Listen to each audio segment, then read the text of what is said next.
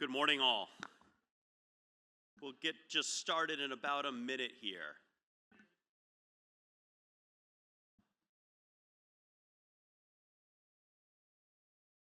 Dim the lights, nice. It is such a pleasure to welcome you to the Maine Chamber of Commerce Energy Summit. This is, in particular, one of my favorite events, and it couldn't come at a time that there's more dynamics in our state, regional, and national energy discourse. I just begin by saying that I do want to thank a few people. First of all, the University of Southern Maine. I love this facility. Thank you for hosting us today. I also wanted to thank the chamber staff. If you see them here, please thank them. In particular, Ashley Lusky, who's been the one really driving the agenda that you see that is incredibly well thought out. I also did want to thank our sponsors, Central Maine Power. Our luncheon sponsor is AARP. Our networking sponsor is EDP. Registration sponsor is Versant Power. Our event partner is NRG. Our program sponsors are Unitil, Onward Energy, Enbridge, Brookfield Renewable Energy, Reed & Reed, and Hydro-Quebec. Supporting sponsors are Deergo Public Affairs, Summit Natural Gas, NextEra Energy, Maine Renewable Energy Association, and Long Road Energy. This really would not be possible without their support. Please join me in a round of applause.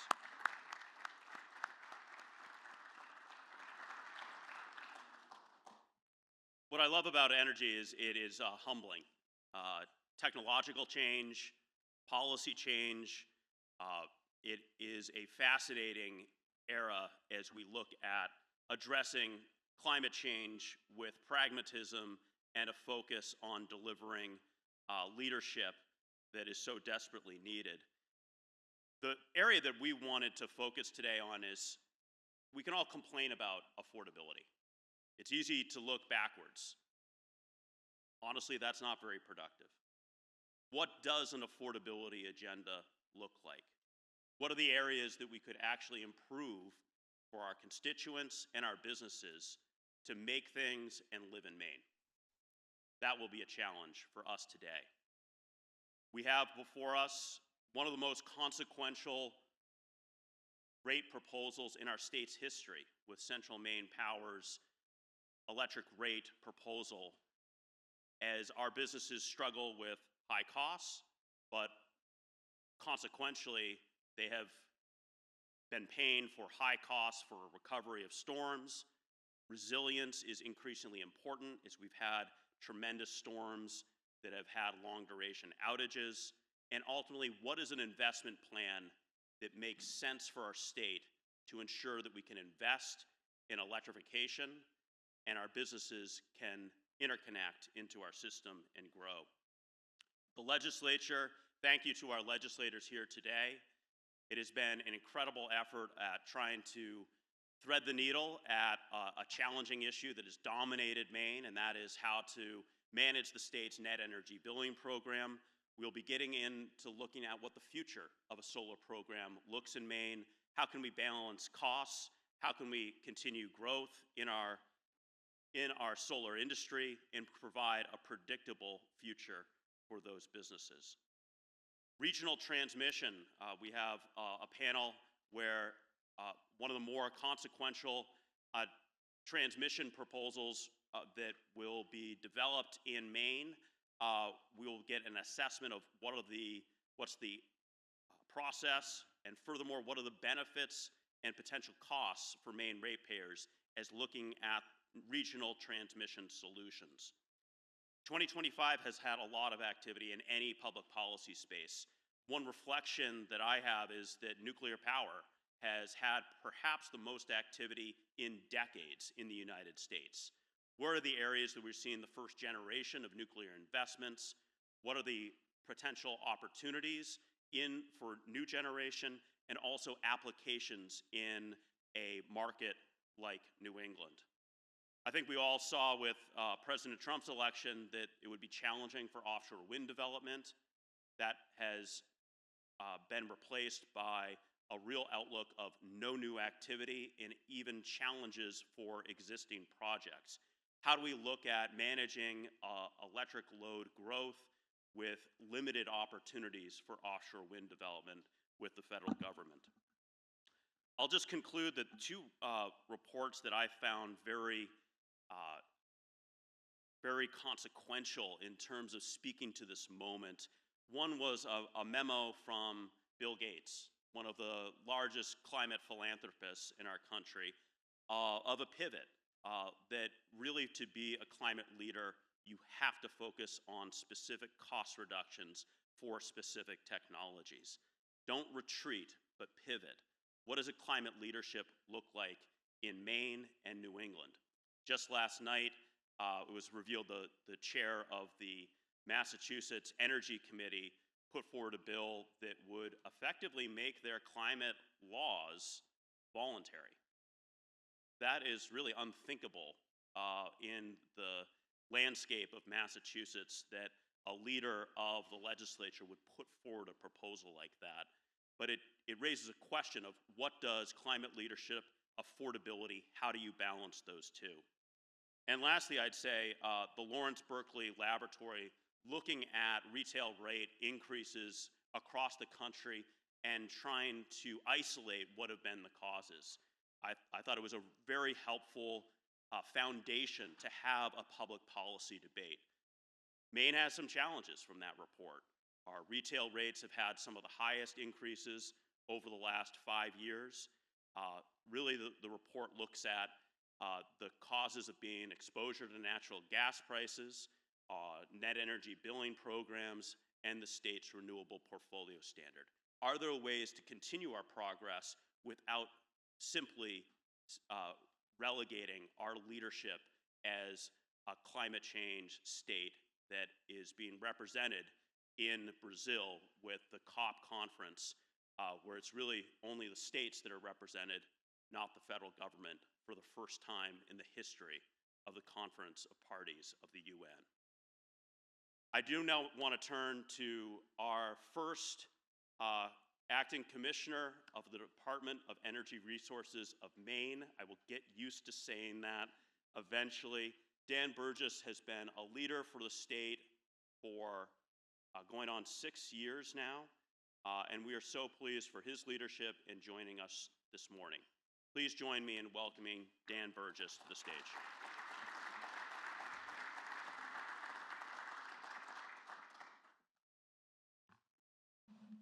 Good morning.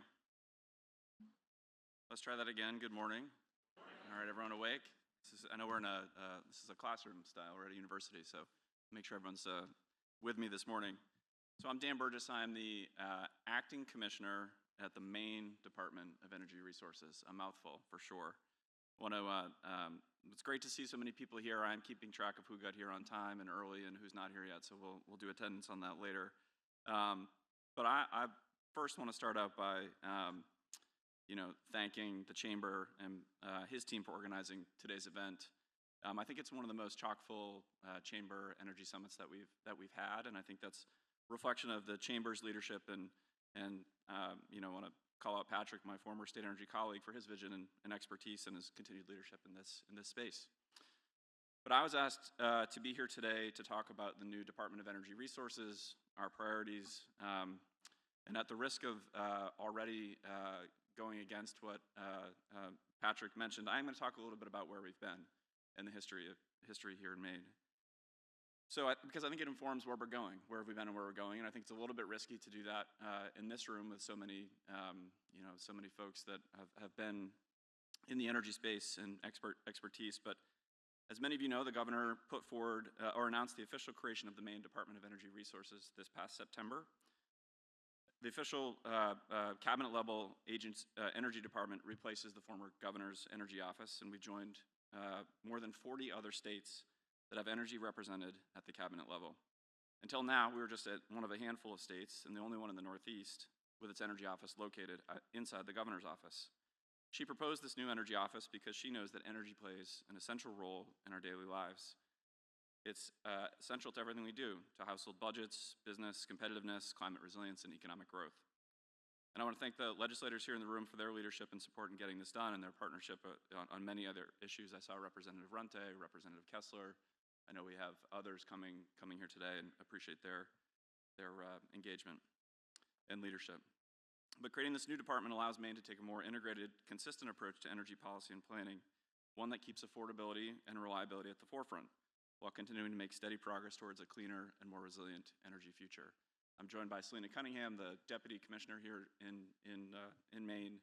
And we've built just a fantastic staff. Not all of them will be here today, but we really have a great team there. So again, while DOAR is new, Maine's energy picture has a long history. 50 years ago, in the wake of the oil crises of the 70s, energy offices were first created across the country. We've seen, Oregon, New York, others celebrating their 50th anniversary this year. Here in Maine, Governor Ken Curtis and the legislature created the Maine Office of Energy Resources, so MOER. The country was at that time facing skyrocketing fuel prices and unpredictable supplies. That office was tasked with 5 things: preparing a comprehensive energy resources plan and energy policy for the state, providing technical resource to the governor and legislature to meet the long-term needs, planning assistance to the public and private groups in the field of energy planning and engagement. Number 4, encouraging the development of alternative energy sources. And I want to read kind of what this said. Encourage and direct or sponsor research within the state of Maine to develop alternative energy sources, particularly those sources which rely on renewable natural resources of the state, such as water of the tides and rivers, the forests, the winds, and other sources which to date have not been fully explored or utilized. And 5th, then we're to encourage the practical development of alternative energy sources. In conjunction with private industry, the practical development operation of small-scale experimental projects involving alternative sources. That charge was 1973. The first interim planning document, as you can tell, we've been spending some time reading some old documents. It's been fun to see. But the first document called on the state to ensure an adequate energy supply at a reasonable cost, a reasonable impact on environment and public safety. That was priority 1 of the first plan. 2, prioritize the efficient use of energy, at that time, energy conservation, but I think what we think of today is energy efficiency. 3, energy sources are to be developed within the state to as large an extent as possible. And 4, energy information from all private and governmental sources will be coordinated by the state. These are many of the same goals we have today. And what I want to talk about is not only where we were 50 years ago, but progress we've made on these goals over the last 6 to 7 years. First, I want to highlight energy efficiency. I know we have Michael Stoddard here from the Efficiency Maine Trust and hopefully some of his team members. And we'll talk about that progress we've made and how it's helping us meet our affordability goals.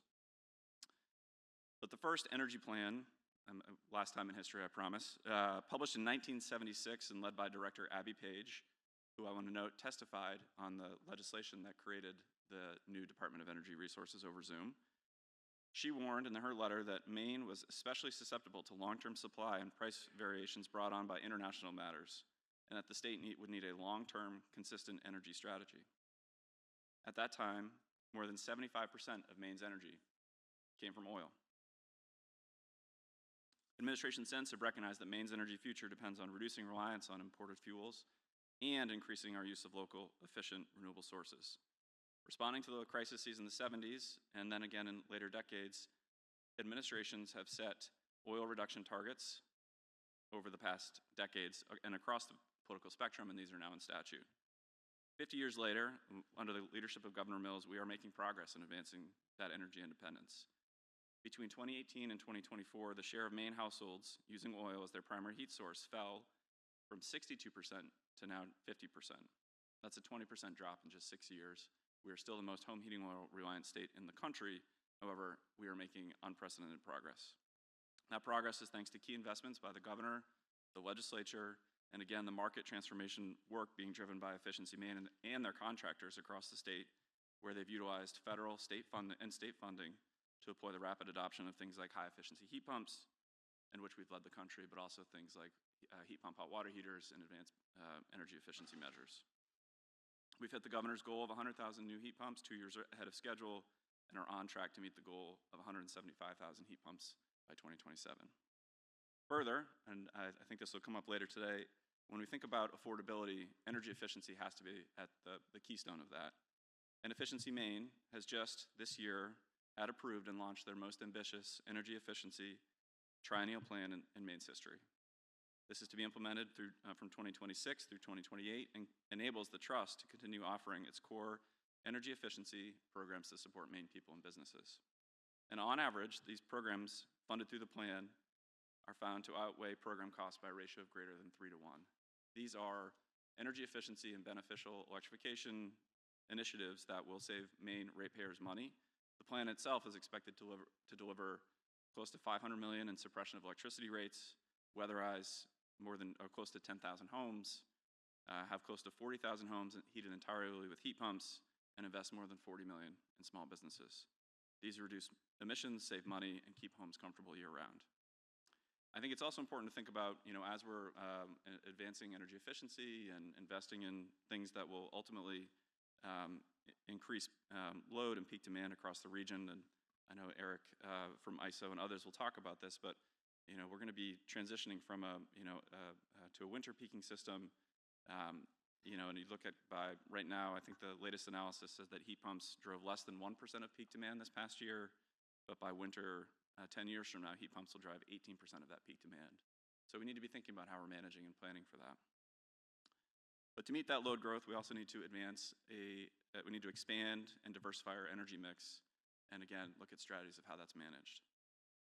A few things to highlight over the past 6 to 7, or since 2019, we've installed over 2 gigawatts of new clean energy capacity and codified a new requirement to reach 100% clean energy by 2040.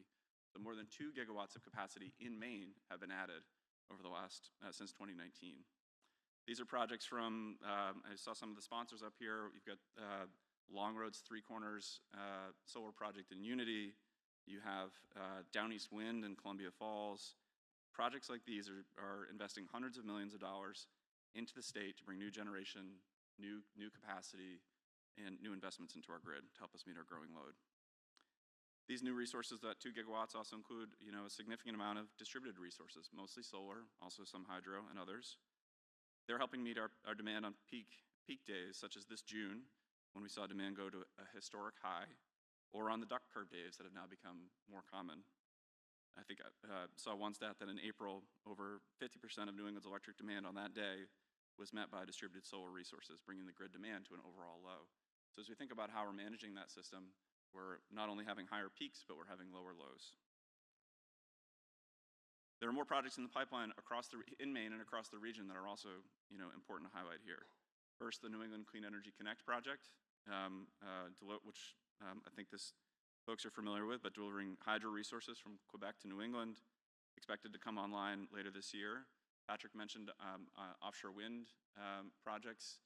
There are 2 projects to our south, which are in the final stages of development. These projects in total are really significant additions to the electric mix in New England. We're also seeing energy storage play a more critical role as we try to manage those peaks and valleys. Right here in Maine, we have Crosstown Energy Storage Plus Powers project, which is going to be the 2nd largest battery and is planned to come online early next year. And it's really hard to go through all the investments that are happening across the state, but I think those are some highlights. So these projects are helping us meet our load, and I think importantly, they're also helping grow our economy. An analysis from our office showed that Maine's clean energy sector has outpaced that of other New England states and contributes nearly $3 billion to the state's economy. Again, $3 billion to the state's economy in 2023. Further, it found that energy jobs in Maine, these clean energy jobs have reached more than 15,600 and are growing at a rate nearly twice of the state's overall workforce. These jobs are on the rise in nearly all Maine counties, with rural counties experiencing the most growth. So think about that. We're building hundreds of millions of new projects. We have new workforce opportunities and new investments in every corner of the state, particularly in the most rural areas. I also want to highlight the work that we're doing on the Clean Energy Partnership Program. The team from RU Institute is here, Warren and his new team member here. We have partnered with the RU Institute, and many of you in this room, to fund the state's first Clean Tech Incubator Program, which we're very excited about. And I was just we're also working with the University of Maine on their nation-leading research. I was at the Advanced Composite Center there yesterday, so a really exciting, point not to be missed is the new technology and research and development opportunities that come with this. Now look, we've made significant progress, but we face new challenges with hundreds of millions of dollars in federal investment meant to strengthen our grid, promote innovation, invest in workforce, uncertain from the federal level. Changes in tax policy bring challenges in market uncertainty and make it hard for businesses to make decisions. But given that, I think it's more important than ever that we continue to, in this room, think about the strategies that we need to take in order to deliver affordable, reliable energy for Maine people and businesses. So with that, I want to talk a little bit about the new role of DOER, not DOER, we talked about it, but I think DOER makes more sense. And if you didn't catch it, there's a Massachusetts DOER, but we were MOER 50 years ago, so I think they copied us is what I'm going with. Yeah. I haven't told them that yet, but I'm planning to.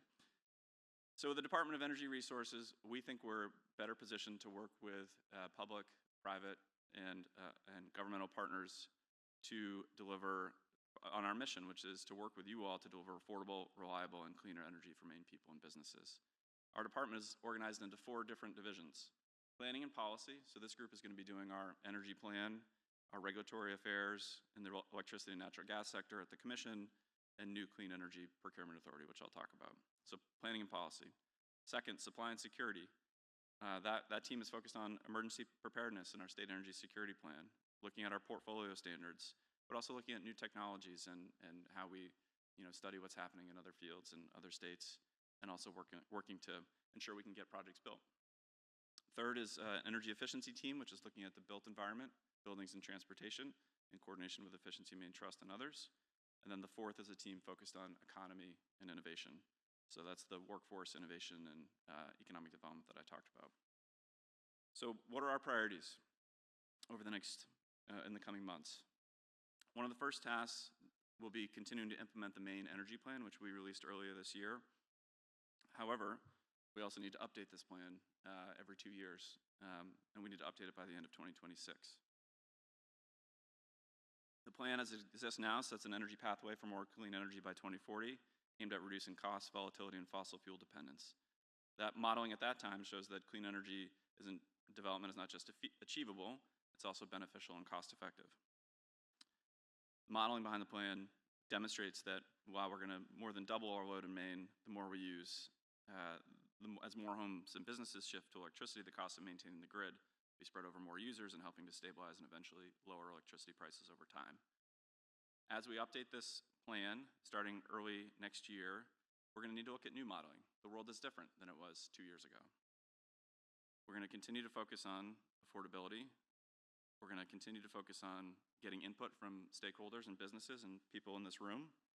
And it's clear we need to look at new models and new ideas, from load flexibility and demand management strategies to how we plan our grid investments with the utility climate and integrated plans, to look at activities of new development like grid enhancing technologies, biofuels, and what's happening planned for Lincoln and Biofine, and then new technologies which aren't really here yet, but other states are looking at, from geothermal power, small modular nuclear reactors, and others.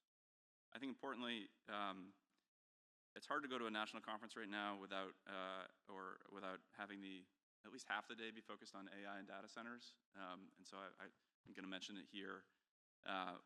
We need to look at artificial intelligence and the growth of data centers. First, I think, is how it can be harnessed as an opportunity. I mean, the electricity grid is the largest machine in the US, right? How that's managed.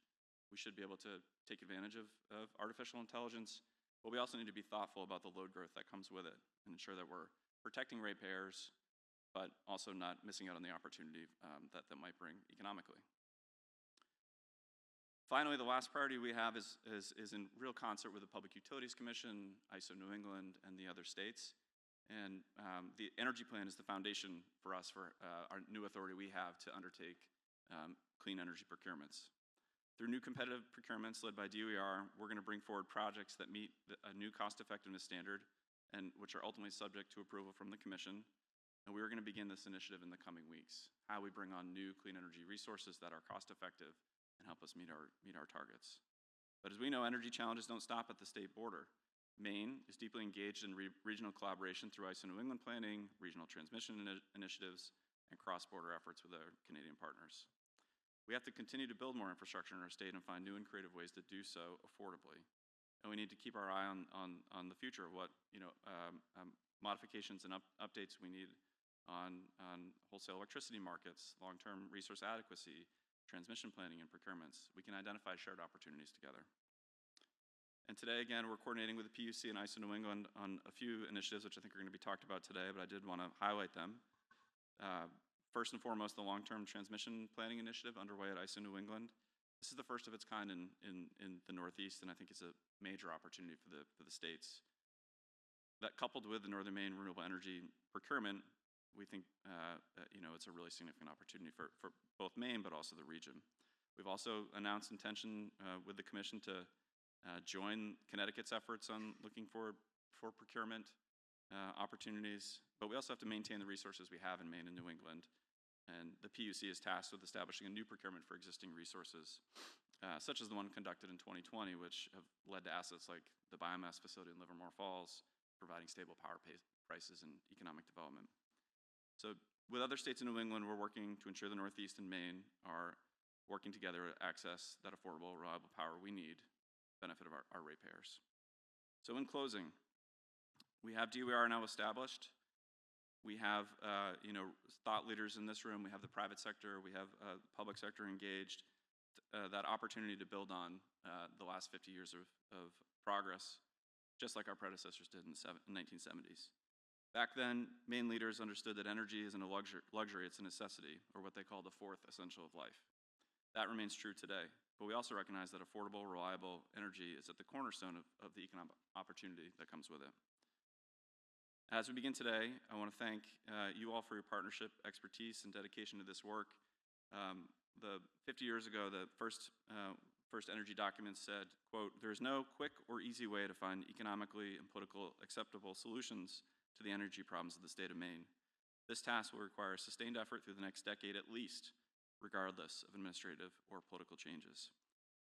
We, at the new Department of Energy Resources, will ensure that the state has a durable direction and expertise to continue that sustained effort for decades to come, and we look forward to doing that in partnership with you.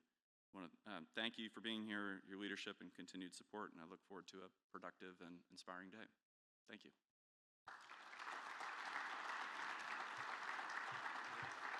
Sure, yeah. Any questions for Dan? Oh, come on. Nothing?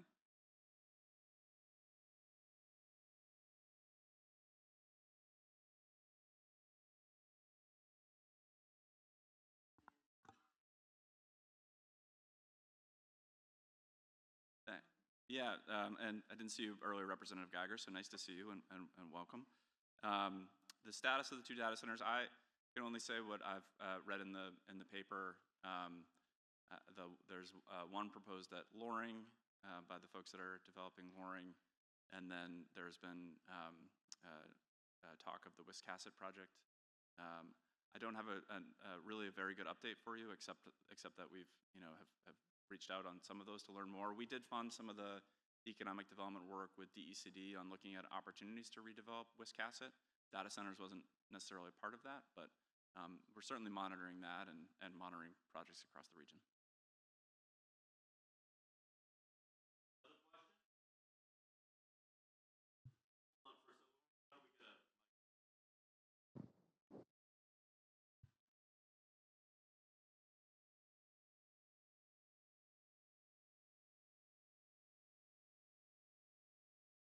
Good morning, Dan. Sarah Tracy Pierce-Atwood.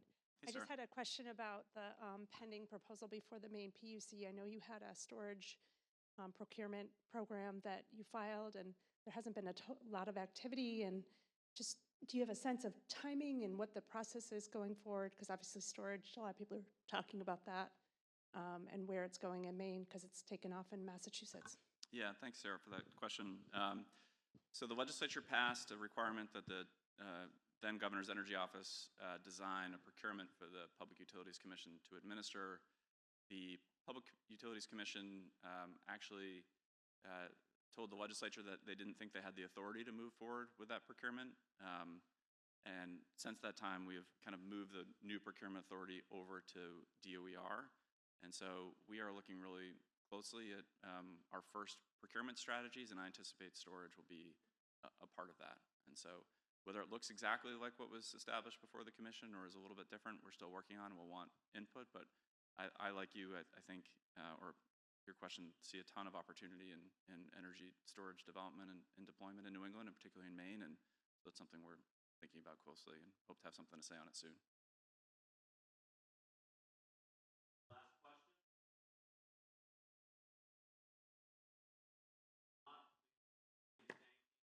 Dan Burgess, the first acting.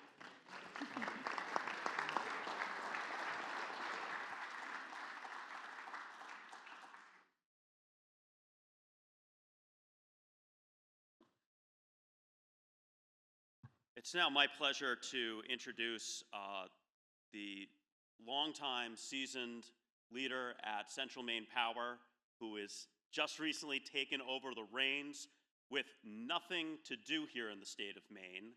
It is, I was talking earlier to another utility executive. This is one of the most fascinating times to be leading an electric utility. It has a reputation of an industry of being conservative, focused on reliability, and the pressures building from a changing climate, more severe storms, a focus on affordability, and ultimately foundational to meeting our climate goals and requirements. Please join me in welcoming the President and CEO of Central Maine Power, Linda Ball.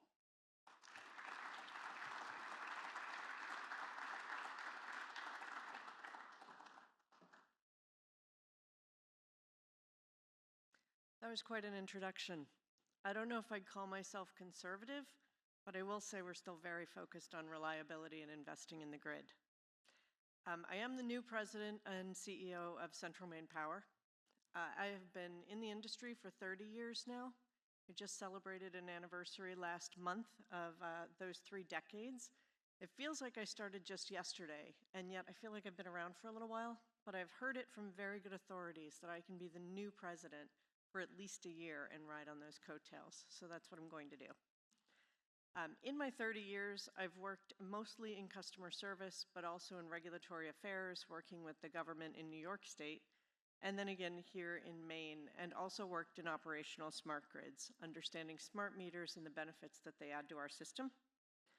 And then most recently here in Maine, I was the Vice President of Customer Service for a number of years before stepping up to this position in September. So my lens is typically going to be around what will this mean to customers and how can we help customers understand this. But that's enough about me. So first let me thank Patrick and the Maine State Chamber for setting up this summit. It really is a good opportunity to talk about all of the different activity in the energy sector and how all of that activity intertwines with the Maine grid. Is this my clicker, Patrick? Great. So let me start by grounding us all on who CMP is and what we manage here in the state of Maine. Our territory is 11,000 square miles. That's larger than the entire state of Connecticut. We maintain 25,000 miles worth of wire. Fun fact, because I do love fun facts, that's longer by 9 miles than a trip around the equator. And it's the equivalent of going back and forth from the East Coast to the West Coast 8 times. That's a pretty lot of wire. We have, I think my slides are slightly out of order. There we go. We have about 900 miles of coastline in CMP territory, and 65% of our customers live within 20 miles of the coast, which is particularly vulnerable to extreme events like we've seen over the past couple of years. We are the most heavily forested state in the nation, with 89% of the state covered by trees. This is increasingly concerning at a time when tree health is being stressed not only by the extreme weather we're seeing, but also by new pests like the emerald ash borer and the spongy moth. I'm going to tell you, I never thought that I would stand here and do a presentation and talk about an emerald ash borer and a spongy moth, but here I am. And I'm here saying this because my arborists tell me it's a real problem. Why? Because falling trees account for 60% of the outages in CMP territory. The reality is that storms are getting more frequent and they're getting stronger when they happen. Maine is ranked #1 in the United States for vulnerability to extreme weather events. And the main drivers are the long coastline, the cold climate, and the heavy tree cover. If we think about the ice storm of 1998 as a historic level of damage and restoration here in Maine, you can see on this slide that we've had 4 storms in the past 5 years that rival or exceed the ice storm of 1998. Now back then it took us almost, a little over 3 weeks to restore 340,000 customers. Now we're restoring from that size storm or bigger in significantly less time because customers do not have the level of patience that they had in 1998 to withstand outages. So as we talk about outages and extreme weather, for those of you across the state who support us in our efforts, whether you're giving us or selling us food or providing lodging, helping us with vehicles, or even delivering porta potties so the crews can stay on the job, we appreciate you. We couldn't do this without all of your support. Talking about storms, this is a picture of Limerick, Maine during one of those storms. This is the April nor'easter in 2024 that dropped heavy wet snow on the trees. You can see the damage on the road and the crews cleaning up the wires, removing the trees, and trying to open the road for emergency access, and then to get line workers in there to repair the damage and restore power. What we need to think about as a company and as a state is how to lessen the impact, the disruption, and the hundreds of millions of dollars that we're spending to recover from these extreme storms. And that plan is at the absolute heart of our vision for Maine, for our grid, and our Investing in Maine's Future plan. I need to try to go back. Okay. I want to switch gears for just a second and talk a little bit about the components of the electricity bill. I think probably most of you know this, but it's always good to reference the bill and to talk about what part of this is CMP. Since 2000, regulated utilities in Maine have been prohibited from generating electricity.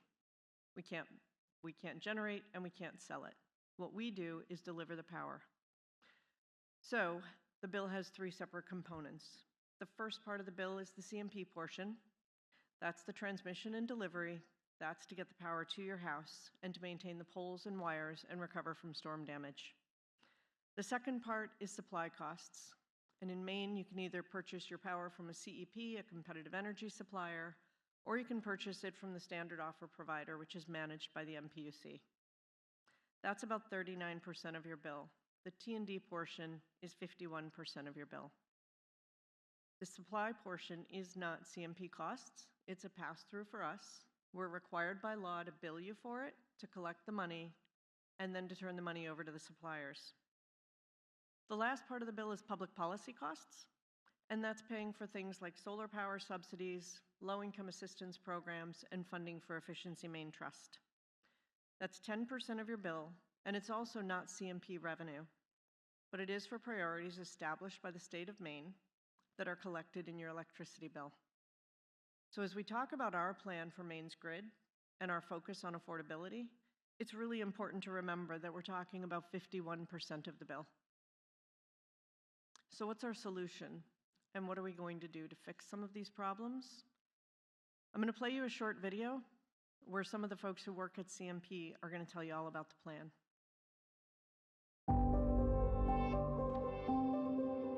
This is the old wire we've been replacing. It's bare. It was top of the line decades ago. We've replaced a lot of it, but we still have a long way to go. A lot of places have covered wire now. It's the same thing with our wood poles. We're putting in stronger ones. They're taller and thicker than the ones from 30 years ago. We're using the modern standard. We go to islands, we go to peninsulas with 65-mile-an-hour winds. We go into swamps on dinghies and climb poles to put conductor back up. We go into right-of-ways with a foot of snow. It's not an easy job, and it is a skilled trade. With this plan, not only are we saying we'll invest in Maine's grid to make it stronger, we're saying we're going to invest in Mainers. We'll hire 200 new line workers, start with expanding programs to learn about the trades in local middle schools, and offer the next generation competitive wages, just like the line workers we have now. Maine is growing. We're 1.4 million people now. Big buildings are coming online. The grid's being used in new ways. There's a lot of work for line workers to do. And then add to that, strengthening the grid with stronger materials and smart technology. We're getting ready for more extreme weather and extreme storms. We believe there's a strong tie between internal resources and storm costs. If we build up our internal crews, we rely less on contractors for storm events, ultimately reducing those total storm costs. It is tough, that increase in costs over the last few years. Maine is unique in that there are a number of weather patterns. It's not just one or two. Over the past 3 years, the storms are getting worse and worse. In the end, what customers will see is more than lower storm costs. They'll see a stronger grid in their neighborhood and hundreds of people living in Maine growing up to be line workers who build and maintain that grid in the decades to come.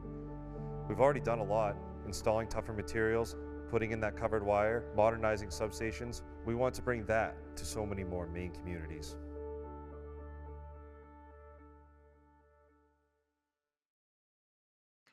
That's a tough video to follow. I could just sit down now, and I think you've heard the most of the plan. But I'm going to tell you a little bit more. Despite the TED staff, Eric, Jason, and some others did a really nice job. Our investment plan has 3 pillars.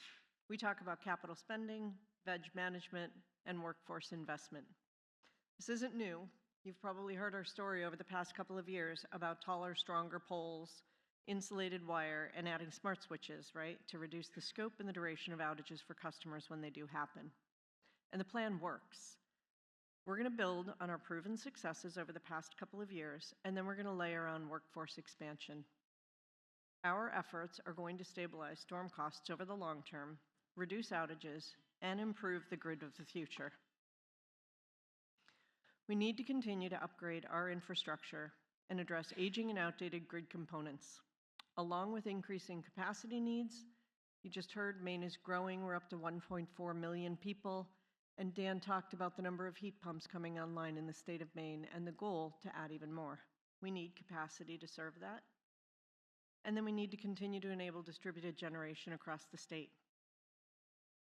A few more fun facts for you. We have about 665,000 poles on our system. 145,000 of them are more than 50 years old and are reaching end of life. 90% of our distribution circuits are bare wire. That bare wire needs to be replaced with covered wire. Our capital spending plan includes more insulated wire and upgrading 10,000 to 13,000 old wooden poles to steel distribution poles. Over the past 2 years, we've installed 350 smart devices on the system. Those smart devices allow operators in our Energy Control Center in Augusta to remotely reroute and restore power, even while crews are out making repairs. Our plan includes 2,500 more of these devices across the distribution network over the next 5 years. Again, reducing the extent and the duration of outages for our customers using smart technology. Earlier this week, we had an outage in Brunswick. It was 628 customers, and they had an outage because there was a tree laying across a 3-phase line. The outage didn't happen because the tree came down, because it was covered wire, so the tree was just laying there waiting for a crew to come and remove it. The crew was able to get on site, call the operations center to deactivate the line, remove the tree, and then have the operations center re-energize the line in 4 minutes. That's 628 customers who don't realize that instead of 4 minutes, they could have been out of power for an hour or 2 hours or longer, while the crew drove up, manually de-energized the line, went back and removed the tree, and then manually went back and re-energized the line. It's a huge improvement for customers in the state of Maine, and that's what we want to continue across the network. Similarly, last week we restored 7,600 customers who were affected by a transmission outage after a tree fell and damaged the line. In that case, the operators in Augusta We're able to reroute power to another line, restore power for 7,600 customers in under 5 minutes, and then the crew went out and made the repairs to the line and removed the tree. That's the power of automation and smart devices on our system, and that's what we need to continue building on for all of us. The next pillar is vegetation management, and it's another success story we need to continue. We started ground-to-sky clearing on our system 2 years ago, and we've been clearing about 200 miles each year. We have a 20-year plan to clear 3-phase lines from ground to sky, and I'm going to show you what that looks like. In the old world, we used to clear this envelope, and you can see it as you drive through Maine. You can see the line go through the center of the tree, but there's still a canopy over the top, and there's still vegetation underneath. Our new standard is ground-to-sky clearance on the right-hand side, and that's an 8-foot clearance on either side of the line, literally all the way from the ground, all the way to the sky. So there's no overhead canopy, there's less tree contact, and there's less outages. Again, the plan works. On the 200 miles or 400 miles that we've cleared so far in 2 years, we are seeing less outages for customers. And our intention is to escalate that plan. And instead of covering all of the 3-phase lines over 20 years, we're going to do it in the next 5 years. It's a huge investment, but it's also a huge payback in the form of reduced outages and reduced economic disruption for everyone. The third pillar of the plan is operational labor. And you heard Ted and Jason talk about hiring 200 more good line workers here in the state of Maine. We believe that's going to stabilize storm costs over the long term.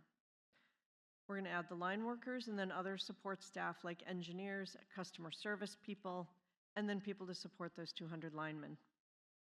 Storms are currently costing customers around $180 million a year. That's a real problem, and that's about $18 a month on a customer's bill. 80 to 90% of our storm costs are labor. Hiring more CMP line workers will significantly reduce labor costs by bringing those costs in-house and reducing our reliability on expensive external out-of-state contractors, especially during extreme storms. You know, as you heard in the video, that's going to take some time. We don't have 200 people lined up outside the Augusta office right now waiting to be line workers next week. But we're preparing for that growth, and we've been preparing for it. We had our first high school internship program this past summer to get kids interested in coming to be line workers. And we're working with KVCC's line worker program to build the skills right here in Maine to support our grid. Internalizing more labor supports Maine jobs, and that, combined with operational efficiencies like less overtime, fewer out-of-state contractors for unplanned events, and more in-house workforce for grid improvements and expansion, is going to reduce costs over the long run. We're at a point now where we have to make a choice between paying repeatedly, extreme storm after extreme storm, to basically pick up the sticks and put the grid back together the way it was before the storm, or we can do it better. We can invest thoughtfully in the grid and in the system and build it stronger to withstand more extreme weather. And we can prepare for our future in the process. We can do this work internally on blue sky days instead of during extreme storms, and we can do it during regular working hours instead of on overtime with a forward-looking plan. Joe uses an analogy, and it makes sense, that this is how you'd think about renovating a 100-year-old house. If you have an old farmhouse and the roof leaks and you've got single-pane windows, no insulation, and a conventional furnace, is a heat pump going to be your first investment in that house? Or first, do you do some structural improvements? Do you get insulation? Do you improve the windows? Do you tighten that house up and reduce your one-time heating costs every winter? And then, when the foundation is stable, do you invest in that new heating system? To be clear, for anybody here who works in heat pumps, no shade on heat pumps, I've got one myself, but it's a really good analogy for how you prioritize your investments. And that's what we're talking about on our grid. We're talking about making foundational investments just like you would at your own house. Our planners and our engineers have identified smart, targeted investments in our system that, together with a local workforce, give us a smarter and stronger and more resilient grid to build on for the future. Over the long run, these foundational investments are going to reduce economic disruption for businesses and families from outages and lower the one-time costs of extreme storms that we've all been impacted by, to the tune of about $180 million a year for the past few years. I do understand there's a price for these investments, and I appreciate the importance of managing affordability, balanced with the critical importance of lessening the disruption from storms. That's why we're investing in Maine's future with this plan. Thank you very much for listening today. I hope you enjoyed the video, and if you have questions, we've got a number of people here in the audience that are happy to talk about the plan more with you.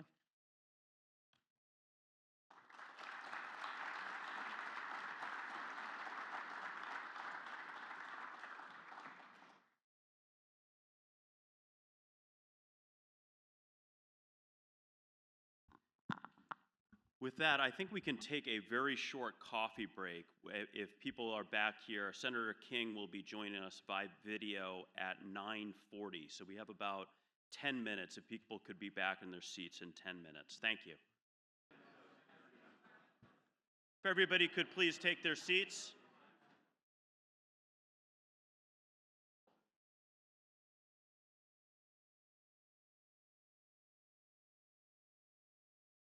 We are so pleased that Senator Angus King is able to join us by video conference.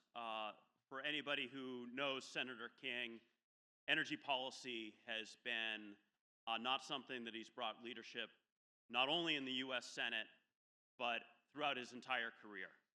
I had the privilege of serving on the National Association of State Energy Officials board. And when he spoke in 2023, it was the most informed, eloquent, and most educated energy presentation that we've had from any of our speakers. Senator King, I will say it has been a grueling stretch for the U.S. Senate. We are so pleased to turn the page in talking about energy policy. We have been really focused on what the vision at a moment of stress for affordability here in Maine, but all of the technological developments from artificial intelligence, transmission development. But why don't we start with affordability? Energy costs have been driving our membership. They've been driving calls to the legislature, and we've had some of the highest rates of growth in retail electric prices in the country. Do you have any suggestions, as you look at Maine's situation today, any suggestions for high-level policy recommendations for our state to really address this affordability challenge? Well, Patrick, first let me thank you for the opportunity to join you. And after the week I've had talking about energy with you is like a trip to the beach. I mean, this is this is a break I could use. The issue of affordability and electric prices in Maine is a really serious issue, and it's getting more serious. And I think we need to go back a little bit into what the structure of an electric bill in Maine is. 20 years ago, I went back and dug into, did some research. 20, 25, 30 years ago, transmission and distribution, that is the wires part of your electric bill, was maybe 35%. It's a little hard to tell because before the electric restructuring around 2000, the bills weren't bundled. They were bundled. There wasn't a separate energy charge and transmission. But the estimate is, a good estimate is about 35% was for transmission and distribution. Okay, no big deal. The energy cost was the big part. Where's the energy coming from? Who's making it? What's the cost? Today, Patrick, transmission and distribution is about 65% of the electric bill in Maine. It's gone from about 1/3 to 2/3. So that's a big deal, and that's something that I really want to talk about. The other piece of energy costs in Maine, of course, is the price of energy itself and where it's coming from. I would commend to all of you, I'm sure many of you are familiar with this, a little app called ISO To Go. ISOTOGO, ISO to go. It's put out by the independent system operator in Boston that does the New England grid. And it's fascinating because it gives you in 5-minute time increments in real time the price of electricity in all of the New England states. But more interesting to me is the energy mix, where the energy is coming from. And for example, this morning, it's 63% from natural gas. And we'll talk about that in a minute. About 25% from nuclear, 7% from renewables, 5% from hydro. So what that tells you is that what drives the energy cost, that is the not the T&D, but the cost of the electricity itself, is natural gas. And here's one of the issues that we face. There is a lack of pipeline capacity in New England. And so we are dependent not on the price of natural gas itself, but on the price of getting it to New England, into Massachusetts, into Maine, and New Hampshire. So, for example, a week ago, the price of natural gas at what they call Henry Hub, which is down in New Orleans, that's sort of the national benchmark price, was $3.42 a million BTUs. In Algonquin, which is Boston, which is New England, it was $3.20. It was, in fact, it was lower in New England than it was in Louisiana because there was a low demand up here for natural gas because it was a warm weekend. Today, that price is more like $10 in Algonquin, and it's still 3-something in Henry Hub. The reason is it's a cold day, and so the demand goes up, and there's a constraint, which is pipeline capacity. So we're very dependent on the price of natural gas because, as I said, it's now almost 2/3 of the electric supply.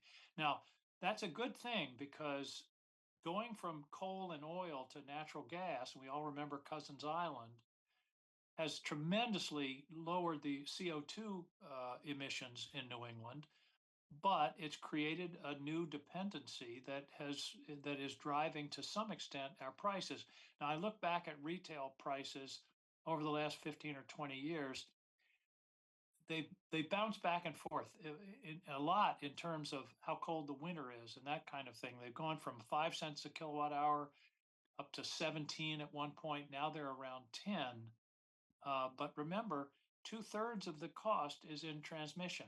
And I've already talked too long. So ask me a question about transmission, and that's because that's something we really got to pay attention to. No, we really are seeing the constraints on our natural gas infrastructure this morning. I checked, I think wholesale pricing was up around $100 a megawatt hour. One of the, I think, opportunities that you've been a leader on in the U.S. Senate is looking at opportunities for new technology to address our winter constraints, including long duration energy. It seems like a different era, but the bipartisan infrastructure law that you were a leader in supporting did include funding, and ultimately one company, Form, was selected for a project in Lincoln. Can you speak about energy storage and addressing New England's energy challenges, and perhaps maybe the prospects for that project during this second Trump administration?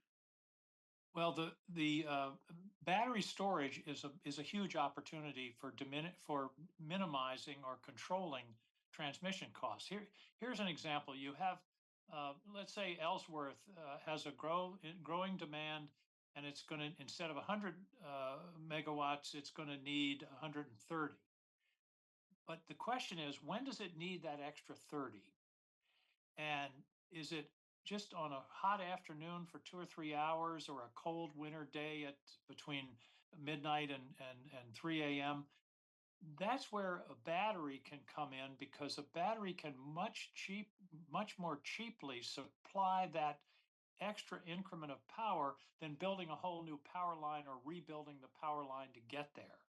Batteries have all kinds of advantages. One is what I just enunciated, that they can make unnecessary a significant transmission rebuild. Secondly, they're good for grid operators because a battery can be dispatched instantly. Even a natural gas plant needs a bit of ramping up and down, but batteries can provide instant power to stabilize the grid. And here's the good news about batteries.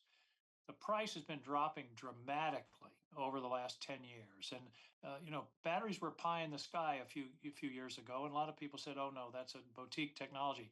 Not now, the tremendous growth in batteries.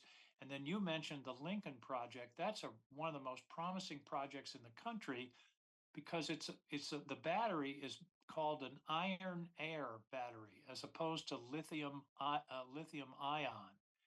And you hear the word iron instead of lithium, and you think, man, this has got to be cheaper. And it is. Don't ask me how it works. It's somehow based upon the principle of rust.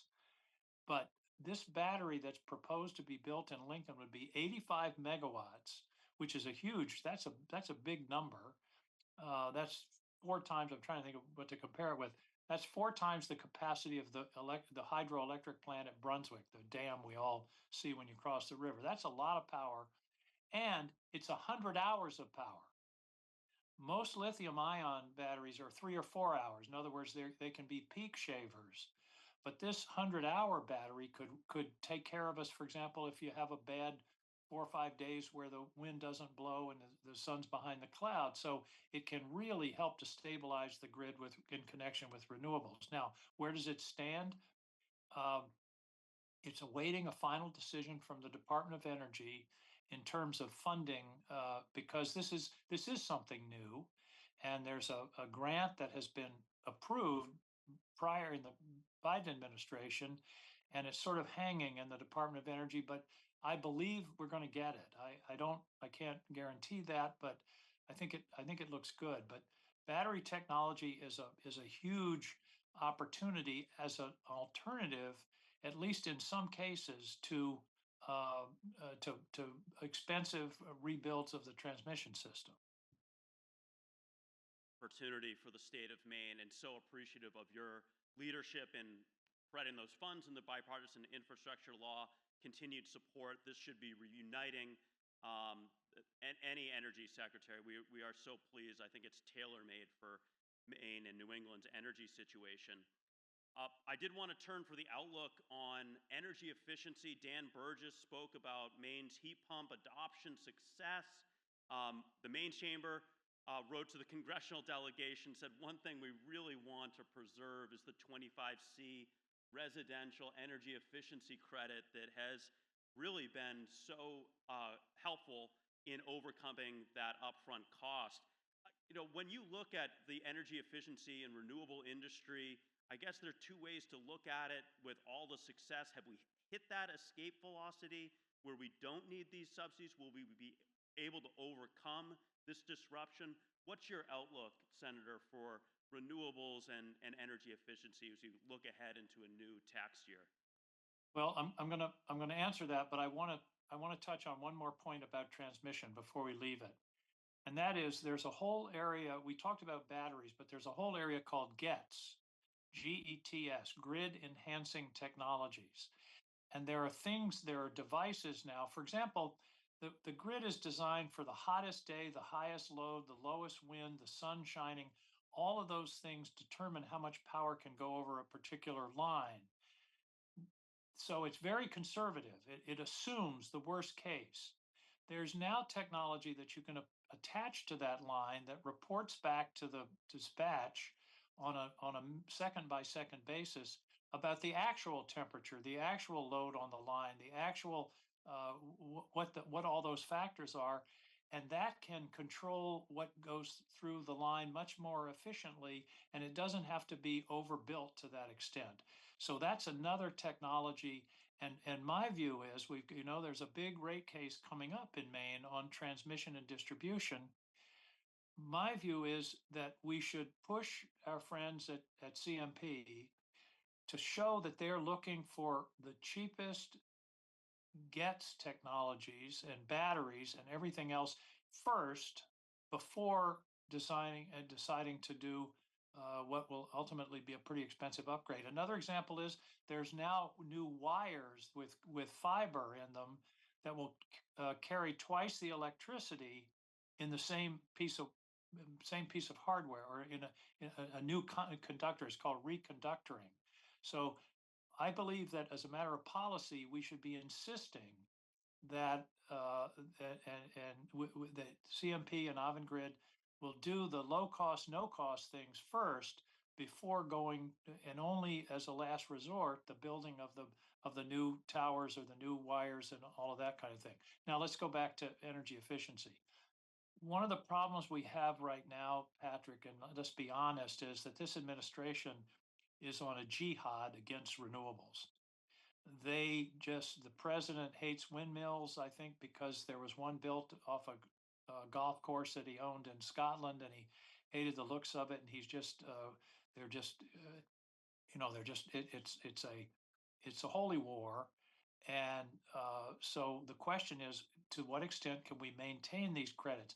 I don't think credits should be in place forever, but I think credits in the case of energy efficiency and some of these new technologies have worked in the sense of helping a fledgling industry to get on its feet and solidly into the marketplace.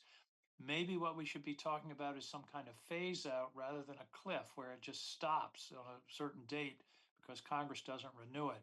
But I'm very much in favor of renewing those credits at least for the foreseeable future in order to keep us on the trajectory that we're on, which is a very positive one, both for energy and in terms of climate. So, but right now, it's ironic that the Secretary of the Interior, who's canceling permits for offshore wind, for example, he was governor of a state where 36% of the power came from wind, and Iowa, a conservative red state, I think, I don't know, 50 or 60% of their power comes from wind, and they have some of the cheapest power in the country.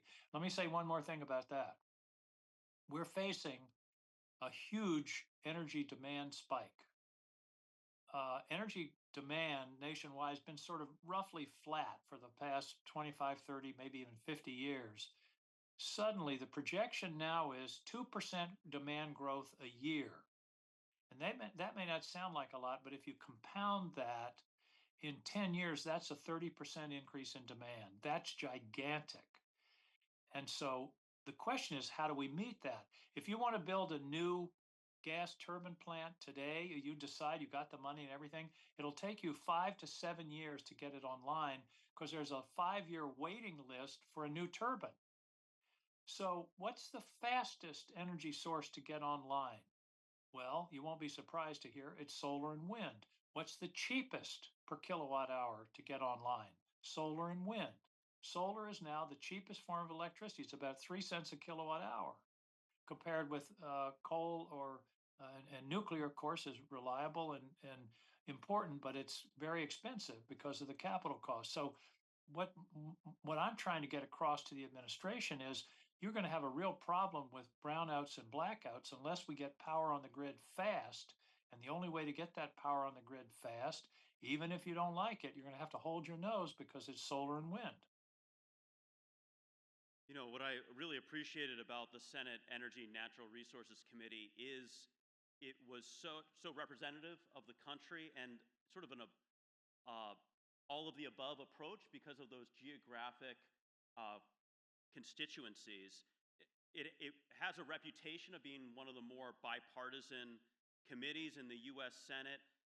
When you're talking to your counterparts, do you see opportunity for, there's been a lot of focus on permitting reform or looking at rare earth mineral development. Are those discussions occurring? When we read the papers, there's clearly a lot of discord. Is there bipartisan work occurring on the Energy Committee? Yes, and let me just, a little bit of history. Last year, John Barrasso, who was the ranking Republican, and Joe Manchin, who was the chair when the Democrats had control of the Senate, worked out, there were a group of us who really worked for months on a permitting reform bill that was, I think, very good.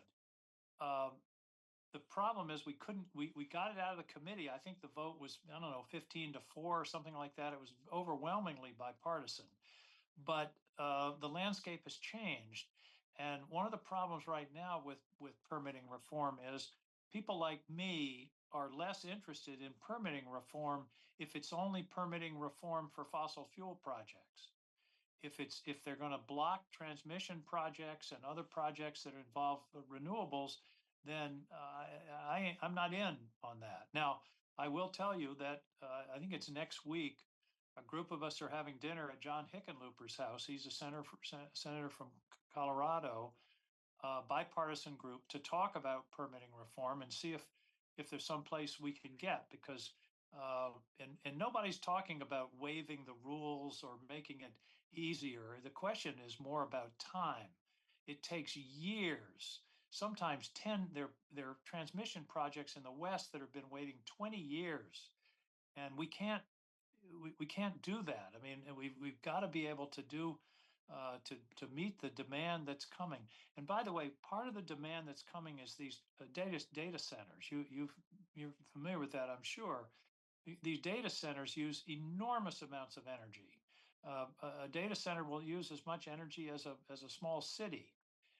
I believe that the data center should have to pay for the infrastructure energy upgrades that they require. They can't just plop themselves down and expect the other ratepayers to pay the new transmission costs and the new infrastructure costs that are necessary to serve their needs.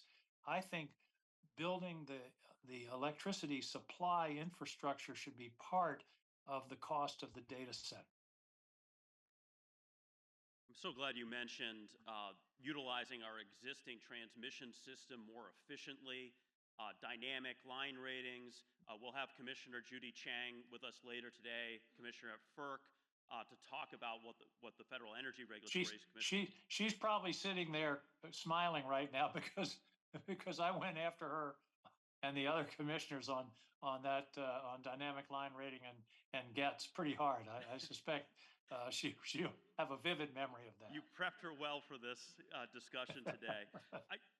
There is a lot, as you mentioned. The data center load growth is truly transformative, and it has altered valuations of existing nuclear power plants, led to bilateral deals with some of our large technology companies.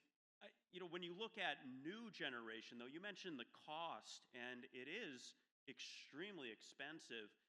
Do you see any opportunities in new nuclear and kind of outlook for that industry and any applications in the Northeast going forward?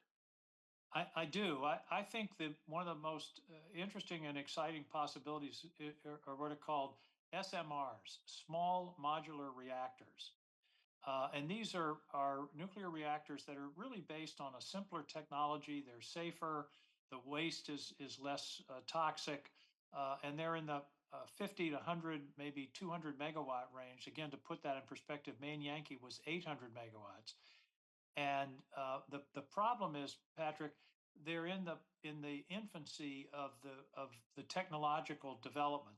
There's one that's being built out in Wyoming, I think, that Bill Gates has been involved with. And I believe, I've been talking to Mark Warner, my colleague from Virginia, we may need a Chips and Science Act for small modular reactors, because it's expensive, and the private sector, it's too much speculative at this point, and it may need some public support in order to get. It's sort of like we need to get the first 10 built, and then after that, it's sort of this whole thing I mentioned about getting an industry on its feet. This is a classic example, but I think the potential is huge. And again, we're talking about a baseload, 24-hour a day resource, and no pollution, nothing going up into the air, no CO2, and I think that's something that could be very beneficial. Now, it has to be safe and all of those kinds of things. But I think it's a very promising technology, but I think it's going to need external support to get to a place where it's commercially viable, because the problem now with nuclear is just so damn expensive. It's way more expensive than anything else. But I think we're headed in a direction where maybe we can deal with that. And of course, further on over the horizon is fusion, which is a different technology, but is also very promising. But it's sort of like people have been telling me for 25 years that fusion was 5 years away, and we never quite seemed to get there. You know, it is going to be interesting to see how this unfolds. There certainly will need some public support. It's hard for me to see in our restructured market really the market mechanisms aligning for small modular reactors today in New England. But I am watching the Tennessee Valley Authority. Maybe there's some Department of Defense support, but that getting the economies of scale that really reduces the cost. Senator, I really honestly could do this all day with you. I love this topic. You're at the forefront. I feel sorry for the audience. This interview could be called Geeks on Parade or something. I did want to see, do you have a couple more minutes for maybe a question from the audience? Sure. Any questions from the audience? I'd ask you to come up and introduce yourself from the podium. Please.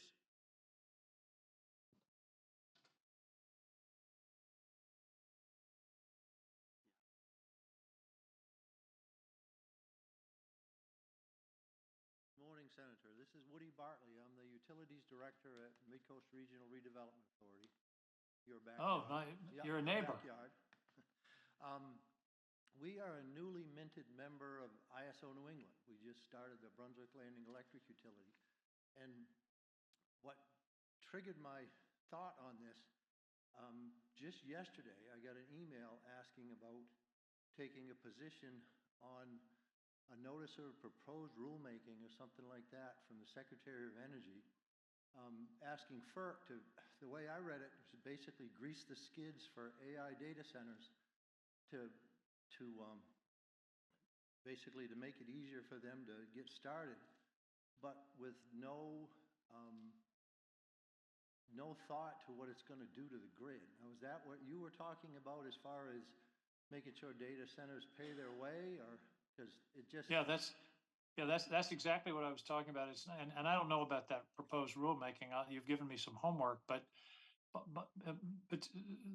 the idea is, if they're going to build these things that are going to impose costs on the grid and thereby costs on all the rest of us, I don't think that's appropriate. I think part of the cost of building the data center ought to be the infrastructure that's the incremental infrastructure that's necessary to serve their needs. To me, that's a pretty straightforward concept. Good. I happen to know Edie's a good friend of my younger sister's. You're a person up in Bangor. I'll get her that information to send to you as far as homework. Okay, please do. I'd love to see that. Right, Thanks you so very much. Is there one last question from the audience? There has to be. No, we put them all to sleep, Patrick. I found it riveting. Senator, thank you so much for joining us, your leadership on the Senate Energy Natural Resources Committee, your public service, which clearly has been tested over this last month and a half. Thank you for joining us this morning. Patrick, great to be with you. A pleasure. Thank you. Now we're going to turn for a further kind of outline to prep a discussion on an affordability strategy going forward. Please join me in welcoming Barbara Alexander, who has been a longtime voice of the consumer in Maine and is now consulting for AARP. Thank you so much, Barbara, for bringing your insights on the pressures on our electric consumers in Maine in 2025. Thank you.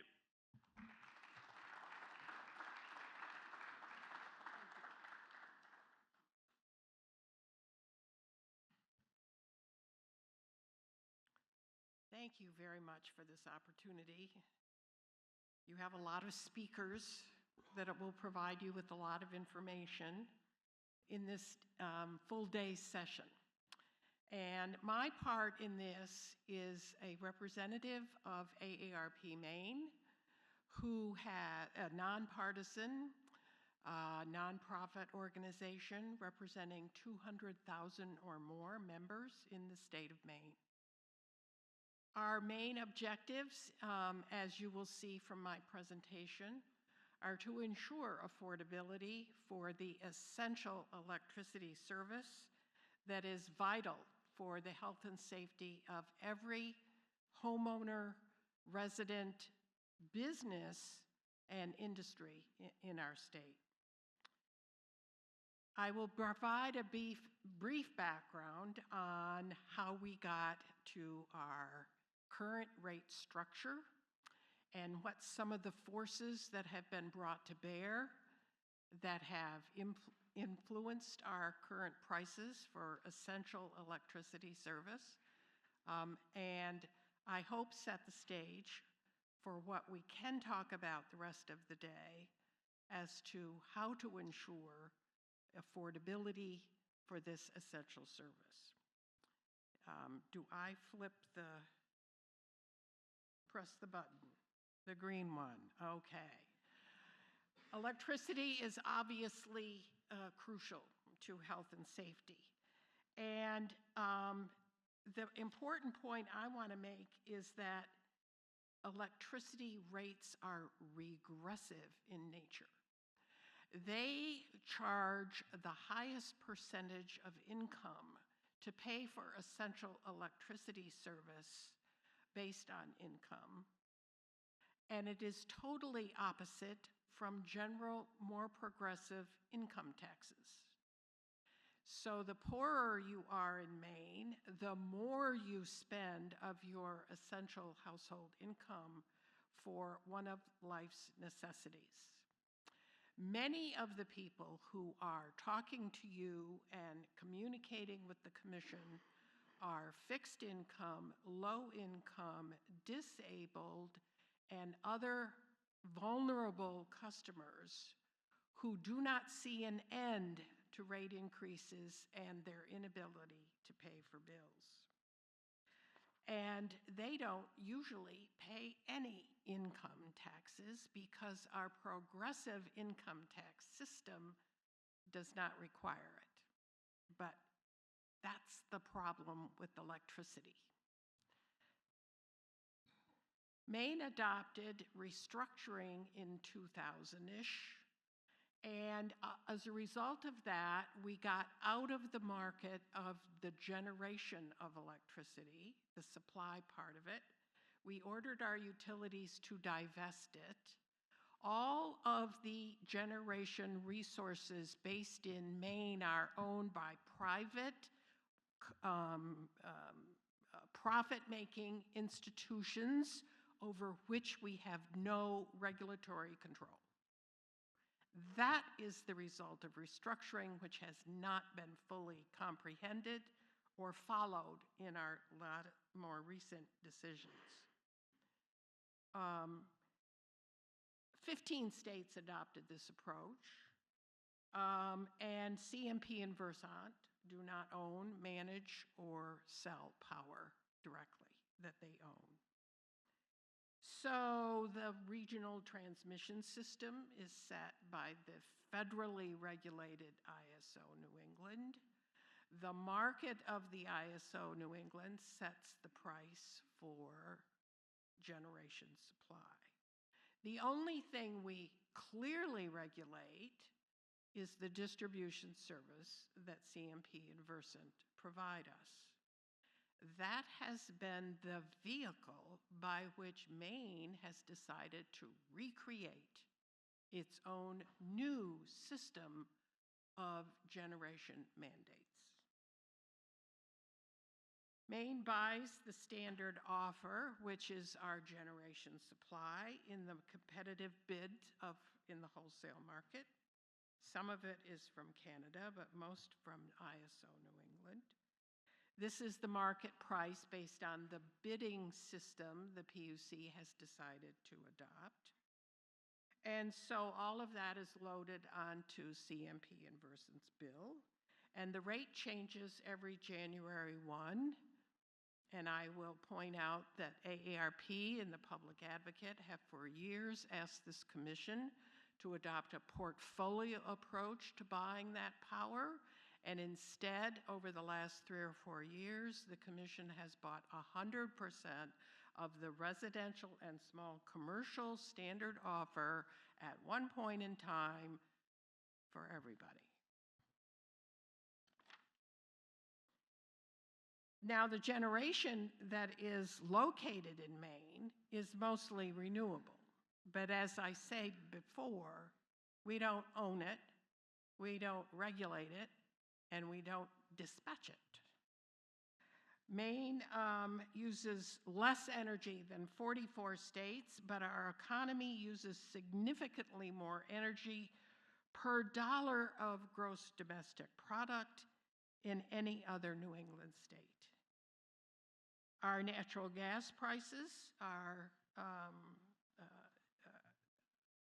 not an important retail sale, but is very important for the entire wholesale market. So I want you to contrast what I'm about to show you in terms of what the standard offer actually provides us versus the mandates that we have imposed and that we're paying for on our electricity bills for renewable energy. Here's the standard offer fuel mix of the most recent version published by the Maine PUC. 40% natural gas and nuclear power. Vermont, about the same. And then we have the resource mix at Maine Public, which is much more hydro-oriented because it comes from Canada. So the bills that CMP and Versant issue to residential and small commercial customers is primarily made up of prices and mandates that they are not directly under the control of. You've heard the combination of the distribution transmission, but the transmission costs are federal. They're not Maine, and they're passed through on the distribution part of the bill. Now, this chart is one that CMP showed you. This is 2024, and you can see the blue, which is the volatility and cost of the standard offer. Next, you would see the federal transmission. Then you would see public policy costs, and I'm going to talk about those in more detail in a minute. And the green is the distribution service. This is what I think is most important for all of us to understand. Stranded costs, or Maine public policy costs, are recovered in Maine because the Commission has ordered it this way through the fixed monthly customer charge. That customer charge for a Maine residential customer served by CMP used to be 3, 4, 5 years ago, $13 or $14. It is now $29.88. No matter what you use, how much you conserve, or what you do with respect to your own usage of electricity, you are paying about $30 a month in fixed charges. Some of that is CMP distribution costs, which have historically been added to the customer charge, but the real increase in this charge is due to the net energy billing subsidies, which are $10 to $11 per month for a residential customer. Efficiency Maine Trust, couple bucks, $2 to $3. And the Low Income Assistance Program, less than $1 a month to help our most vulnerable customers pay for this essential electric service. Let's see here. The same is true of Versant Power, by the way, in terms of that breakout.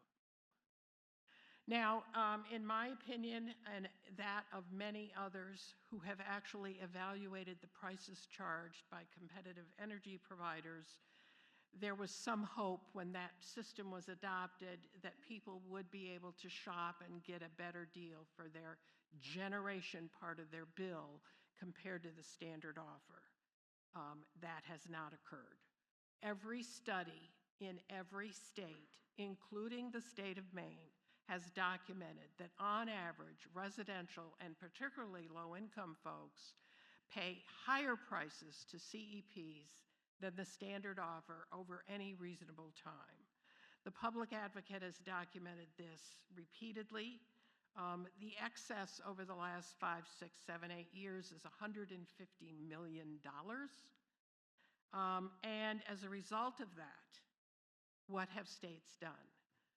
Illinois, Ohio, Maryland, Connecticut, and most of the other states have eliminated low income from paying more than the standard offer, and they can get a CEP if the provider will charge at or less than the standard offer, but otherwise not.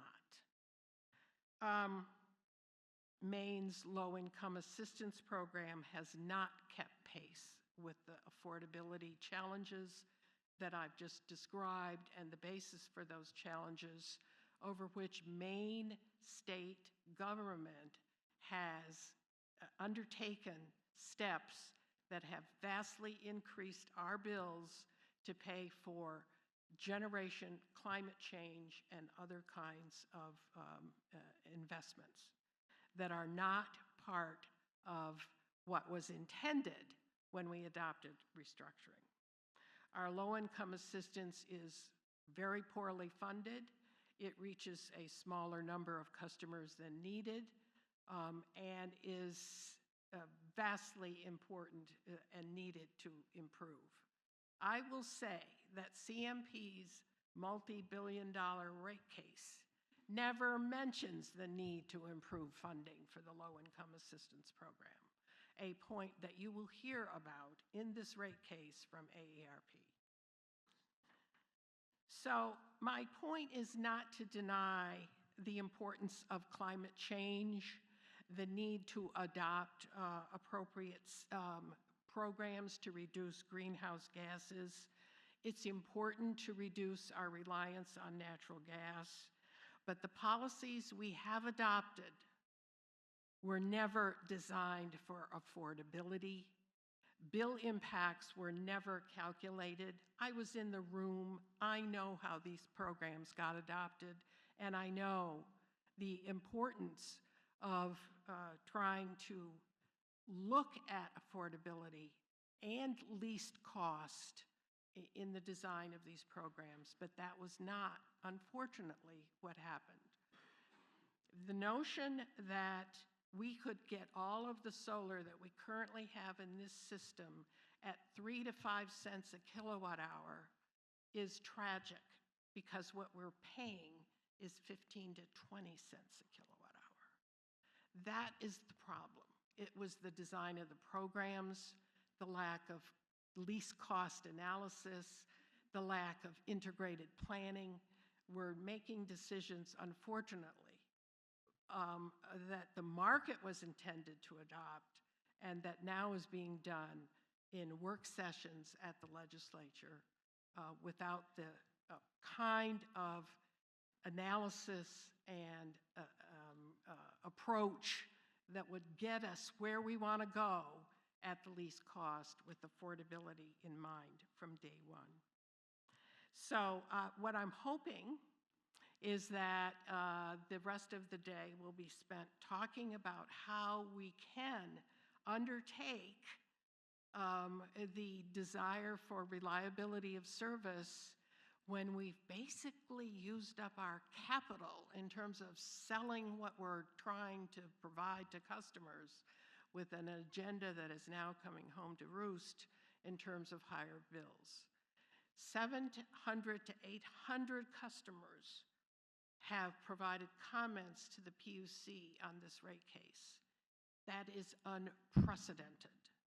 And if you look at those comments, they are by people who are very upset about all the recent increases in their bill, most of which they do not understand where they came from or why they're there and who ordered them. And they view it as a CMP bill, as right they should, because CMP in Versant has issued the bill and is collecting the bill with the threat of disconnection of service if you don't pay it. So we have a problem, and I think we need to face that problem legitimately and try to deal with it as best we can. But trying to get the public to now accept multi-million-dollar rate increases for reliability of service when their assumption has been that all those rate increases were supposed to be doing that for them is going to be a very hard sell. Thank you very much. I'd be happy to answer any questions that you may have.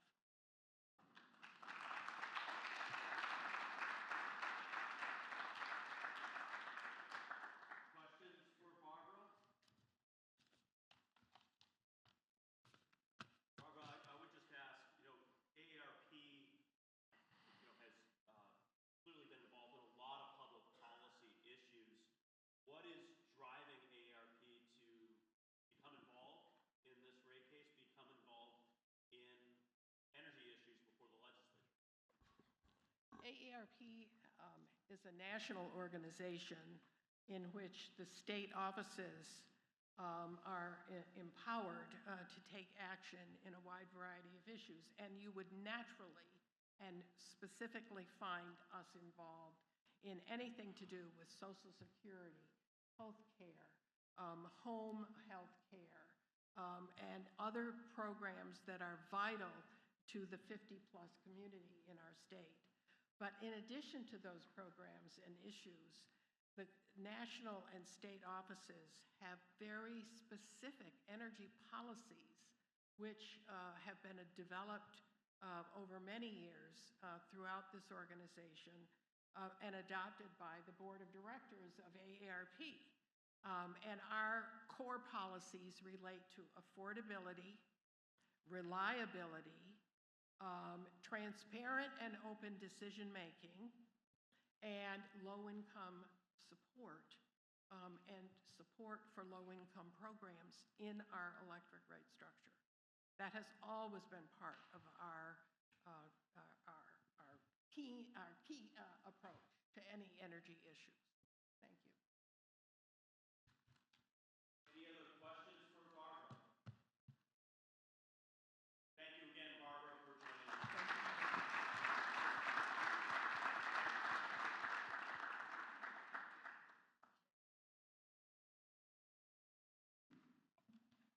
If I could invite our next panel up to the stage, please.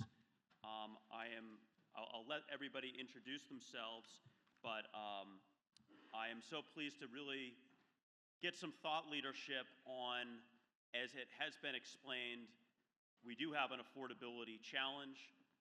Easier to complain about it than come up with the prescriptions to solve it. I will introduce our moderator, Tom Welch, a former chair of the Maine Public Utilities Commission, who really I had the pleasure of working with as we confronted a lot of these same issues, from exposure to natural gas prices, exposure to long-duration cold snaps, and do think he's been one of Maine's thought leaders for the last 30, 40 years.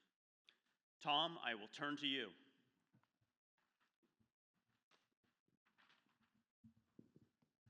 Thank you. Pleasure to be here as always. I'll let the panelists, I think the vitae of each panelist is in the program, so I'll just turn to them when I'm done, which will be very short. I think I posed a couple questions to the panelists, which they may or may not choose to address. One of them is, what exactly are we trying to do here? I mean, what's the objective that we're trying to achieve? Which is a question you really have to answer before you can get into a discussion of cost and affordability. And part of that question is, why are we trying to do it? Because there are some things where the reasons for doing it are obvious, and other things where the reasons are much less obvious.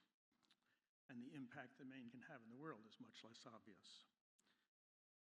And the second question is, or part of that question is, what is it that Maine can control or influence? In other words, over what do we have some significant degree of control or influence, so what we do will actually make a difference. And that breaks down a number of dimensions: statewide, region-wide, national, worldwide. A second general question is, how can we take into account what I have described somewhat rudely as the politics of ignorance in Washington? How do you deal with the current landscape and the fact that the landscape there is shifting and is likely to continue to shift? And then finally, a question that I think should sort of be in the background for all our discussions is, what do we mean when we're talking about affordability?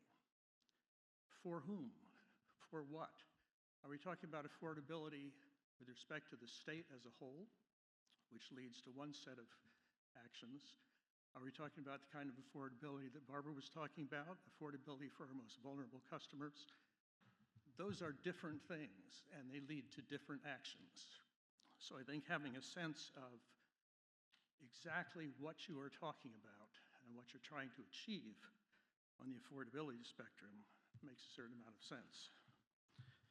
So with that, the order in which we're going to go is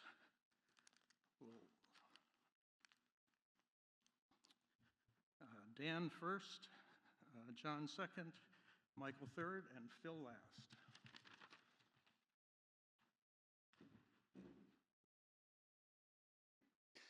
Good morning. Thanks, Patrick and Tom, for the invitation to be here. I'm Dan Dolan, president of the New England Power Generators Association. We're the organization that represents about 95% of the electric generating capacity across the 6 states of New England from every different fuel and technology that's out there. And so as we think about this and look at the supply portion, where does that come from? What does it do? What does it mean? And what we've seen over the last several years is a tremendous amount of efficiency driven through that portion of it.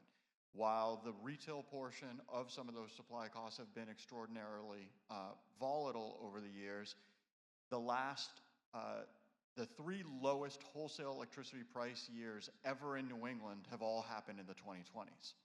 2025 was the 3rd lowest of all those. 2020 was the lowest, I think, for fairly obvious reasons. And we did have a spike in 2022, driven almost entirely by the explosion in natural gas prices following the invasion of Ukraine. What we see specific to Maine is, I think, an extraordinary opportunity. Maine is the last export-constrained region in all of New England, meaning there is more energy and generation capacity in the state of Maine than can get out and be shipped to other places.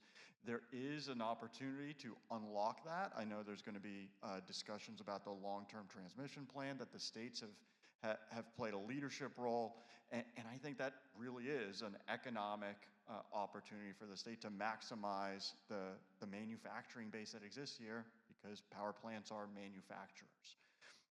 Where we also then look is, how does our product get to market? Our roads and bridges are those transmission and distribution wires out there.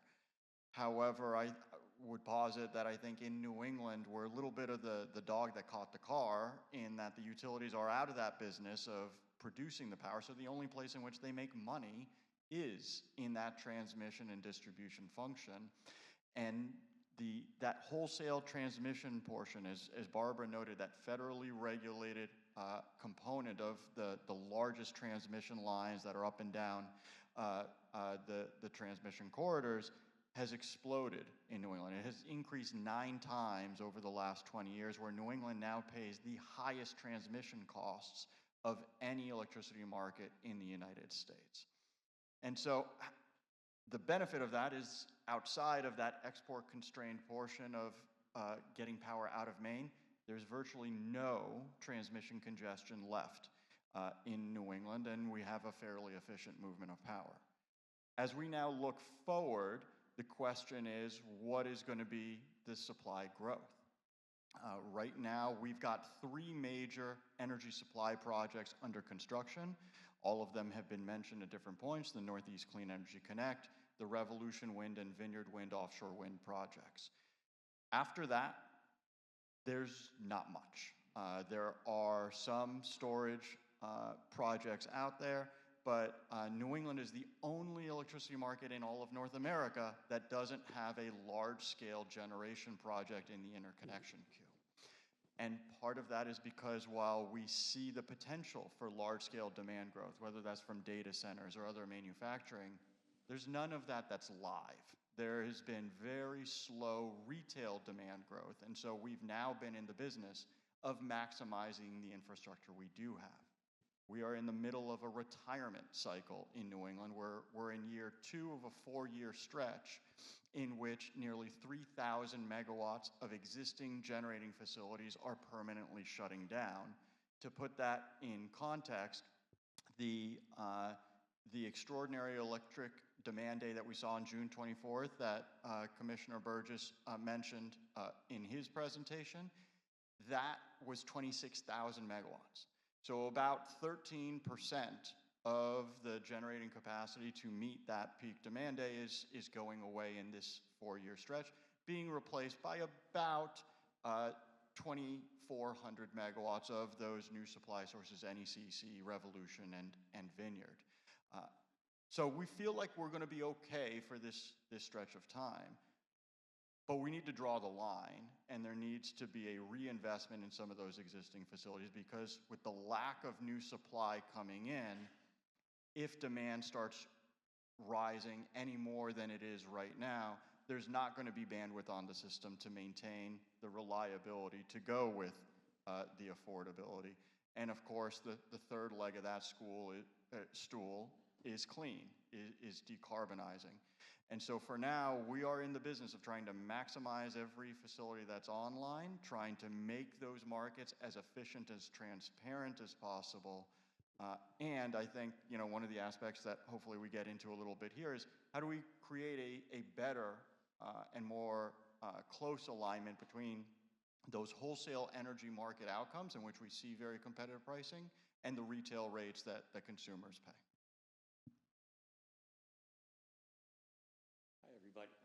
Hello, everybody. I'm John Holtz. My title is Senior Director of Market Development and Regulatory Affairs for NRG Energy. We are a Fortune 200 energy company. We have power plants, wholesale electricity and natural gas, retail electricity, gas throughout the country. My team covers regulatory affairs in 23 states in the eastern half of the United States. All the buzz right now is about energy affordability. And I know Chair Bartlett just came from the National Association of the Neighborhood Conference out in Seattle, and I bet they were talking about affordability out there as well. So this morning, that's the obvious focus we're going to have here. I'm not going to talk directly or focus on electricity rates or prices. And that's because, residential and small commercial customers are really powerless to do anything about those rates, especially the vulnerable customers, as Barbara talked about a few minutes ago. There are so many forces and factors that go into those prices. Russia invades Ukraine. The president torpedoes offshore. Oops, my mic's not working. I talk loudly, though, don't I? How's this? Now can you hear me? Whoa, okay. I'm sorry. As I was saying, the president torpedoes offshore wind development. There are complex rate cases, like Linda talked about earlier, capacity auctions, heat waves, polar vortex, and as Senator King talked about or described, the natural gas constraints here in New England, data centers, AI, Bitcoin, and of course, the electrification of everything in sight. You get the picture. What customers can control is how they use energy. Energy affordability is not some blip or this year's public policy fad. We're in it for the long haul. And so maybe customers could do much more about, they can't do much about the price per kilowatt hour, but they can be empowered to reduce their overall utility bill cost and maybe help the planet in the process. One of those tools could be opt-out time of use rates and for long-term bill management. Now, you've likely heard throughout sometime in your life or read the saying, if you give a person a fish, you feed them for a day. But if you teach them how to fish, you feed them for a lifetime. And that's how I think about opt-out standard offer time of use. It's not fishy, but the point of the saying is, you know, the politically expedient one-offs like deferring a rate increase to the shoulder season or doling out one-time bill credits as the governors of Massachusetts and New Jersey did by rating their state clean energy funds are essentially just tossing customers a fish. Let's teach them how to fish for lower energy bills by incenting them how to manage their energy usage when demand and costs are at their lowest. And it's got to be opt-out. It's got to be the default rate for it to really work. Voluntary opt-in time of use programs get very low, single-digit or less participation rates. And keep it simple and easy to use. 2 periods, on peak, off period, no seasonality, keeping it simple so customers know how to take advantage of it. Now, there's no disputing this will require a change in customer behavior, but it's a change in behavior that will ultimately benefit them. So let's give Mainers some credit for being able to adapt to something new. Here's the analogy. I brought a prop to help me show. Recycling, right? Along came Maine's recycling law back in 1978, and Mainers had to change their behavior from tossing everything in the kitchen trash can to separating bottles and cans and paper, and they did it. In fact, a national study in 2021 titled The 50 States of Recycling ranked Maine #1 in recycling rates for containers and packaging, teaching customers how to fish. But don't stop at TOU. Add in virtual power plants, or as it's known by its acronym, VPP. By aggregating and dispatching smart thermostats, rooftop solar, battery storage, customers can reduce their peak demand and reduce the peak demand so the region can procure less capacity. And you know, we've all probably heard the data point from ISO New England that every gigawatt of peak demand reduction could avoid $750 million in transmission costs. Speaking of gigawatts, NRG rolled out a VPP program in Texas. We're giving all of our customers smart thermostats and using AI to automate tweaks to their temperature settings throughout the day. We expect to achieve 1 gigawatt of annual demand reduction and peak shaving, literally replacing the equivalent of a power plant. To put that in local perspective, 1 gig could serve or power more than 800,000 Maine homes. So opt-out standard offer, TOU, plus VPP equals optimizing the investment that Mainers have made, Maine ratepayers have made in advanced meter infrastructure, or also known as smart meters. But wait, there's more. More energy affordability through municipal aggregation. Now, I know your Maine statute allows for towns, counties to aggregate their residents, their customers' loads, and their businesses' loads. Maine statute allows for that, so let's make it happen. And there's plenty of examples of the success. Over in Massachusetts, more than 350 communities have municipal aggregation programs, and customers are actually saving money and adopting renewable energy and clean energy technology in really big numbers. So there's some ideas, there's a formula for more affordability, Tom, for Maine electricity customers. Thanks. Let's see, yes, that is on. Good morning. I'm Michael Stoddard. I'm the Executive Director of the Efficiency Maine Trust, where I've been happily ensconced for the last 15 years, helping to run the programs that some of which John just referenced to help Mainers control their energy costs by managing how they use energy and the types of energy they use. When Tom gave us this assignment to identify what we're trying to achieve, I spent some time at the kitchen table scribbling down ideas and scratching them out, and I ended up with affordability, reliability, and sustainability. That's what we're looking for in our energy. Then I showed up this morning, and Dan said that's what they wrote down when they developed the Maine Office of Energy Resources 50 years ago. So I guess I could have saved some time by just checking the literature. So it's interesting that those of us who spend our time thinking about how we can improve energy in Maine are pretty much on the same set of objectives.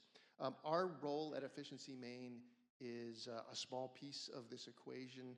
You know, we are on, I like to refer to it as the demand side of the equation. So other folks talk about the supply side, how we generate power, where our energy resources come from, and we talk about the grid, which is the infrastructure that delivers that power, and the same with natural gas transmission, transportation.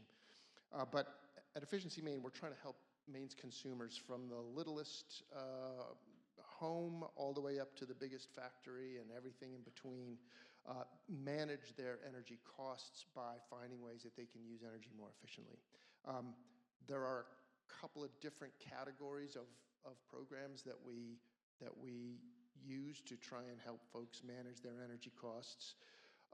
One is just a kind of straightforward resource acquisition. There are places where an energy efficiency investment will save more money than it'll cost in avoided energy. And that has been our bread and butter for all of these years of our program. So when we provided markdowns at the big box stores for LED light bulbs, people bought millions of light bulbs because they suddenly were cost the same or less than a regular light bulb, and that used 80% less electricity. So it was a savings for the grid, and it was a savings for the customer in a big way. And that was a kind of a classic example of acquiring the lowest cost, the least cost resource. And a great thing about LED light bulbs, of course, was that everybody uses them and everyone's got them. So to Barbara's objectives, it's very equitable kind of program to pursue because they work in every home and every building, and they're affordable price point for everyone to participate in. And so we continue to do that, and that is a piece of our portfolio going forward, but I will acknowledge it seems to be sort of a shrinking piece as we've saturated the market in a lot of the high efficiency equipment, and it has become the norm. It has become the standard now. The LED light bulb is just what you buy when you go to the store. So we don't actually incentivize LED light bulbs anymore. We graduated from that. Another type of or category of program that we do, I refer to as market transformation. It's trying to give a boost to new technology coming into the marketplace that holds tremendous potential to help customers save money by using either lower cost energy or using it more efficiently. And that permeates almost all of our program activity. The case that probably jumps to most people's mind is heat pumps and heat pump technology being used for space heating and for water heating. There are many pieces of the equation to help transform the market. Obviously, the upfront costs of purchasing the equipment is a big piece of it, and that's where we provide our financial incentives. But there's a lot of work behind the scenes trying to get the supply chain to carry this equipment and become familiar with it, and being ready to service it and make it available across the state. So sometimes it's popular in one little corner of the state, and that's fine, but it would be really much more useful if we could get it to be popular all across the state.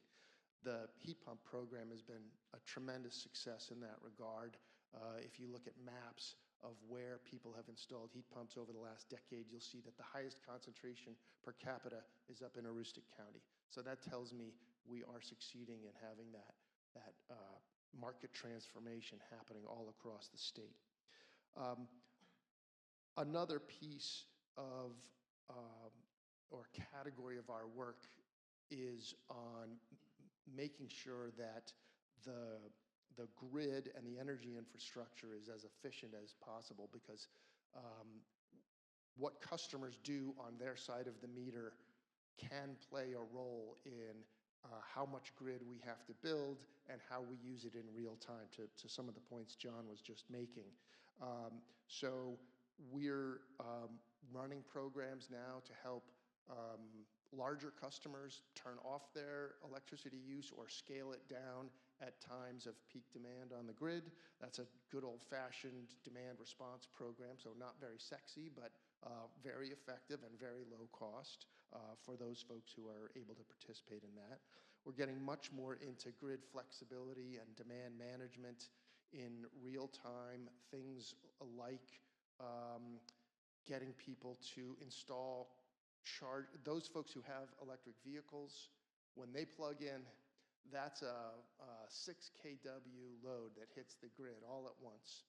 And if everybody in my neighborhood, if 20% of the homes in my neighborhood in Portland were to do that simultaneously when they got home from work, that would add up to a significant hit on the grid. And that's starting to manifest itself in the grid planning that the utilities have to do to make sure the power's there when we need it. You can buy chargers now for your home, put in your garage, that will be pre-programmed. And we pre-program them so that they won't charge during peak hours on CMP's territory.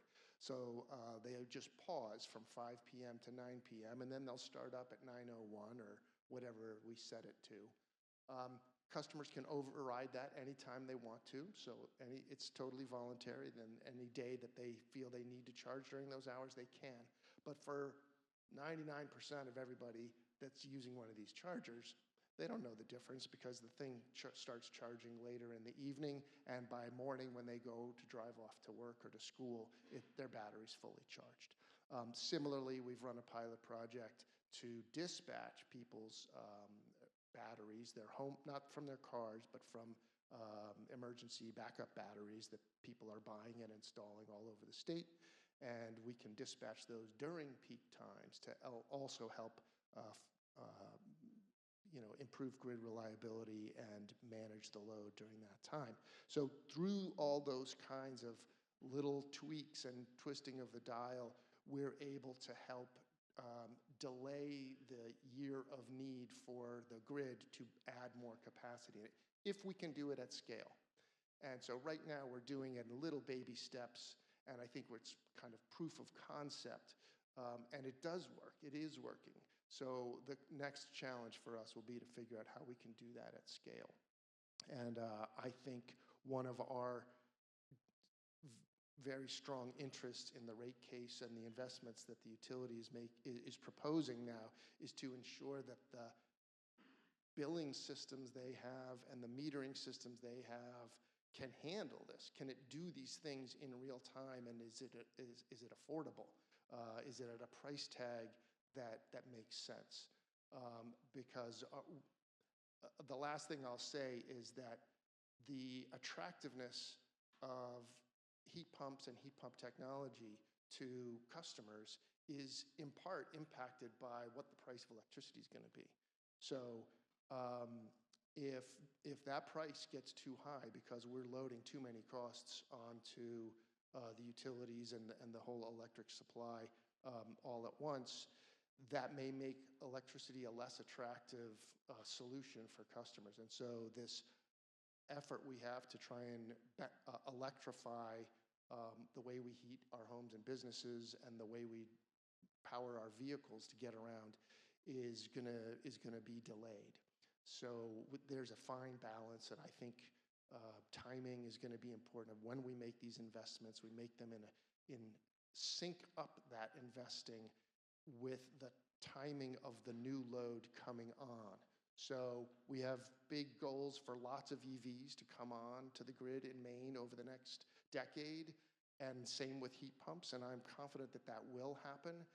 But if we add too much cost to that commodity at the front end, it may scare people off from participating in that electrification and from buying that equipment. So we think timing of when these investments are made and when the costs of those investments hit the customer's bill needs to sync up with when we have more kWh being consumed, and that's this concept of beneficial electrification. We got to do that beneficial electrification, build out that load so that there are more kilowatt hours to spread the costs across.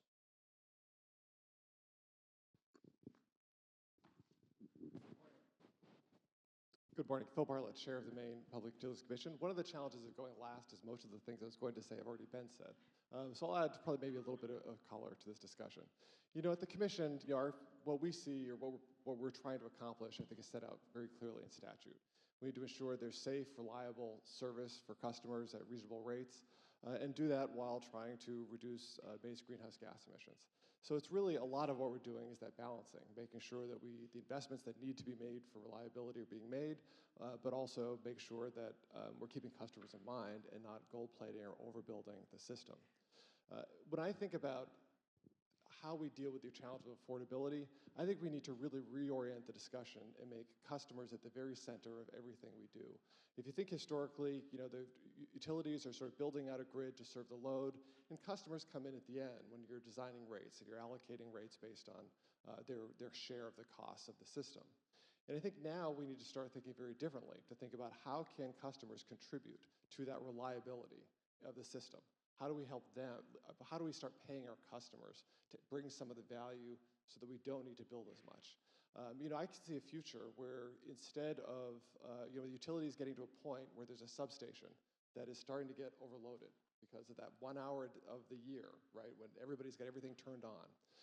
Instead of just immediately going to a solution to upgrade that substation for more capacity, we first are looking to see, are there virtual power plants? Is there demand response? Are there DERs we can put on the system? Are there batteries that could be utilized to avoid that investment and help to pay the customers who are willing to participate in that solution? A lot of the, I think, specific approaches have been mentioned. You know, time of use rates, for example. You know, studies in a lot of the states around the country have demonstrated that 60 to 70% of customers can save money by doing nothing, just by switching to the rates. Because most people, you know, their average usage is not contributing a huge amount to the peak. So just by, can we potentially make rates more affordable? Let's design the rates to actually reflect where the costs are being driven, and then provide that financial incentive for those who are using a lot of energy at the peak to shift that demand. When we think about the utilities, how do we change the incentive structure? So it's not always just what is the next poles and wires solution to solve a problem, but instead, how are they interacting with their customers to help find those pockets where they can make solutions? If you could put, if you have whether it's a residential customer or a commercial customer, you can say, look, can we come and situate a battery on your property because that's going to really help the grid? We can pay you to host that battery. That's a much better solution than building, you know, upgrading the system and charging everybody a lot more money. So I think, you know, Michael talked a bit about the efficiency demand response is a relatively small piece of the puzzle. I think going forward, it has to be a primary piece of the puzzle.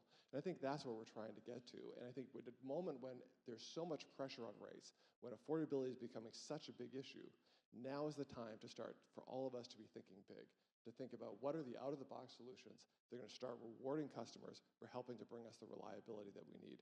Because there's so much of the electric bill we have no control over. We can't control their natural gas prices directly, and it's going to take us a long time to bring on the supply we need.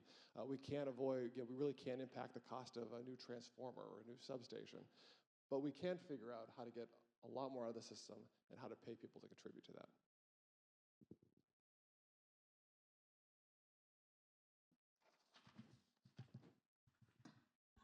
Thank you. Appreciate everyone's comments, and it has prompted some questions, which I hope are uncomfortable for you. But I do want to make a sort of an interesting observation about, and I think the way the panel described it brought this to mind. If you're thinking about making a system affordable, there are sort of three logical buckets into which you can put that. One of them is, how do you make the underlying generation fleet efficient and therefore cost effective? And so that's sort of one bucket. And the assumption is that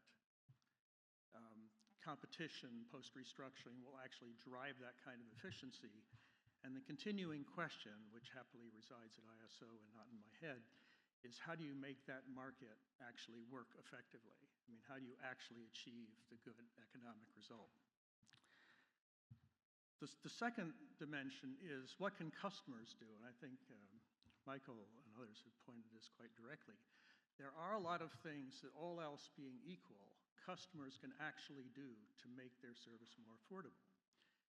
And you get into some delicate and interesting questions. I think the classic one, and Barbara and I were bantering about this before the panel, should mandatory time of use rates take effect? And to me, it's not religion, it's an empirical question. I mean, does it actually make sense for most customers to do that? And how do you address the question of customers who, for whatever reason, wind up with unaffordable service in that context? So I think that's an area, I think, for exploration. I think the fact that some states have done it is interesting. We can sort of see what's happening there, but there's a lot of empirical information that would be useful to see what, in addition to what Michael and others are doing, we can do to provide customers with sufficient tools to help them address the affordability question. And then last, and this is why I'm glad I'm not sitting in Phil's seat anymore, is that the regulator has a key role in enforcing the principles of efficiency in areas where the market doesn't operate. I mean, that's really the principal function of the Commission. How can he make sure, how can the Commission make sure that the utility is spending its money wisely and correctly and avoiding X inefficiency, which is the understandable tendency to build a lot because you get a return on it. Key role for the Commission that really can't sit anywhere else. It sits both at FERC and the Maine Commission. So those are sort of a couple of observations. But I have a question for all of you, and that is how you might deal with the following problem, and it's the dual system problem. Is that as we move to more electricity use, for whatever reasons, the transition from the current fossil-based system for transportation, for example, to electricity is not instantaneous. You're going to have to sustain two completely separate and robust infrastructures at the same time, and that has a cost associated with it. So do you have thoughts on how to address, how we should think about that problem? I think Michael gave a little hint of it in terms of you have to get the timing right, but do you have any thoughts on how one might, from the energy side, the electricity side, approach that problem?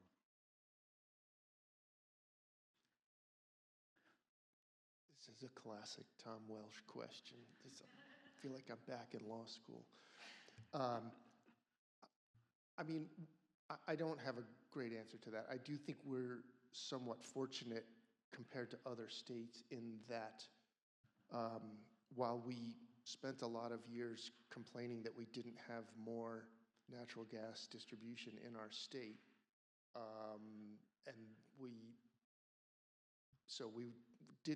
not as many customers had access to what has been a very low cost and lower carbon fuel source. It also means that we don't have as much investment in that infrastructure that we have to address your question so I think only about 8% of Maine's heating load is handled by natural gas. That doesn't speak to power generation and maybe industrial, but it makes the challenge of what you're describing a little bit easier, I think. That said, I don't mean to understate the challenge of how that impacts other fuel dealers and the infrastructure, but they don't have as much sunk cost into infrastructure like pipelines running up and down every road. So I don't know. I haven't thought of that as being a major challenge. I will say, as Michael pointed out, we have a relatively small percentage of our homes, certainly residential customers, heating with gas, so it does make the problem much less of a challenge than you would have in, say, Massachusetts. Nonetheless, at the Commission, we do have a future of gas proceeding open. We're just starting to look at the question, and I think from what we're trying to answer in that proceeding is one, should we be thinking about analyzing investments that the gas utilities are making? Do we need to think, what's the time horizon we should be thinking about making those investments? How do we evaluate the greenhouse gas impact? Because part of our mission now is to reduce greenhouse gas emissions. So how do we evaluate what is coming at us and thinking about some of the longer term investments that the gas companies are making? We certainly don't want to get into a position where you have a lot of stranded assets 20 or 30 years from now. So it's really thinking through how we manage the transition. And we'll, quite frankly, we'll have to ultimately look into the policymakers to give us some guidance on how they view that transition and what time horizon we should be planning for. Other comments? I mean, one, just to, and this may be a question more addressed to the legislators in the room or the other policymakers in the room. I actually wasn't just thinking about natural gas. I was thinking about gasoline. I mean, there is an infrastructure in this state, I mean, that is huge, that serves people driving gasoline cars. And if you want to go to a system where everybody is driving a hybrid or an EV, then you have a lot of stranded assets out there, and you're going to be paying for both of them for some period of time. And you wind up, there is a risk, again, something to think about, that at a certain tipping point, the infrastructure to support the residual gasoline usage will be gone. And that's going to be an interesting problem when people are trying to fill up their cars. So that's just one easily solvable problem. Another question is, one of the issues, and again, this gets to affordability, and whether you look at affordability over a narrow time horizon or a broad time horizon, because your answer as to what is affordable is going to be different depending on what time horizon you're looking at. And to me, this has always been a subset of the discount problem. Customers like me, residential customers, have a discount period of about 2 months. And if it doesn't pay back in 2 months, I don't want to hear about it. Infrastructure investments in the electricity system, maybe 10 years. So how do you address, in the context of an affordability discussion, I mean, is there a way of basically buying down or buying up the discount period for consumers? And I think, Michael, you're kind of in that business in many ways.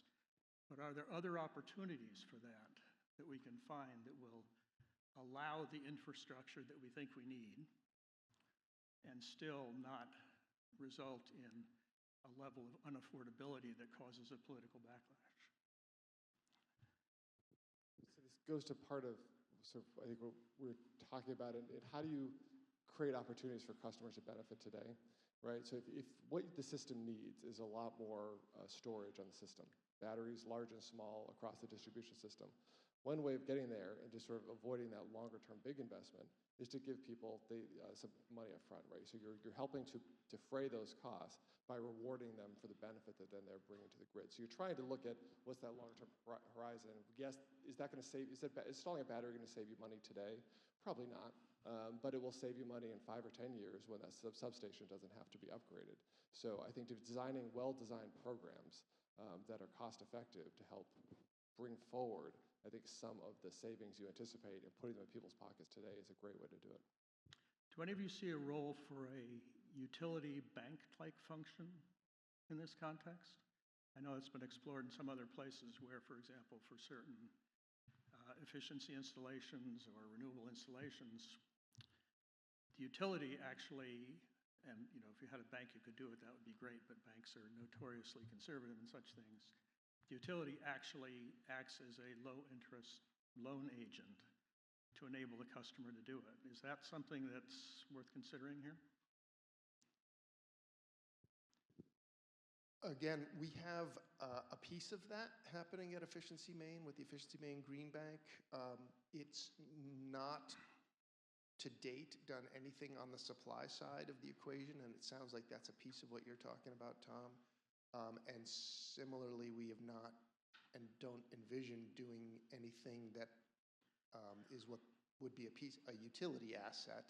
So, but conceptually, it is related to what you're talking about. We're just focusing it on consumers, but that's not limited to small residential consumers necessarily. It could be for bigger things. And so I think if we can capitalize our green bank the way we are hoping to, we would envision being able to help finance battery projects, for example, that can get pretty pricey, and other ways, other pretty big investments that would enable much more robust grid flexibility and demand management at a much bigger scale. So, and you can get to a bigger scale in different ways. One is to invest in one big project or a couple of big projects, but another is to invest in thousands of little tiny projects.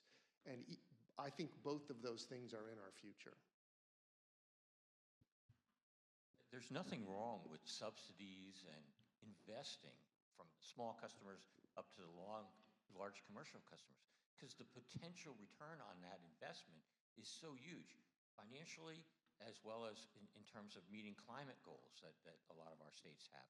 So it's very much warranted to make those investments. And I just want to chime in that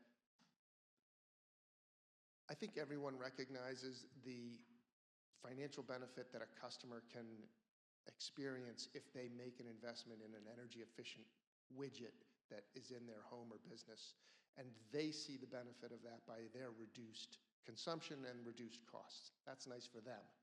But a lot of the stuff we're talking about now would have tremendous financial benefits for other ratepayers, even if they don't participate in, if they're not the ones that put that widget in their building. So when a homeowner installs an off-peak charger for their EV and avoids charging from 5 to 9 p.m., they're not the only ones that are, in fact, they're not really seeing any real cost savings directly from that, but the grid sure is. And so all the non-participants, all the ratepayers are. So this area of demand management and grid flexibility, I think, has this extra nice selling point, which is if you are going to subsidize something, it's much more straightforward to justify it because being paid for by the rest of ratepayers because they're experiencing such a significant benefit.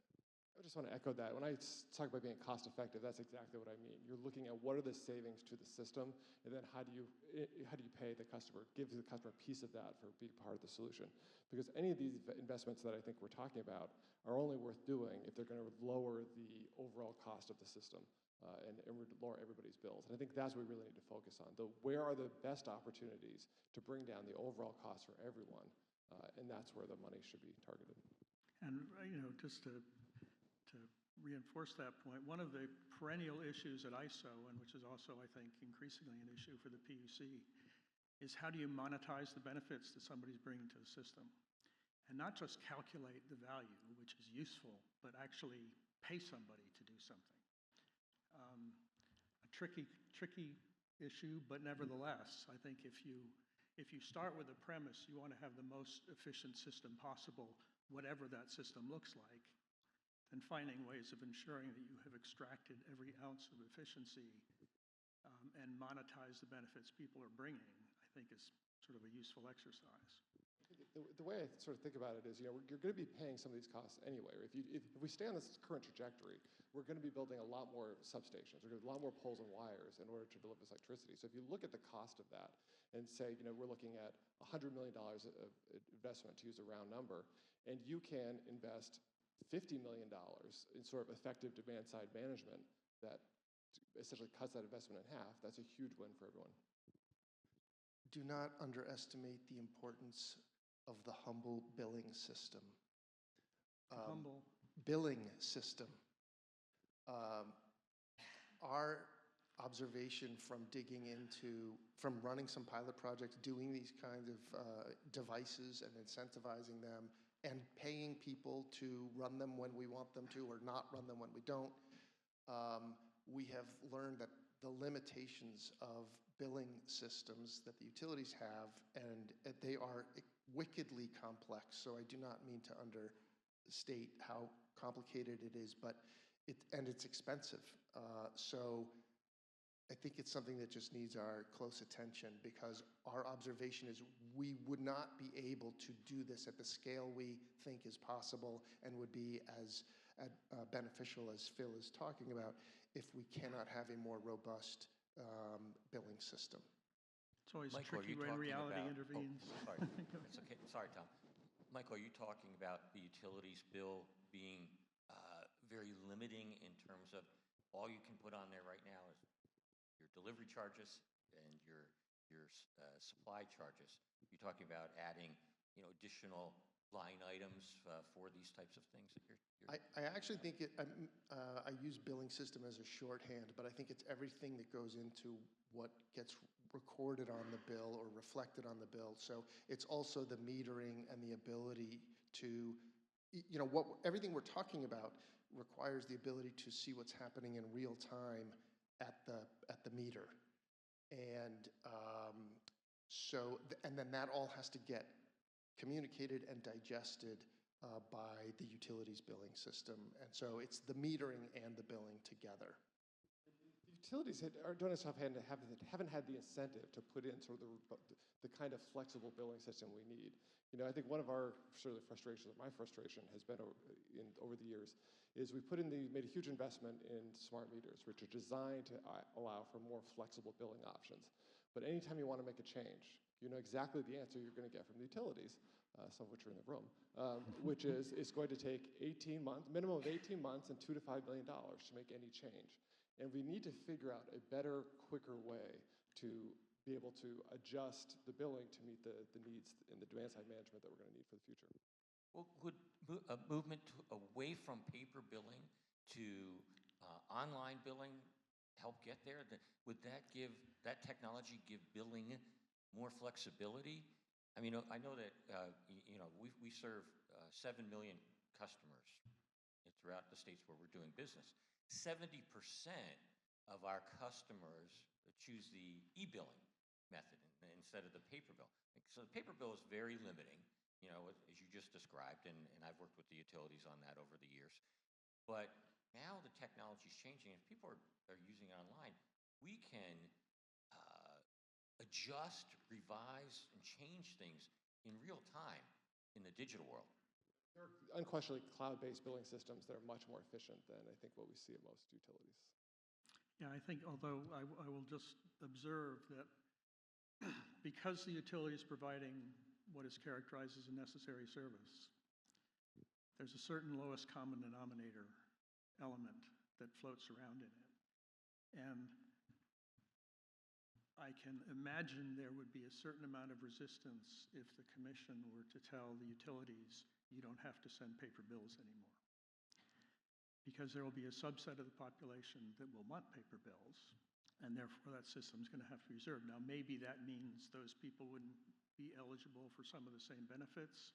I'm not saying it's a slam dunk either way, but I think one of the difficulties that utilities may have is that the inertia isn't entirely their management. It's the expectations the customer have about a particular kind of behavior. And once you start disturbing those expectations, there's a political and regulatory price to pay.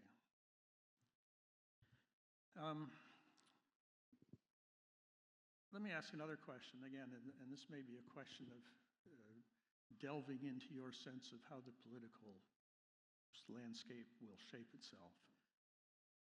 One of the problems that I think a couple of people have mentioned is the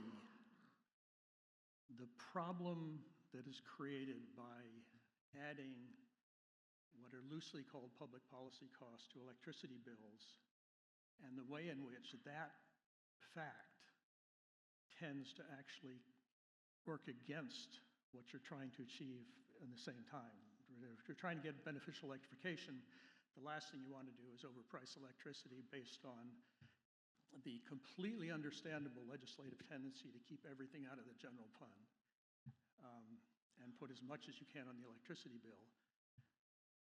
Didn't make that much difference when you were dealing with very small numbers. Makes a big difference today. So what's the prospect for, what's the tool to get to a point where things that are for the common good beyond electricity customers, and I would include climate change activities, off the electricity bill? I have to tell you, I saw that presentations today about the public policy charges on the bill. Gosh, Mainers have it better than some of the other states where I operate. You take Massachusetts, there are 12 line items on the distribution side, the delivery side of the Eversource bill. In New Jersey, where I live, PSE&G is my utility, public service, electric and gas. We have 10 line items on that page of my bill. And in both of those states, 2/3 of them are really boil down to those public policy charges for the greater public good, as you say. I know some states they're talking about, is it time to remove some of those charges and put them into the state budget where it may be more appropriate, that everybody's footing the bill, so to speak. And then it helps lessen the overall bill cost. And it also, parenthetically, to go back to what Barbara said, makes it less regressive. So Connecticut's doing exactly that, of moving public policy charges onto the general fund and trying to move more in that direction. But, you know, Tom, taking your last point on climate and decarbonization, we do have now a meaningful price on carbon emissions, but it is only on electricity. And by not applying it on transportation actually creates a disincentive towards electrification, because you're masking that externality by continuing with gasoline in a combustion engine versus going to an EV. And you know, when we look at the regional greenhouse gas initiative, particularly now with Pennsylvania pulling back, Virginia likely to continue to pull back, in terms of changing the actual dispatch stack, there's not a single market-based coal plant left in any of the regional greenhouse gas initiative states. And so I think the biggest driver in change in behavior had been the move from coal to gas. Now, given the thinness of that overall dispatch stack, even at a price of $23 a ton, which is roughly where Reggie is now, it's not changing the dispatch overall. It's another one where it has become effectively just a tax that goes to fund energy efficiency and other programs that are laudable and have a lot of goals, but is just adding in to the price of electricity relative to a public policy good overall without actually driving investment or operational behavioral change. Yeah. If I could just chime in, I don't have a perfect answer. I think that's for the regulators and the policymakers to figure out, and it's a matter of degree. But I really think it deserved sort of strict scrutiny every time a proposal comes forward for some new cost or category of cost to put into the rates. I really think it warrants strict scrutiny. I think we've come through a period where we were a little bit cavalier in what we decided to throw into that bucket. But part of that strict scrutiny should really be about cost. And it sounds obvious to say it, and probably in front of this audience it goes without saying, but too many proposals come forward without any significant analysis of what the cost will be. And I just don't think we can afford to keep going like that. It's not okay. It's okay if you think it's just going to be de minimis, but these things are not de minimis. You see them on a stacked bar chart and you say, wow, we didn't start out like that. So that one really crept up, and I don't think we can afford to have things creep up on us. So I think proposals that come forward, no matter how well intended they are, really need to be fully scrutinized, and cost should be the very first thing that gets discussed. I would note that certainly as the person who gets blamed more often than I care for every rate increase that goes into effect, I certainly think we need to look at ways to shift some of these costs off of electric rates. You know, one of the proposals that I suggested a while ago is look at what do we think is a reasonable amount of electric bill that should be contributed to public policy cost? Is it 5%? Is it 10%? Sort of set the budget in which we're going to live, which would help provide the discipline that I think Michael is talking about. You know, other ideas, you know, certainly you could do direct general fund allocations. You could provide income tax credits that are refundable to help folks out. But even our low-income program is funded by ratepayers by and large. The legislature did give us an allocation for a couple of years, but we're looking at significantly expanding that program and significantly increasing the costs, and those will really just be shifted onto other folks, which compounds the problem. So we need to figure out sooner rather than later how we're going to get this balance right, because otherwise it's going to be very, very difficult to meet the electrification goals. Yeah, and I might add, I agree that cost is one of the first two things you should look at. The other thing is, what's the relationship between the subsidy and the electric system, right? Because there are some subsidies that actually very directly affect what you're doing in the electric system. Those that seem to me are in one category. There's another category, and I would include, frankly, low income, which has more to do with society inequities and bad tax laws, that really don't belong there. And then there's a gray area where I'm not so sure. I mean, the climate change alone is often coupled with something in the electricity sector. I'm not exactly sure where that fits. But I do think it's a question for policymakers to figure out, if you're thinking about affordability writ large, in other words, how much can the state of Maine afford to spend on X? Think about what effect you are having on X and what it's going to cost to achieve X before you get too far down that road. And then putting on electricity rates just compounds the issue.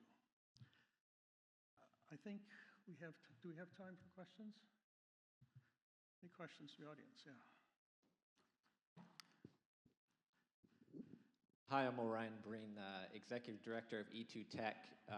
My question is, can we afford to think big, and can we afford not to think big? And to put that into context, I mean, how can we talk about affordability and not talk about externalized costs? If one source of energy has an impact on human health and other industries through pollution of the air and water, we should be addressing that in the affordability discussion. And you have even fossil fuel companies saying they support the idea of a carbon tax. And I remember when Obama's first term, Susan Collins was actually championing the idea of a cap and rebate program. So thinking big of both large perspective on what affordability and cost means, as well as what are big initiatives we could do to have an impact. Yeah, and I will take a first shot at that. That is the question. But there's also a question of who should be doing it. It's an interesting question. Again, this isn't religion for me one way or the other. Whether a policy like a carbon tax, if done only in Maine, would have the slightest effect on anything in the world other than raising prices for Mainers, or whether it needs to be done on a national level, and Maine can have some influence there, and whether sort of moral suasion works is an interesting question. But I do think that's the key question. I mean, whether, there are things that clearly make sense globally, and then there's things that make sense for Maine's activity within that global activity. And don't take this, what I'm about to say, too seriously, but I have often thought that if Maine wanted to be as effective as possible on the climate change side, it should collect the same amount of money it collects today and buy some coal plants in China and shut them down. Because I can tell you that will have a bigger carbon effect. So I will, as somebody who has strongly supported carbon pricing for over a decade now, yes, but given where we are in the supply chain and supply stack in electricity, I think it has to be done on a multi-sector basis. That doesn't have to mean economy-wide, but multi-sector is required, particularly as we talk about electrification and the embedded tax within that. So electricity, transportation, heating. And the second is scale, is going beyond a single state. And this is where, RGGI, the intent and the purpose of RGGI initially was to serve as a model for a national and international program. That obviously hasn't happened.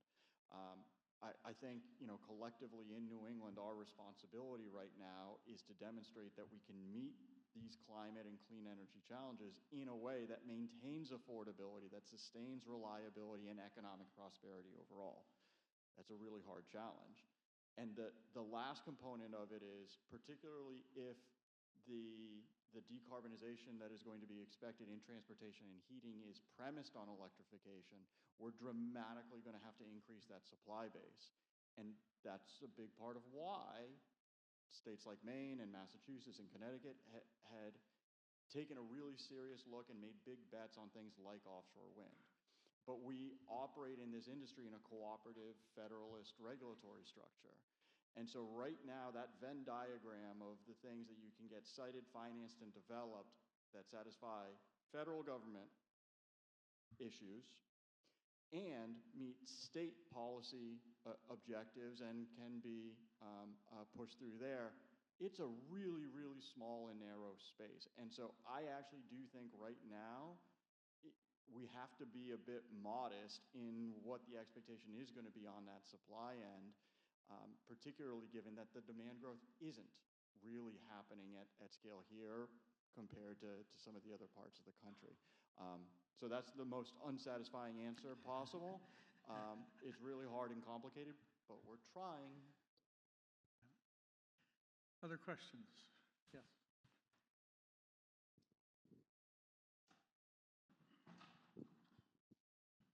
Thank you, Michael. I just want to say, Mr. Holtz, I so appreciated your presentation earlier. It's the first time I've heard somebody just sort of sidestep the ridiculous argument that we either have to choose affordability or working on climate. The things you mentioned would drive down rates and make a real difference for climate change. My question is to you, Michael, which is, we've talked about the growing increase in electrical demand.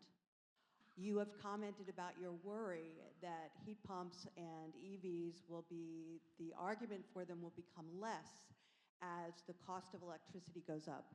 So the Public Advocate did a study that said rooftop solar is actually beneficial to all ratepayers. Do you think it's time that you started to focus your efficiency programs in adding rooftop solar when combining with heat pumps or EVs, so that we start to get in-state generation that actually drives down peak demand? Same with batteries.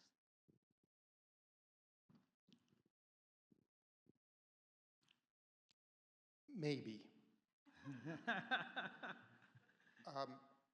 I think Efficiency Maine is this tool that the state has at its disposal to promote purchasing and on the customer side of the meter. And so it absolutely could fall into the category of a thing that we would do and could add to our portfolio. Until recently, it really hadn't seemed necessary because the subsidy for it was coming through and continues to come through a particular channel that didn't involve us, but it didn't seem to interfere at all. So I see Fortunat is over in the corner and he's got his hand raised for another question. They very successfully served that market and put a lot of rooftop solar around the state and in conjunction with a lot of heat pumps. So it is happening. I don't know that it needed us or needs us to have a program specifically to do it. On the other hand, if it seemed like we would be the best fit for that, I don't see any reason that we would be prohibited or precluded from doing that. So it really comes down to both, is it a kind of a good cost-effective measure that meets the criteria for whatever funding streams we have, number one, and number two, are we the best position to do it, or is it happening some other way through the marketplace? And so the NEB policy that has been in place and continues to be in place for that size customer seems to have been very effective. And I don't know that it needed us for one more layer of complexity. On that note, I'm told we're out of time, so please join me in thanking the panelists.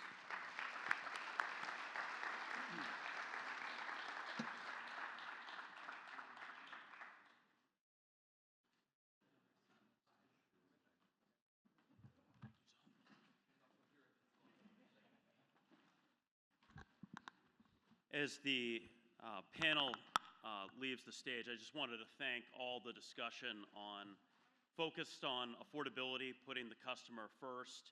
I really think it's also in a climate discussion, putting Maine first in a climate plan that meets our economic objectives, our greenhouse gas objectives, and affordability goals. I will say that one, I think, reflection of Maine's heat pump success is not only in the greenhouse gas mitigation that's occurred in our own state, but how it has had a spillover effect.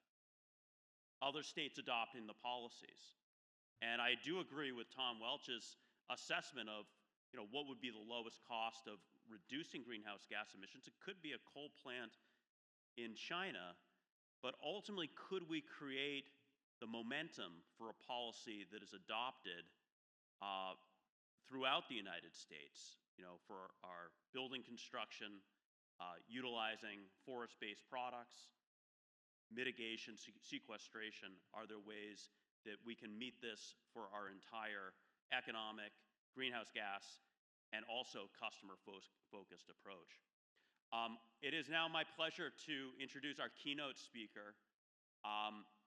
This should not be a controversial statement, but the Maine business community and our economy is foundationally reliant on a successful utility. Now, I don't mean that from a standpoint that we want our utility to succeed financially. We do want them to attract quality people. We want them to make investments in our state. We want to have a reliable service in our state, both on the electric and gas service, so that the Maine business community can rely on that service. But I was so pleased watching the landscape in Maine's gas distribution network that Unitil, who is aware of what it means from a regulatory standpoint to invest in the Northeast, in New England, that they have leadership in New England, made such a huge commitment to our state. For those that are unaware, and I'll let Robert discuss this, but really their acquisition of Bangor Gas and the acquisition of Maine Natural really puts a regional leader at the forefront of our gas distribution system. I've worked with Robert in different capacities.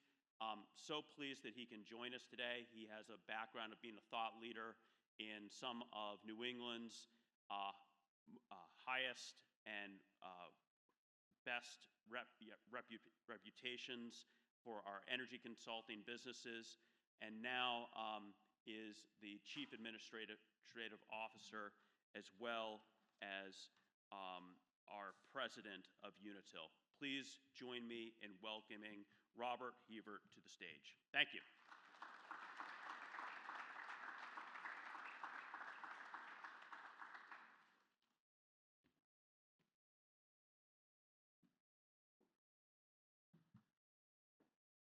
Well, good morning, everyone, and we certainly appreciate the opportunity to be here. As Patrick mentioned, and if you saw my bio, it says I have over 30 years in the business, and I hope you appreciate the strategic ambiguity of the word over. During that time, I took an over 20-year detour into the consulting business, and in consulting, you learn a lot of things. But two of the most foundational things I learned in my consulting career are this. The first is, as hard as it is being the speaker before lunch, it is far more difficult being the speaker before cocktail hour. And so, Patrick and Commissioner Chang, you have my appreciation and respect. The second, almost important lesson is this. There is no story without data, and there is no data without a story. What I'd like to talk to you about today is the story of Unitil, why we are committed to the state of Maine, why we believe we can be an active and successful partner in helping the state achieve the two policy objectives we've been hearing all about this morning: sustainability and affordability. And you'll see that much of our perspective on how we can partner with Maine is born of experience we have elsewhere, in Massachusetts, in New Hampshire. We'll bring all of that together, but we believe that going forward, we can be an active part of the solution to those dual issues.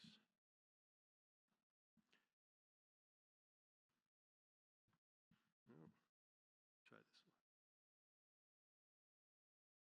one. Let me tell you a little bit about Unitil, first off, for those who don't really know who we are. We are a distribution company of electricity and natural gas in Maine, New Hampshire, and Massachusetts. We currently are in the process of acquiring water distribution companies in New Hampshire and Massachusetts as well, but the idea is that we are a provider of delivery service for what we consider to be essential services for our customers. We began our operations here in Maine about 175 years ago through the predecessor companies, Portland Gas Light Company, which was acquired by Northern Utilities, which was acquired by Unitil.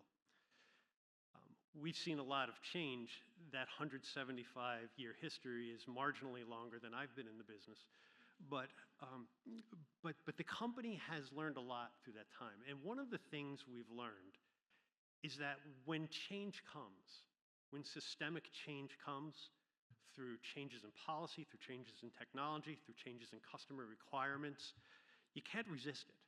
You have to embrace it. And that's what we're doing. That's what we're looking at right now, is how can we embrace the change that's coming upon us, again, to help us achieve the policy objectives that Maine and other states have, but equally important, to create lasting sustainable value for our customers and, yes, our investors, because we need to be sure that we have access to the capital we need to be able to achieve those objectives for the state and for our customers. Now, I wasn't going to go into this next little part, but some of the discussion earlier today has just been fascinating. And so let me talk briefly about a couple things that we've been doing in Massachusetts and New Hampshire, and that will help you understand how we've developed our perspective here in Maine. You may know that in Massachusetts there's been an ongoing docket regarding the future of gas, docket 2080. We've been an active participant on that, not an innocent bystander, but fully active participant.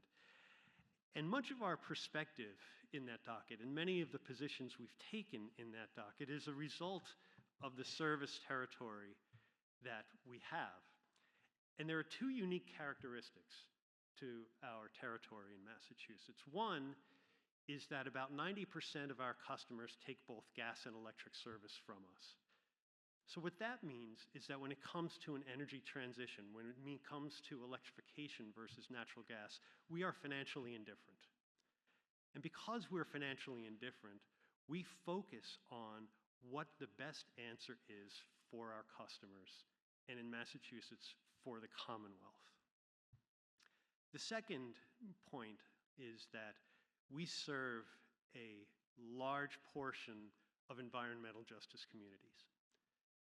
And as a result, we are very concerned, very focused on issues of affordability and equity in the context of the energy transition.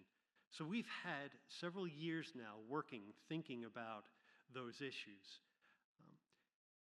As we move up into New Hampshire, we're an electric distribution company in New Hampshire, but we have the opportunity to build renewable generation, which we have done.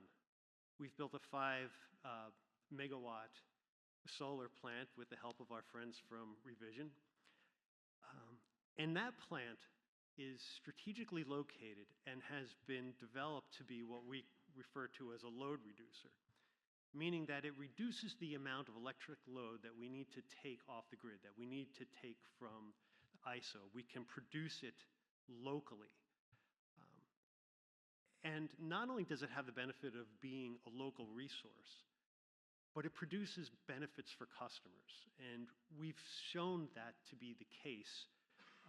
This is a very, very interesting analytical problem to look at, because there are so many variables in these types of projects that we decided we're not smart enough to know what the price of electricity is going to be 20 years from now. We're not smart enough to know what the capacity factor is going to be with any degree of precision. And so we ran a whole series of simulations, tens of thousands of simulations. And with that, we found there is about an 87% probability that the plant would produce direct benefits for customers. And we look at that type of asset, that type of investment, as good for us and good for our customers in New Hampshire. Another issue that's come up a little bit this morning is the issue of storage. We have the option to put storage on that site. Now, valuing that option obviously is a difficult thing. But again, if we can determine that it will create value for our customers, we'll do it. But that is the criterion for us. If it doesn't create direct value for customers, putting aside indirect benefits, if it does not create direct benefits for the customers, we'll not do it. And so those are the types of issues that we've thought about, that we deal with as we think about our position here in Maine, and again, has informed our perspective as to why we think we can be a strong contributor to Maine. Now, Patrick mentioned our two recent acquisitions of Bangor Natural Gas and Maine Natural Gas. We're thrilled to have both of those companies be part of the Unitil family. They've both closed. We've now fully integrated Bangor's operations into ours, and we're in the process of integrating Maine Natural's operations into ours. As we were going through the regulatory process, I have to say, we greatly appreciated the participation, the input of the Public Advocate Commission staff in thinking through a lot of the issues surrounding the acquisition, how this acquisition could be structured such that it does deal with what might be considered the dual mandate of the Commission of focusing on climate goals and focusing on affordability. Many of the commitments we made in those transactions have to do with greenhouse gas monitoring and mitigation. It has to do with gas operations, responding to odor leaks. It has to do with our commitment not to recover the premium that we would have paid on those assets through rates, and our commitment to pass through any operating savings that we will generate from bringing these companies together, from realizing the operating efficiencies of pulling these companies together. Those savings will be passed through to customers through the course of normal rate making. And we've also agreed not to seek rate relief for some period of time. Those are all things that we focus on because we know they're important to the state. We know they are important to customers. Now, when we look at and think about our commitment to customers, this slide is a bit of bragging, I have to say, but we have been consistently rated as a company with very, very high customer satisfaction rates. 90% overall. We were first out of 8 Northeast companies in terms of overall customer satisfaction, first out of 23 Eastern utilities. And when we look more broadly across roughly 120 utilities across the country, we're second in terms of the friendly employees, 4th, 5th, 7th, 10th in terms of how our customers view us. That's extremely important to us. And we know that our customers' views of us are framed largely by two things: reliability and cost. And we focus on reliability as best we can, and we focus on cost as best we can through things such as the merger commitments I spoke about just a minute ago. When we think about the other mandate that we have, and I believe we share with the Commission of Sustainability, Unitil established a goal of 50% reduction of our direct emissions, Scope 1 emissions, by 2030, and being net zero by 2050.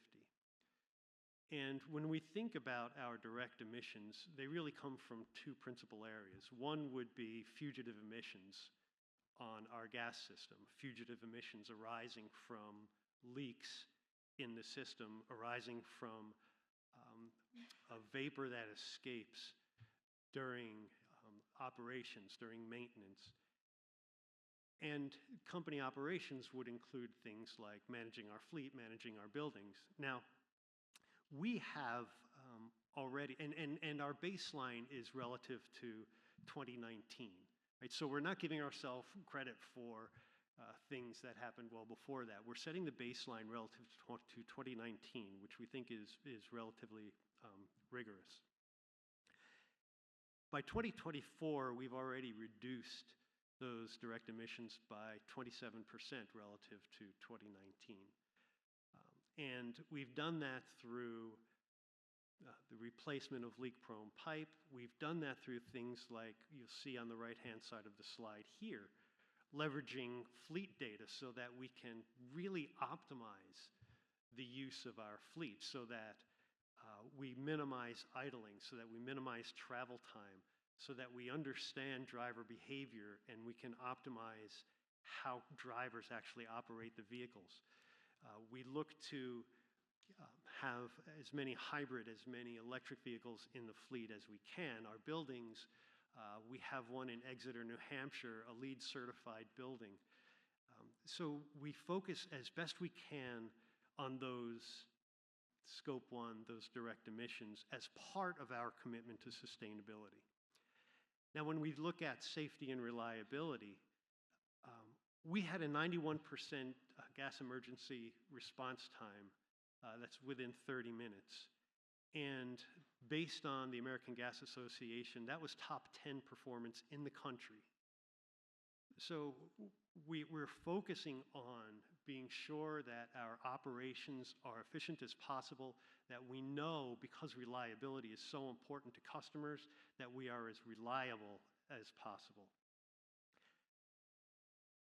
We're focused on being sure that our employees, who are the people that really make all this happen, want to work with us. They want to be at Unitil. And we continuously survey our employees. And look, we're a small enough company. We're fewer than 600 employees. We can walk around and take the temperature pretty easily. And what we find is that 90% of our employees are really happy to work with us. So when we look at our customers, when we look at our employees, when we look at how we deliver services to our customers, and when we look at how we ensure that our services are consistent with the state, a lot of it comes down to how we operate the company. Thinking about the issues of climate policy and affordability, in Maine, we've certainly got 576A, and as I started looking at that more, it just became more apparent to me how that particular statute really does align with how we look at providing service and how we look at the issue of greenhouse gas mitigation in terms of prioritizing sectors that are the most significant sources of greenhouse gas, and in considering reductions already that have occurred, and considering cost effectiveness. Those are things that we'll talk about in a minute that we think are very important as we move forward.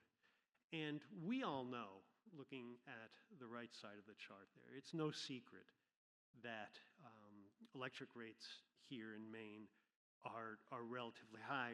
All that means for the purpose of this discussion is what we've been hearing about all morning. Affordability is a central issue. Now, when we look at energy consumption and carbon dioxide emissions in Maine, I don't think this is a secret either, right? Natural gas is less than 20% of total energy consumption in Maine. But when we look at carbon dioxide emissions from fossil fuel combustion by sector, what fascinated me in this is how it varies. Right?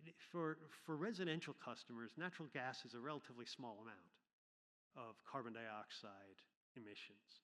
Somewhat more for commercial, considerably more for industrial, effectively non-existent for transportation, but a large portion of electric generation. That's a point we'll come to in a minute, and as Tom Welch mentioned not long ago, as of this morning, natural gas was about 60% of the generation mix. That's an important issue for us. One other thing, let me go back. I guess we can't go back. If we look at the fact that electric power is about 27% of the total energy consumed in Maine, and you're just to think, okay, what would happen if we were to overnight electrify everything? That would mean creating about 3.7 times the equivalent of the current electric consumption. Now, overnight transformation, of course, is not something that we think is likely. But just to put in perspective what full electrification might mean, we can also look at Unitil's delivery profile. And what we have here is a chart comparing the energy delivered, MMBTUs delivered, and this is in Maine and New Hampshire for our gas relative to our electric systems. This is through January of 2024, and we chose that period because that's when there were roughly equal numbers of customers between the gas and the electric segments. And what we found is that our gas system provides 5 times the energy in MMBTUs annually of our electric system. It provides 8 times the energy during a cold winter month and 11 times the energy on a design day. Again, what this tells us is that the implications of full electrification are significant. But let me go back to a point I said earlier. When I was discussing Massachusetts, we understand and we believe that our role is to provide the best, most cost-effective solution to customers with respectable sustainability and with respectable affordability. But this type of information, when we look at the implications of potentially electrifying everything, are significant. I'm not an electrical engineer. No one would want that. But this tells me that it would require a fair amount. Now, when we think about the generation mix in New England, and this is a point that has been made earlier this morning, as we've moved in terms of the fossil fuel based generating assets in New England, as we move toward more natural gas, we've seen the carbon dioxide emissions within New England decrease, and it decreased by about 24% from 2001 through 2023, maybe 27% from the peak in the, say, 2004 period. And you can see that at that point, natural gas displaced principally all of coal and petroleum in the mix. Please do not take this to mean that I believe our entire generation portfolio should be natural gas fired. A few years ago, probably more than that now, when I was back in the consulting business, we had done some work for the commission looking at the implications of adding new pipeline capacity into the region, specifically into the Algonquin City Gate. I think as Tom Welch was mentioning, the basis differential at the Algonquin City Gate can be small, but on peak days it can be enormous. It can be huge. The issue for electricity, of course, is that, as we said earlier, gas-fired generation are typically the marginal units in New England, meaning that they are the last unit dispatched to meet the last unit of demand, and as a result, all generating units serving that demand will get the price set by that last generating unit. If if it's a gas-fired unit, their price is largely going to be a function of the cost of gas times the unit's heat rate. So there is a large correlation between the cost of gas, basis expansions, and locational marginal prices throughout New England.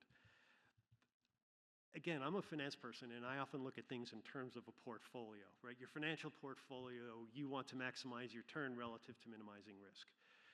We have here a generating fleet portfolio, and there are probably several functions that we want to look at: maximizing reliability while minimizing cost while maximizing reliability, however you want to put it. But the point is, it's a portfolio. And as with any portfolio, its composition and its optimization will change as technology changes. That is why we are of the view that we should consider all sources of energy. We should consider all of the above approach to energy. And that's why we felt that our project in Kingston that I talked about earlier, the solar project, is so effective.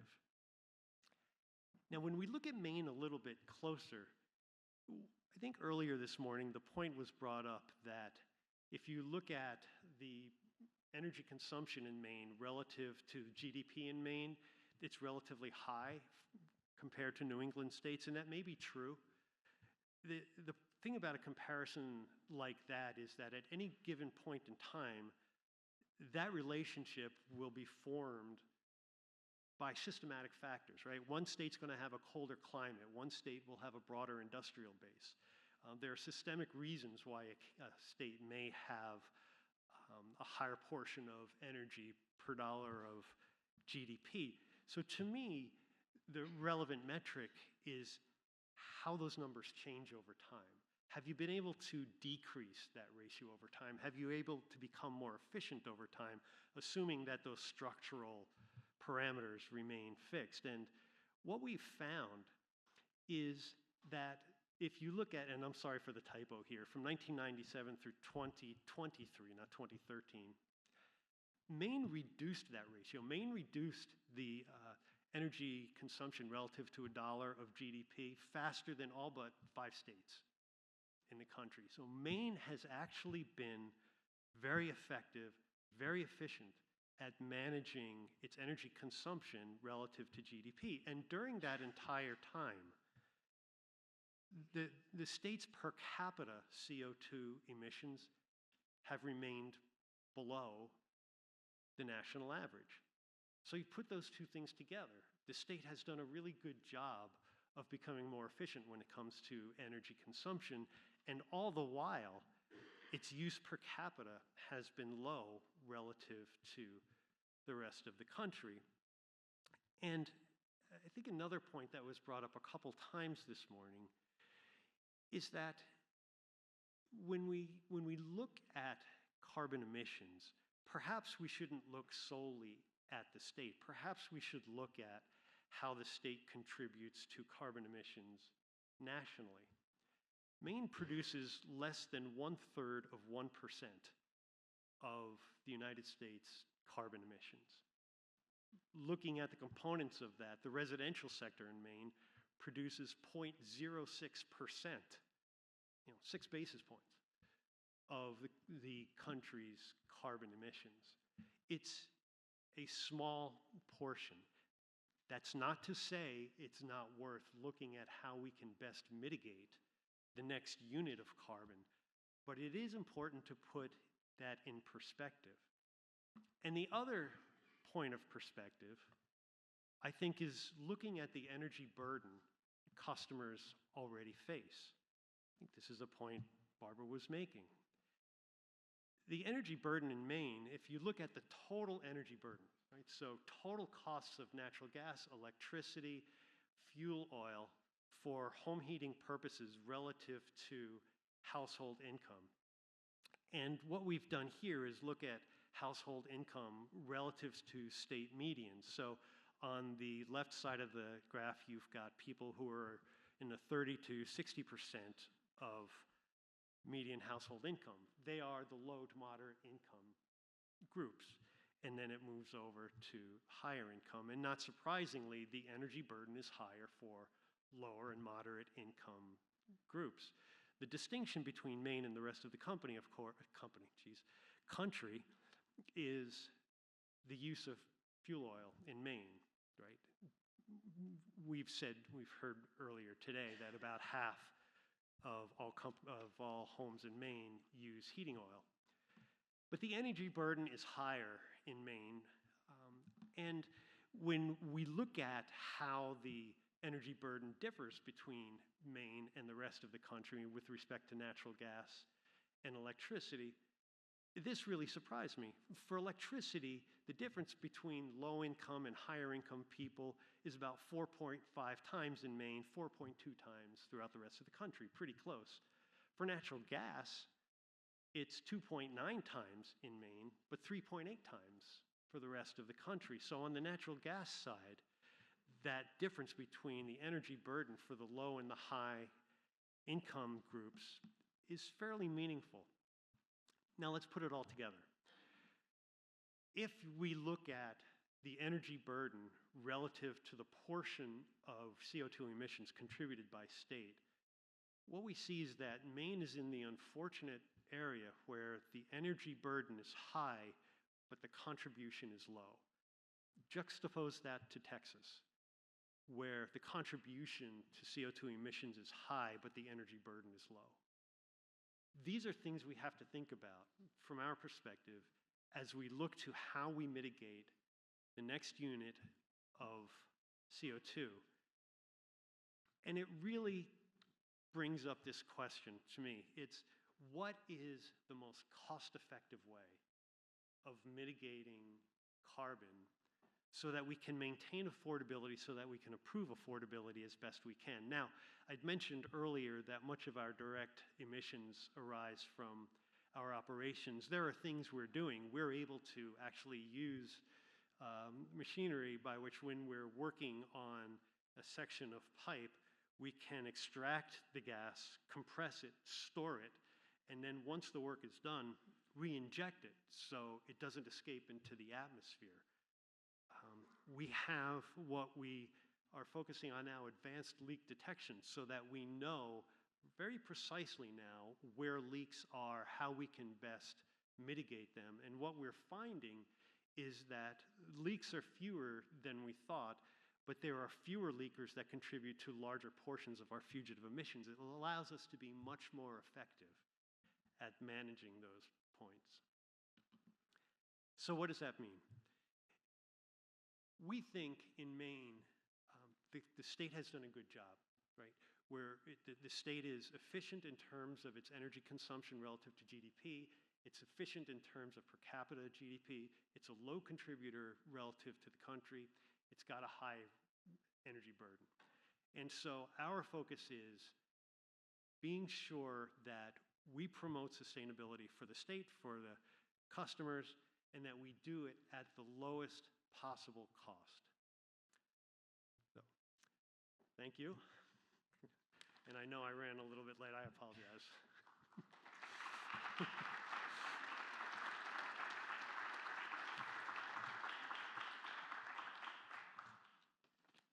Your background as an energy consultant is clearly being illustrated with some of those terrific graphics, really highlighting Maine's comparative situation on energy burden was particularly. We are so thankful for you being with us today, but moreover, Unitil's investment in the state of Maine and collaborating with the Maine business community. We are at time for lunch, which will be right in the atrium, and we'll be back here at about 12:45 for our next panel. Thank you.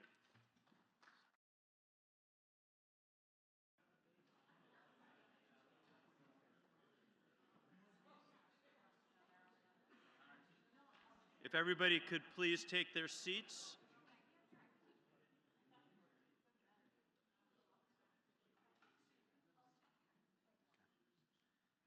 It's now my pleasure to introduce our legislative panel and turn to An all-star on the Maine State Chamber team, Ashley Lusky, who has been working on our energy and environmental portfolio. I will just say the Energy, Utilities, and Technology Committee had a robust public hearing, public work session, and we're so appreciative of each and every one of you for your work on that committee. Thank you, and I'll turn to Ashley Lusky. All right, thank you, Patrick. Well, good afternoon. Hope everyone had a good lunch. Hopefully you didn't eat so much that you get drowsy and we can keep you engaged. But thank you first to our legislators, Senator Lawrence, Senator Harrington, Representative Sachs, and Representative Foster. They bring many years of institutional knowledge to this conversation. If I have this correct, Senator Lawrence has been chairing the EUT committee for the past 4 terms. Senator Harrington has 2 terms on the EUT committee, Representative Sachs a term, and Representative Foster 4 terms. So they've been at this for several years, and excited for this conversation. So I guess just starting out, today we have touched on many issues. I think affordability, reliability have really been a focus. Another issue that I frequently talk about before your committee is predictability for businesses and Maine's competitiveness. And while I'd like this conversation to be forward-facing, just going back a little bit, last session we saw significant debate on Maine's solar program.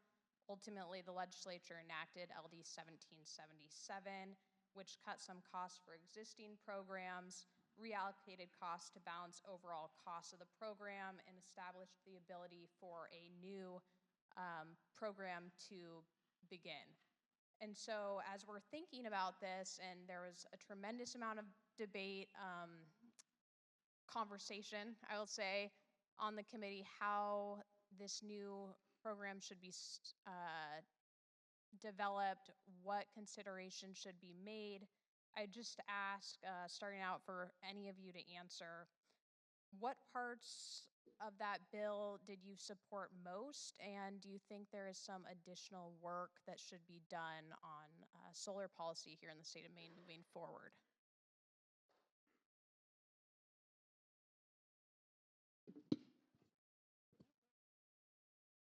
Good afternoon. I am Steve Foster from Dexter, originally a Sangerville boy. I just will say that in my entire time on the committee, I've been working to try to reduce effects that net energy billing has on our ratepayers. And for this particular bill, even though I didn't feel that it went far enough in the reduction in the annual costs, it was a good start for me, and ended up supporting the bill, as did most of my colleagues on my side of the aisle. I would, hello, if you weren't awake before, you might be now. Melanie Sachs.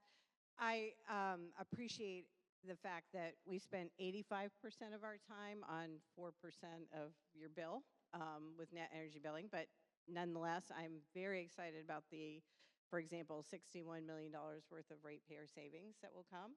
I'm excited about the consumer protections part of the bill, and I'm excited about to have heard all of the debate around what we think, and I know the successor program is going to be coming up, to really be able to right-size the benefits of this solar incentive program, retain the pieces we really liked, and trim back and right-size some of the pieces that were not working, so clearly not working.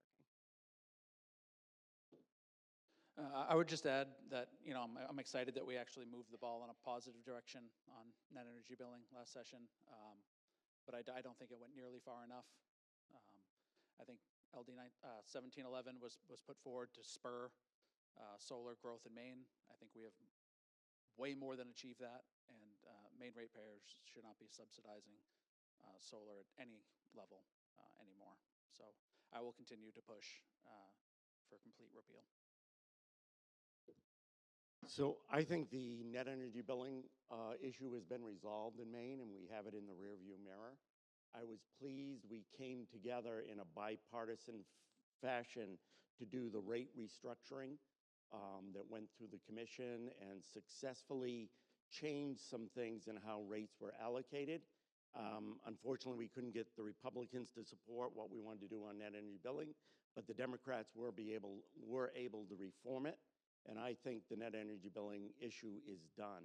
I think where we have to look now is forward in making Maine an energy producer, an energy exporter, making money off the production of energy, and not simply being a consumer and sending jobs, energy production jobs, out of Maine. All right. So kind of moving on as we talk about climate change, moving towards more renewable generation, which really, I think was the impetus for creating this solar program. Electricity prices do continue to be a challenge for Maine households. And so, Representative Sachs, I'm curious your thoughts on how the state can balance policy that ensures affordability and reliability while also, keeping us on the path of reaching our climate and clean energy goals. Any thoughts do you have on that?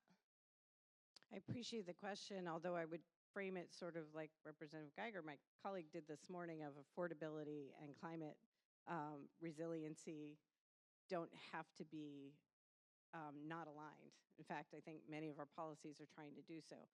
So especially when you were talking about predictability, if you repealed net energy billing right now, there was never an answer by those who are against the program, and maybe we'll hear some later, about what you do with those existing contracts because of your reliability. As you said, the predictability for the business community is really important. Businesses are actually quite uniquely qualified. Tom Welch this morning said, as a consumer, if it doesn't have a return on investment in a couple of months, I'm not as interested, right? Businesses have a longer term forecast. So businesses have been taking advantage of many of these incentives that have been put into place, and their return on investment for switching to renewables is quite good. As far as prices go, renewables, beneficial electrification, and renewables are one of the few things that have actually gotten down the standard offered price as we move forward. So, and as Dan Burgess, see, I paid attention this morning. So Dan Burgess was saying that the expansion of renewable jobs, particularly in our rural areas, has increased our GDP and strengthened that economic sector within our state. As we continue to look at homegrown, whether it's wind or solar or battery storage or other pieces around how we can continue our resiliency, I think that combination of climate adaptability and affordability is really important and are hand in hand.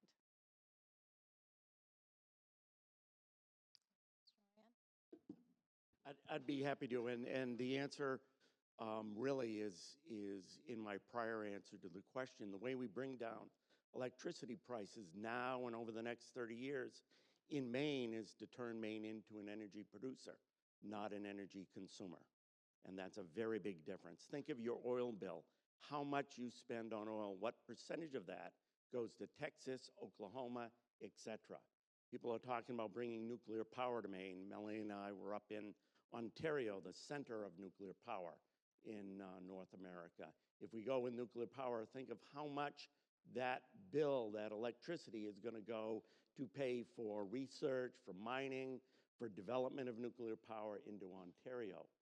We've gone down the path over the last 6 years of doing onshore wind, offshore wind, grid-scale solar, NEB solar, and looking at hydro too, and potentially geothermal. Those are great savers for Maine, but not only that, they have the potential of turning us into an energy producer where we sell it to states like Massachusetts, Connecticut, Rhode Island, New York, and they subsidize our transmission lines, our creation of that energy production, and bring down the cost of energy in Maine.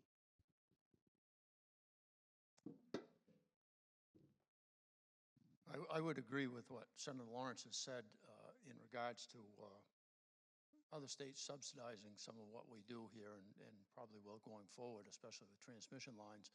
However, one of the first incidents of renewable energy in my area that affected residents in my area was a wind farm installed up the other side of Bingham, and very much in the eyes of all the people who lived around there, in that area. Everywhere you go, even as far away as where I grew up in Sangerville, you can see those windmills, especially at night when the lights are blinking. That facility was built by Connecticut for power to Connecticut. Of course, we know the energy probably never makes it there, but it's going into the grid, and they actually are getting their credits for having that farm, even though Maine ratepayers don't actually see benefit from it. Connecticut counts that as part of their carbon savings.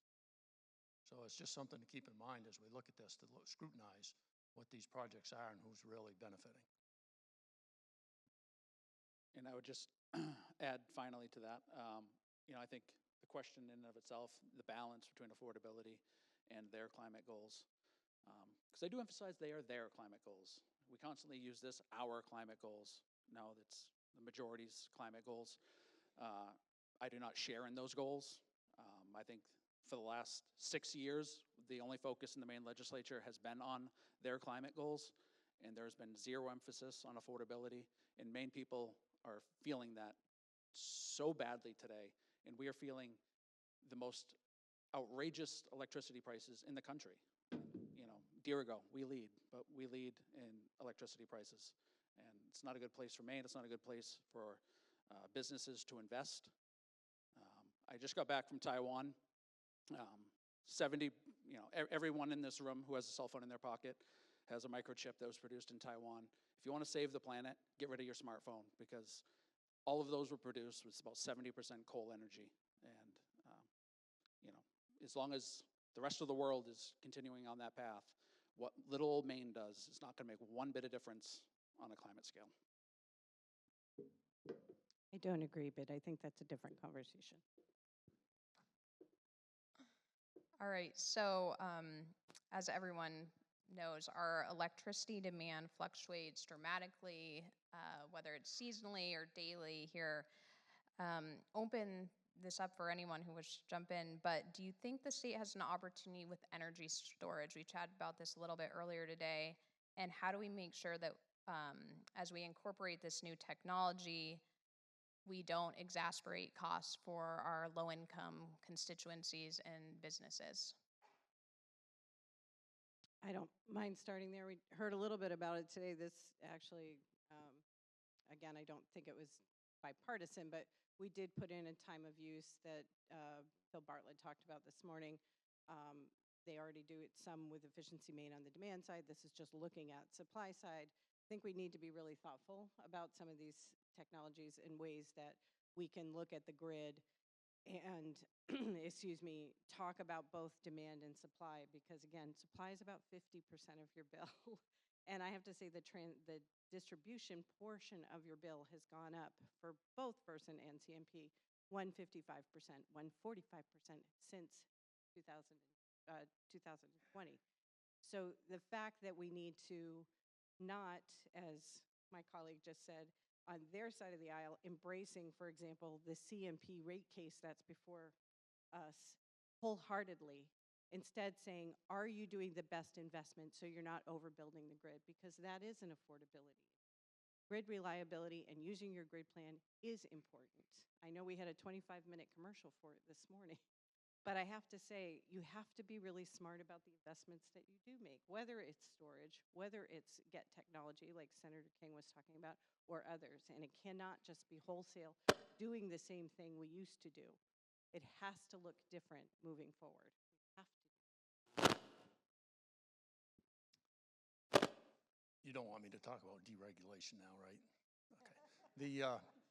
So as far as storage goes, I had I'll call it a privilege, to be on the Maine Won't Wait Climate Council energy storage team back along.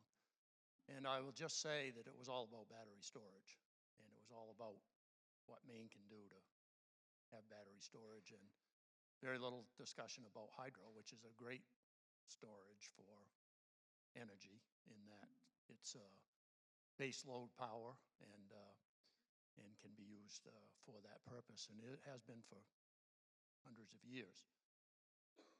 My thoughts on battery storage is that we need to make sure Maine ratepayers aren't footing the bill.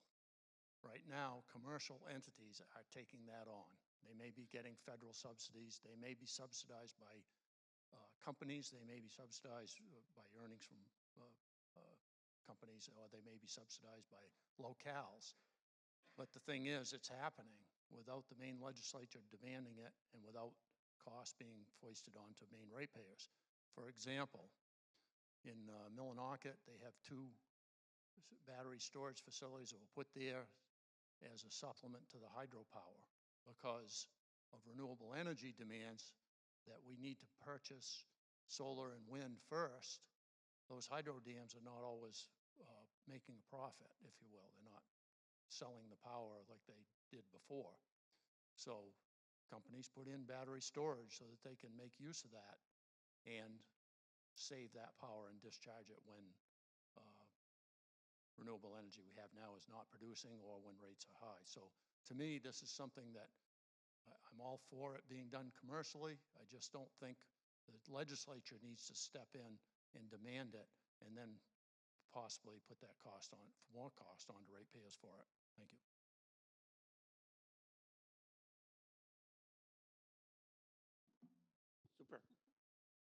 Super. I think storage is a great opportunity for Maine.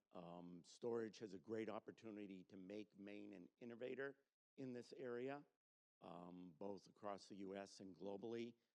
Storage also actually turns NEB into a money maker instead of a money coster if you combine it with storage. If we go down, and we're going down the path of renewables, storage is absolutely key to doing it. Onshore wind, solar, offshore wind, grid-scale solar, NEB solar, all of those are money makers for the state of Maine. And I sometimes get frustrated by what I consider an anti-business, anti-growth attitude in Maine that criticizes every little project and says this doesn't work because of this doesn't work because of this. If you look at Maine's goal and Maine's path overall on renewable energy, it puts Maine in the forefront of this industry. We're here on the University of Maine campus. It puts the University of Maine on the map in renewable energy. It puts Maine as a state both in selling energy, but producing the components of renewable energy too as well. So I get frustrated by this political ideology that, and I don't even think of, when I talk about renewables, I'm not even thinking about climate change. Climate change is a global issue. For Maine, renewables are an economic issue. It's economic growth for the state of Maine that we need to bring about. Great. Senator Lawrence, I know you've had bills dealing with the electric grid, northern Maine, transmission line.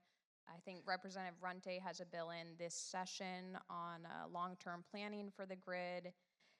What outcomes should Maine's process deliver to ensure infrastructure investments support both economic growth and system reliability? So thank you, Ashley, so Representative Runte is the genius on distributive generation. I defer to his knowledge. I mean, he knows it better than I ever will. I do have a bill in on transmission, and it's based on an idea that if we use state bonding capacity, we can actually increase transmission in the state of Maine at a lesser cost than the private sector. Because the private sector, when it builds transmission lines, and we had bidders on the line going up to Aroostook County, they need to guarantee the investor's profit, and they need to bond at a rate for private industry. If we think of our transmission system as the interstate, and we use the state's bonding capacity to build it, and we don't have to generate a profit on that building, we're going to save a tremendous amount of money on building the transmission infrastructure we need for the state of Maine. Right. So the committee heard a lot from manufacturers this last session, IECG, the Industrial Energy Consumer Group, that energy costs are a top barrier for growth for Maine companies who are doing business here, and affordable natural gas is critical to their competitiveness. Representative Foster, I would ask you, what steps do you think the legislature can take to ensure energy policies maintain reliability and affordability? Thank you, Ashley. Well, let me start off by saying we've heard a lot about natural gas today. I was surprised to come in and have Senator King making a lot of my points about natural gas and explaining where we're at now. So I won't go into some of that. I do think that the legislature needs to look at natural gas in Maine. In my opinion, it should be a bridge fuel to take us to full electrification if that's where we're going to end up one day. You're talking about an awful lot of electricity to replace all of the people's furnaces in Maine that use number 2 heating oil. When you think about the BTUs per gallon versus using electric heat, even with heat pumps. But with that in mind, I just wanted to leave you with a few points that I have been raising. I put in a couple of bills to try to progress our look at what can be done to get cheaper natural gas into Maine, because I think it's necessary to help with affordability while we go through this transition to all renewables. And I will say, first of all, it was mentioned earlier, at noontime, the generation in ISO New England where we get our energy from was 63% by natural gas. And that's at noontime on a mid-November day. I will also point out that I feel Maine has been paying a carbon tax now, and also ISO New England ratepayers, for some time. And let me explain. Recently, as of yesterday, the actual cost for 1 million BTUs of natural gas, this is the spot price, for coming out of Pennsylvania was $3.44. In New England, which includes our energy production generation, $6.42, almost double. That's nothing compared to where we are sometimes. Sometimes, as a matter of fact, not too many months ago, it was $3 and something at the Pennsylvania border, if you will, and it was 31, I think almost $31 in New England. Now, this is because, as Senator King mentioned, we don't have pipeline capacity, and we have most of our natural gas brought in by ship from foreign countries. My first job offer for going to sea when I graduated from Maine Maritime Academy was to work for El Paso Marine. They were building new and new state-of-the-art LNG carriers, liquefied natural gas carriers, to go to Nigeria and bring back product as they were preparing for a station in Massachusetts to receive that. I didn't go. My girlfriend, future fiance, and now my wife, and I decided that 90 days round trip was just not up my alley at the time. So I waited for a different opportunity. But the point is, if we had this gas pipeline, we would have more affordable natural gas energy available, not only to produce electricity, but to heat our homes. And I will say this, although I don't have the numbers, when we look at what the administration currently and in the past has claimed for carbon reduction numbers, we have to take into mind the fact that places like where I worked the next 20 years of my career, at Sappi and Skowhegan and Madison Paper when it was active, went from number 6 crude oil, number 6 bunker sea oil for their operations, especially running a lime kiln, to natural gas. They put a new pipeline up through, and that was partly to save money, but it was also to help with climate concerns. Just as a pointer for that, number 2 heating oil, the number of pounds of CO2 that are emitted per 1 million BTUs is 163 pounds. For bunker C or number 6 oil, it's 173 pounds. Natural gas is 117. So by the homes in the Waterville, Oakland area that converted over to natural gas for their heating systems, they dropped their carbon footprint, if you will, by 28%. Those that were like at the mill where I worked and other industrial sites that were able to convert to natural gas dropped their carbon footprint by 32%, almost a third. That's why I call this a bridge fuel. That's why I call it an opportunity. And I think it was 3 years ago, can't remember the exact time, but in the winter, we had almost a near catastrophe when we had a very severe cold snap in New England. And natural gas prices shot up through the roof because of the demand. And when they put these lines through, they have to make sure, for number one, home heating is served first. Number two, residences, small businesses, and so on. At that time, engineers told me that the amount of money that was spent extra because we did not have the supply through another gas pipeline would have paid for that pipeline during that 2 or 3 week period. It's not a big deal. We've heard a lot about what will be left when we finally get electrified, and how do we pay for what Unitil or other companies say that their stranded pipelines and equipment would cost. In my opinion, it's a very small amount compared to what, and as I said, what Maine ratepayers are paying for a carbon tax, because we won't allow, and this is an ideological and a political issue. It's not about can we afford to do it. We can't afford not to do it.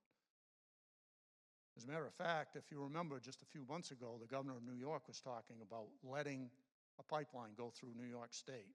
There's been some rumblings about maybe Massachusetts allowing that as well. It would have benefited ISO New England. It would have benefited all New England ratepayers. Most recently, the governor of New York has prided herself in saying, I shut down the fossil fuel companies. We're not building that pipeline. Meanwhile, let me tell you about one place where that they celebrate having all the natural gas they need coming from those lines coming up from Pennsylvania. It's the most, now I think it's fair to say, the most liberal city, the largest city we have in our country.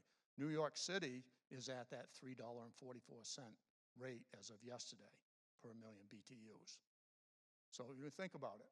Here we are up in Maine, people that I represent are suffering under large, expensive electric bills, something they never were used to. People in my region didn't consider how much of their monthly budget was their electric bill. It was a necessity. It was tens of dollars, $30, $40 a month. Now they are up to $200 or more a month. And part of it is that natural gas. I will agree with that. But it's not because of just the fluctuations. It's because we won't find ways to get that bridge fuel into the state of Maine in a larger amount at a much lower price. All right, so we heard Senator King speak earlier today about nuclear, small modular reactors specifically. We're going to hear a lot more about it. I think two panels down in our agenda here, but there definitely has been a renewed interest at the national level, I think even within the state of Maine, in looking at how we may pursue next generation nuclear. There is a requirement for voter approval if Maine were to move forward with nuclear. Senator Herron, I'm curious, I just said Harriman, slip, Harrington, that happens frequently in the UT committee. But Senator Harrington, do you see nuclear playing a role in Maine's long-term reliability goals in the future? I think nuclear has to be a part of the conversation. We need reliable baseload power. We currently have a legislature that says we have to get away from natural gas. At the same time, pushing for more demand with heat pumps and electric cars. With artificial intelligence coming online, there's only going to be more and more demand for electricity, and nuclear's got to be a part of that conversation. And it goes where it's wanted. We had this panel, 6 months ago, and the good chairman said that nuclear wasn't going to happen in Maine, probably in his lifetime. And I know that that's still probably his opinion, but we we have to welcome it. We have to welcome all resources. There's some argument that this is a new technology. It's not proven. From a grid perspective, yes, but the United States Navy has been doing this for 50 plus years. Aircraft carriers are completely powered by nuclear small modular reactors, and these aircraft carriers carry populations bigger than most cities in Maine. So the technology is there; it can be done, but it's going to go where it's wanted. And I think, speaking to that, referendum proposal, the fact that it would have to go out to voters to bring it into Maine, I think that requirement's got to be removed. The last thing Maine needs is a referendum where natural gas, naturally, the gas companies would spend millions of dollars promoting fear tactics that, we're going to have meltdowns and, just scare people away from voting for it, which is 100% what we'd see.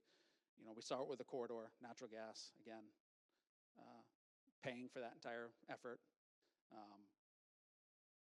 We have to create a level playing field, and nuclear provides solid baseload power that Maine needs.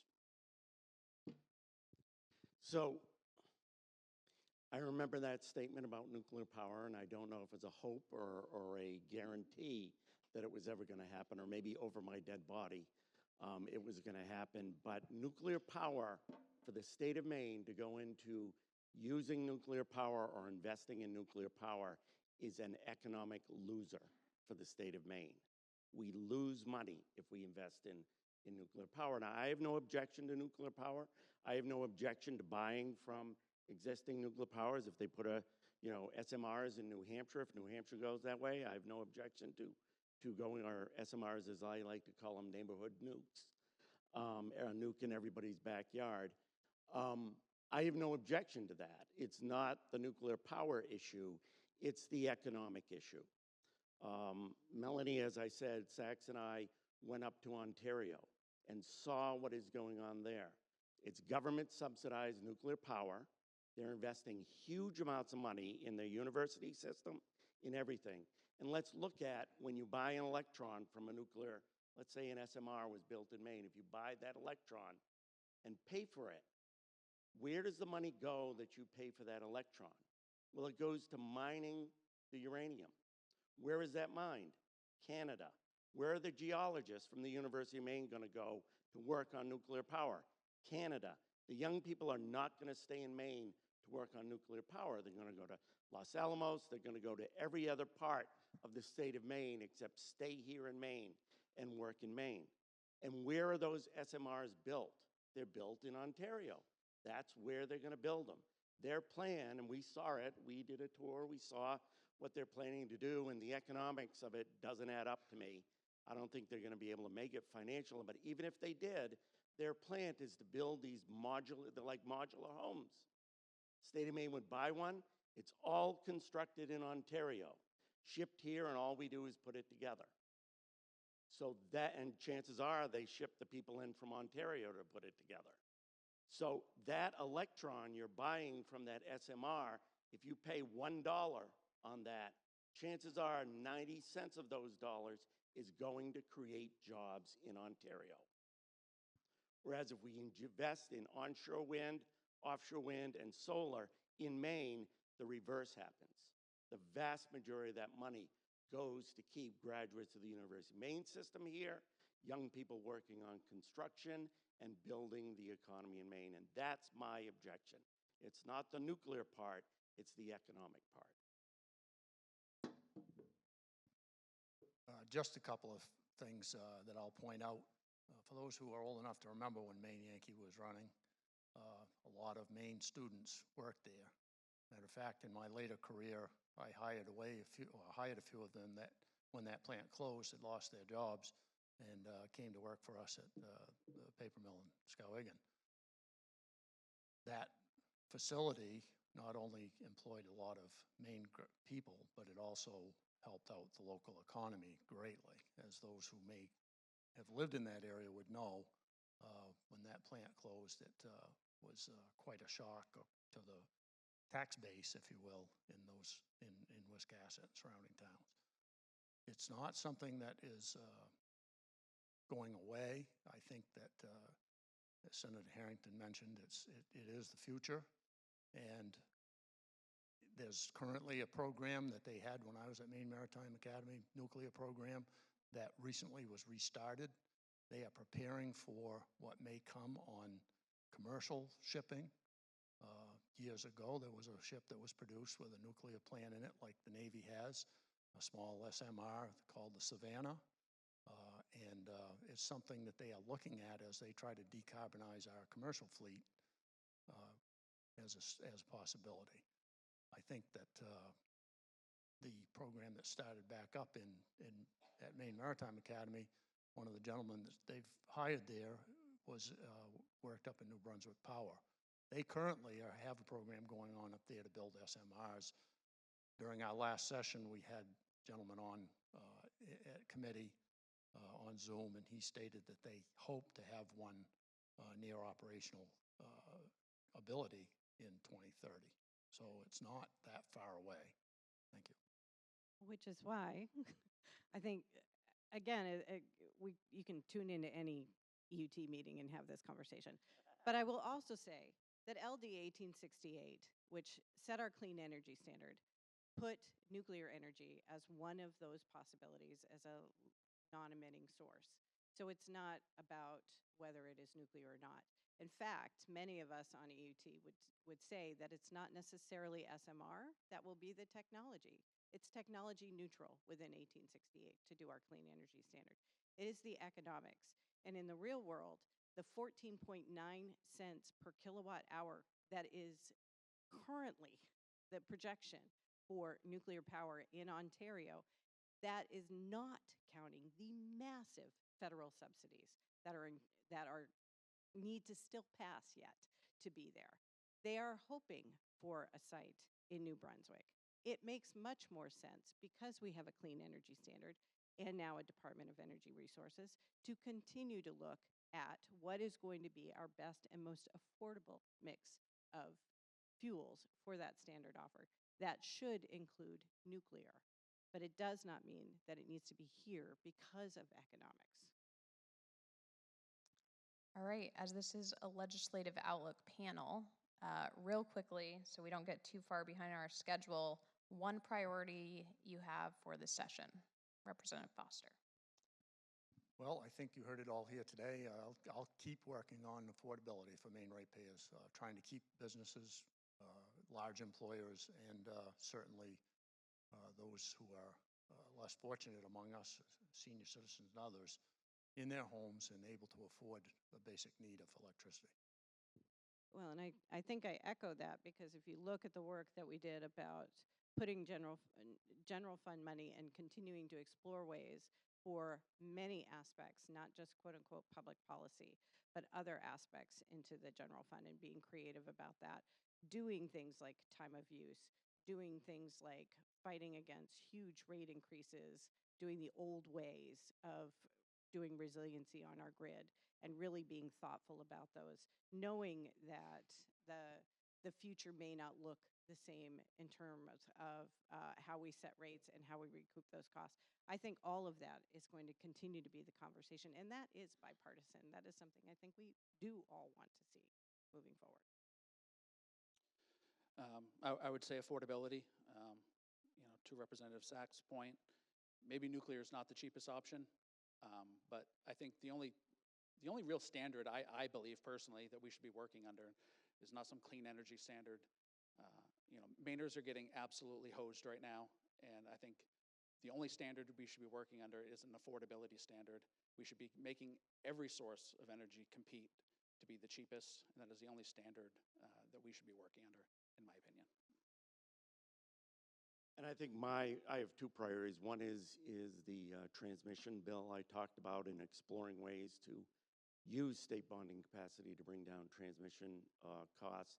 My other priority is to enjoy my last session with Representative Foster on the EUT committee. Amen. We have both been on there 7 years. This is going to be our 8th year. And though we go back and forth and kid each other all the time, I've really enjoyed serving with Steve. It's been great. And he's very much a conscience when we Democrats start doing something too fast, too ambitious, to be the conscience who says, what about this and what about that? So I do listen a lot to Steve, even though he doesn't think so. But my goal for this session is to enjoy this last bit I have with Representative Foster. All right, well, thank you all. And Representative Foster, Senator Lawrence, I know your knowledge on these topics will definitely be missed. So thank you guys.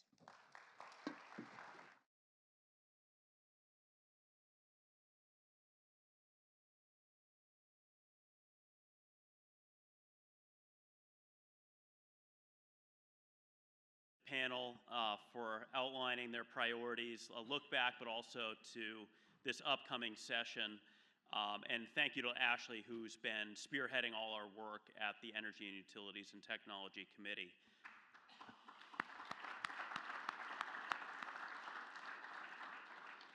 We did want to turn to a timely effort that is regional of nature but has significant implications in the state of Maine.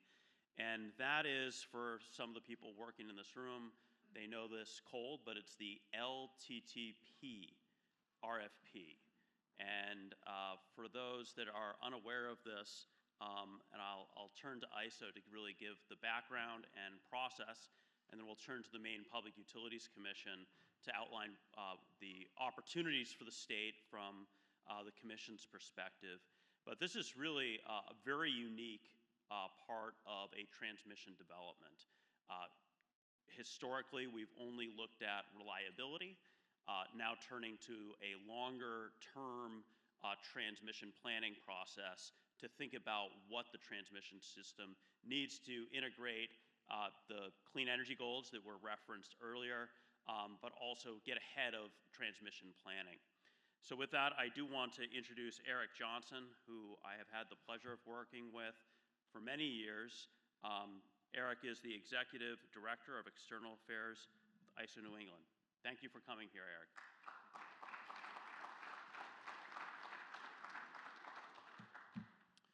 Well, it's a privilege to be here, and Patrick and I have worked on energy issues at the regional level for a number of years, so I spent the day looking at your state seal here and the idea of the farmer and the sailor, right? And so you planted a seed years ago.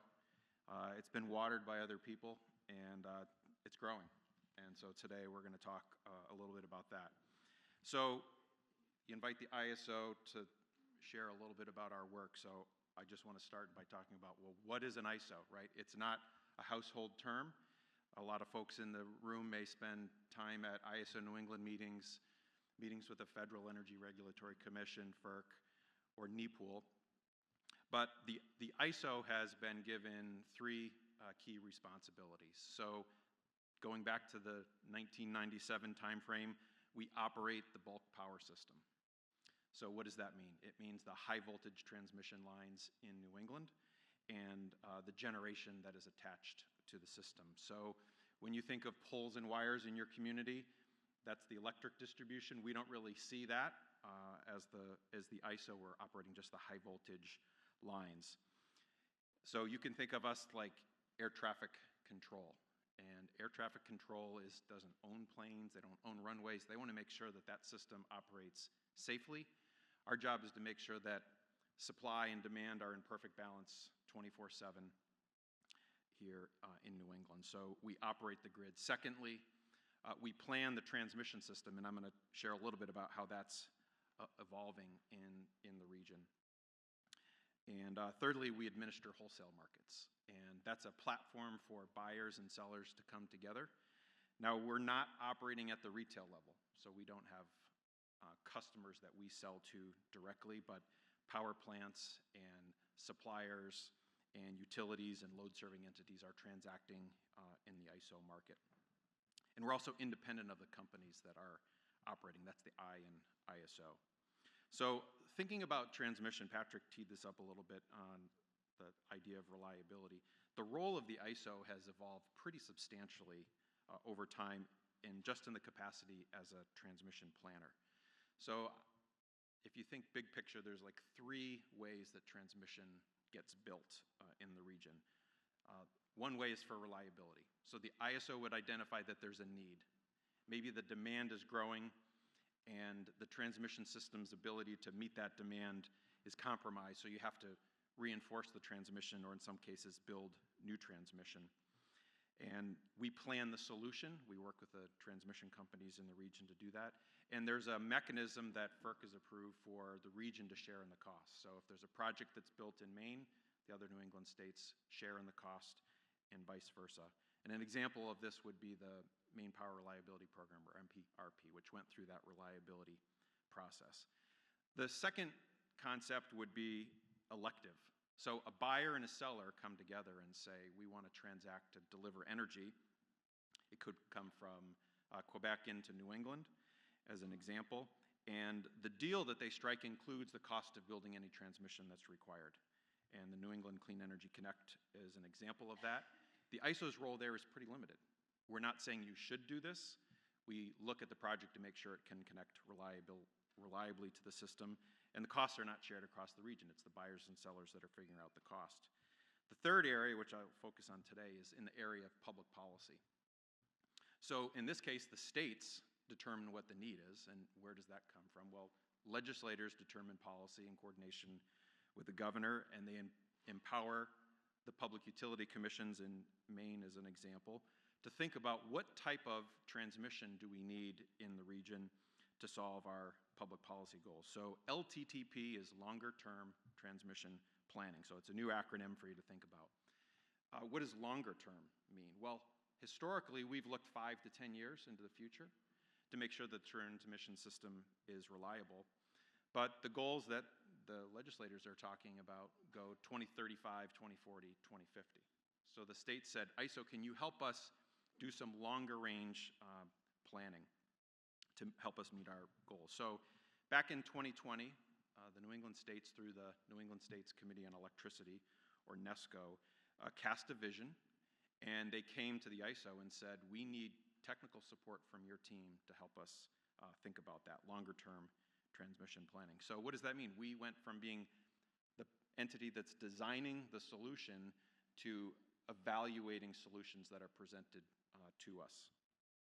And there was a lot of collaboration, and Michael Haskell will come up and talk about the work in the Maine RFP. What I'm talking about is, I'll talk about an RFP at the regional level that does have some implications for Maine, but a lot of collaboration between ISO New England transmission planners and the state public utilities and energy offices. And we think of ourselves as a technical resource. So the first study that we did in this area in the longer term space was called the 2050 Transmission Study. That's what it looked out to. And it was based on the idea that if the states were to meet their electrification goals for vehicles and buildings, there's going to be significant change in the demand on the grid. And in fact, by 2050, we estimate that the demand on the grid would double. So you would need twice as much supply in order to serve demand in that time frame. So we get a letter from NESCO December 2024, and based on the analysis that came out of the 2050 study, they asked us to look at 2 things in particular. They said, first of all, we want to look at options to strengthen ties between northern and southern New England. So that would be building more transmission. And we want to make sure that the solution that comes forward lets us add generation in Maine. So if you step back a little bit, the Maine PUC did an RFP for transmission and generation, and that was kind of happening in isolation. That was determined by Maine public policy. There wasn't an explicit regional component to it, but now as the PUC goes out to look at doing a procurement, there's a regional project that does have implications for what's happening in Maine. So we issued an RFP in the spring, and we invited solutions based on the guidance from the states. And we've received 6 different proposals. These will be discussed next week at our Planning Advisory Committee, or PAC, which is an open regional stakeholder forum. And the details of this will be posted in advance of that meeting. So it's a combination of alternating current, or AC projects, direct current or DC projects in New England. And the details when they're presented next week, we'll talk about what's the point of interconnection for those projects. So all of that will be directly relevant to what's happening in Maine. We are very early in this timetable, and I can think back to some conversations we had with Patrick very early on in the proactive transmission planning space, which is we want the ISO's support on this, but it should be directed by the states, and we want to have an off-ramp. If this project RFP produces something that the states don't think is ultimately in the best interest of the region, they want to have some control over that. So when we went to FERC and got approval to do this, the states through NESCO are not only guiding the inputs to the RFP, but they're going to be evaluating the results and then ultimately deciding what goes forward. So as this RFP evaluation goes on, again, the ISO is not saying what the specific solution is. We're going to evaluate the solution. There's a benefit cost analysis that's been developed, and we'll be evaluating all the proposals against that allocation. So I also want to highlight some economic analysis that we've done recently, an economic study from 2024. And one of the things that showed, interestingly enough, is that if you're seeking to decarbonize, that land-based onshore wind is one of the more economic solutions. There are a lot of other considerations in the study, but I think that kind of lines up with what Maine's talking about in its state RFP, and will have some implications for what the ISO and NESCO are working on through this regional RFP. So I think it's a really interesting time to be working in the transmission space, and I'm going to pause now, turn it over to the Maine folks, and happy to stick around for some questions, Patrick. Thank you.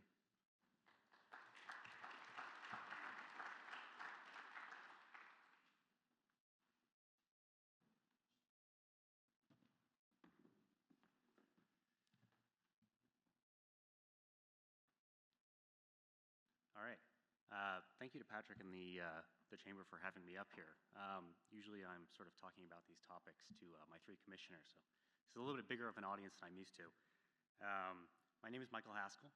I am a senior regional analyst for the Maine PUC, and I've sort of been living and breathing this LTTP stuff for the last couple of years. So what I'm going to try to do is paint a picture for you of what LTTP means in the context of Maine. And there's sort of three big takeaways that I want to leave you with today. The first here is that Maine and New England are facing an energy crunch, and this is coming on both the supply side and the demand side. The second is that the onshore wind resource in Maine is valuable and developable. And it's affordable and can help us meet our climate goals. And then finally, the ISO New England longer-term transmission planning process that Eric just described is actually going to be a great deal for Maine. It's going to help us develop this resource that is addressing the energy crunch that the region is facing.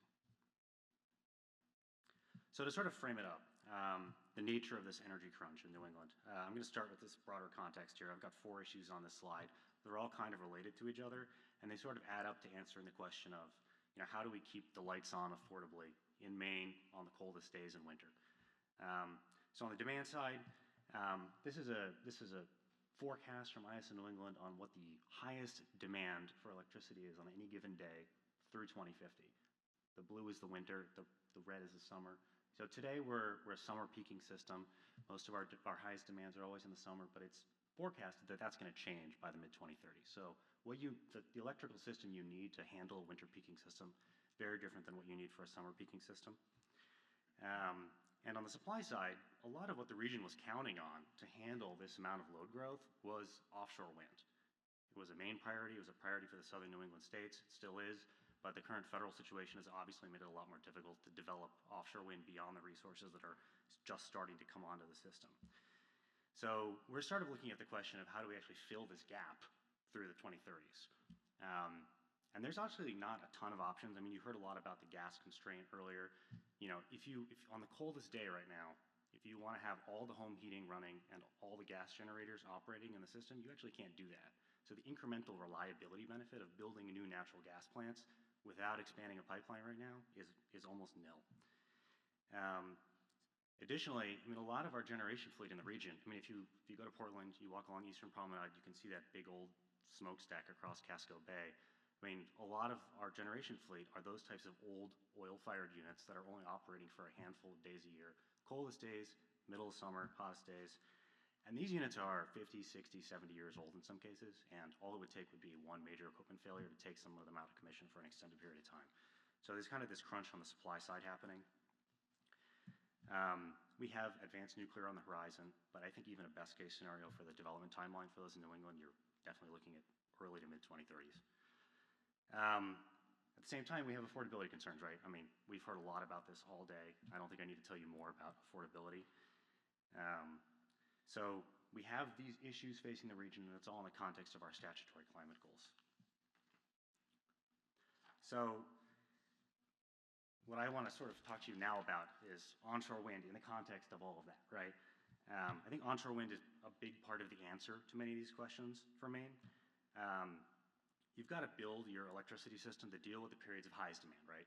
So what does that mean? I mean, if you look at this output chart for an average solar versus an average wind resource on a winter day in New England, I mean, you can see solar helps a lot in the middle of the day, but winter, I mean, we have, you know, only 10 hours of sunlight, 9 hours of sunlight in some parts of the state. So you need to be able to fill the rest of the day. The output profile for wind, onshore wind, is actually best in winter. It is operating its highest output factor during the middle of the night and in winter. It matches exactly what the region needs from a reliability perspective. It will help us keep the lights on coming decades.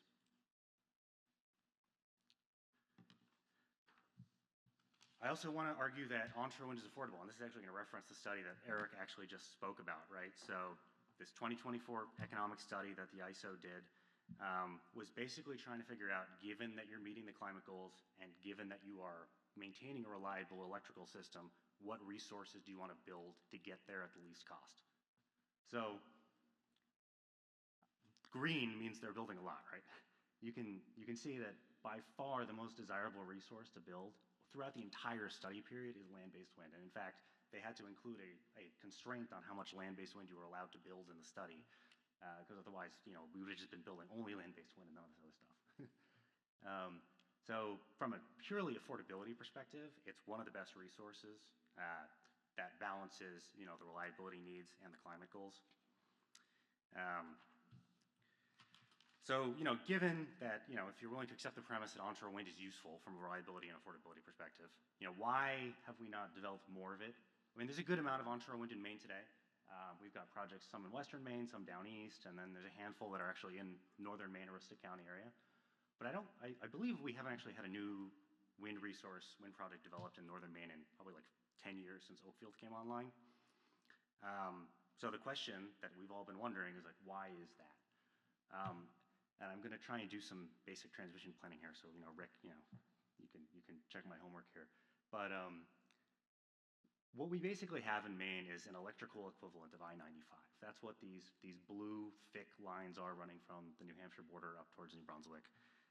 All the power moves up and down our state along those lines. And where we've kind of reached a point where those lines are full, you can no longer bring on new wind generation projects in Maine because you need to pay for significant upgrades to widen this electrical highway. And the situation that projects typically face is that, well, you know, I don't want to widen the highway for everybody when I'm paying for all of it and it benefits all these other projects. You're basically asking a project to take on a huge amount of risk that they're only receiving a portion of the benefit from.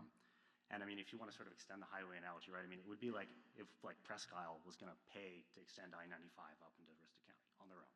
You know, that's not a job for a city or an individual project. That's a job for the state to step in and sort of coordinate these pieces. So we're in this place where we need to get the electrons to market. We have this coordination problem where nobody wants to take the step to be the one that actually does it and incur all this risk. So then we had the Maine legislature step in at the beginning of this decade and pass the statutes that led to the Northern Maine Renewable Development Program. And that's administered by the PUC. And a big component of that program is a transmission procurement that would solve this coordination issue, right? So this procurement, this is the first iteration of it. This is approximately what it would have looked like if it had gone through. There's sort of three pieces, right? There's this long extension cord that reaches from the vicinity of Pittsfield all the way up to this wind area in northern Maine. The second piece is this outlet. So it's got to plug into the existing system somewhere, and that's like, technical term would be a sort of point of interconnection. There's a big substation that would be built there. And then south from Pittsfield down towards the site of Maine Yankee, sort of in Wiscasset, you would need to widen the existing, high voltage transmission highway in order to actually get these electrons to market. So this is what the commission was trying to do in 2022, 2023. Maine would have paid the full cost of these upgrades. I mean, Eric described the way the transmission gets built. This would have been an elective transmission upgrade that ratepayers in Maine would have borne the full cost of, except that Massachusetts swept in at the last second and offered to pay 40%. And the reason they only were willing to take on 40% is because you still, despite building all this additional transmission, would have had this constraint on the southern part of the state that wouldn't have actually allowed us to fully export our power. I think Dan Dolan spoke a little bit about Maine is one of the last export-constrained regions in New England.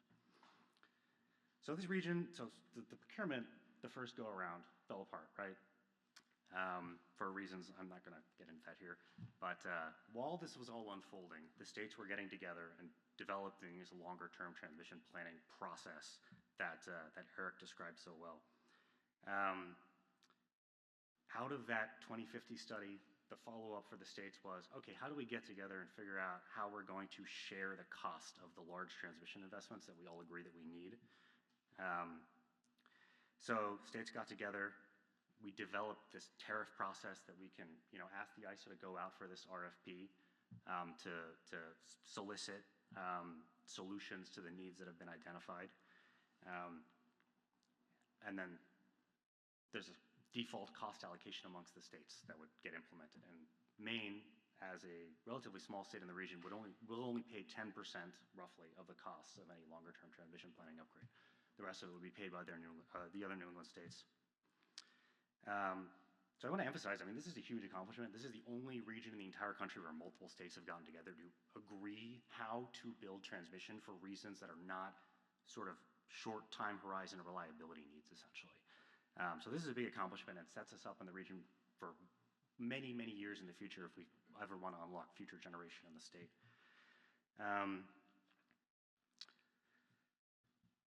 So how did we decide that we were going to actually focus on Maine on this first LTTP procurement? There was a bunch of different areas identified for potential upgrades in the 2050 study that Eric described. But we, as the commission, really wanted to get this in Maine, right? So we went to the other New England states and we basically made the same argument around onshore wind, affordability, reliability that we just made to you. And the response was basically overwhelmingly yes. We are okay. We want to focus on Maine and unlocking that onshore wind resource for the benefit of the whole region.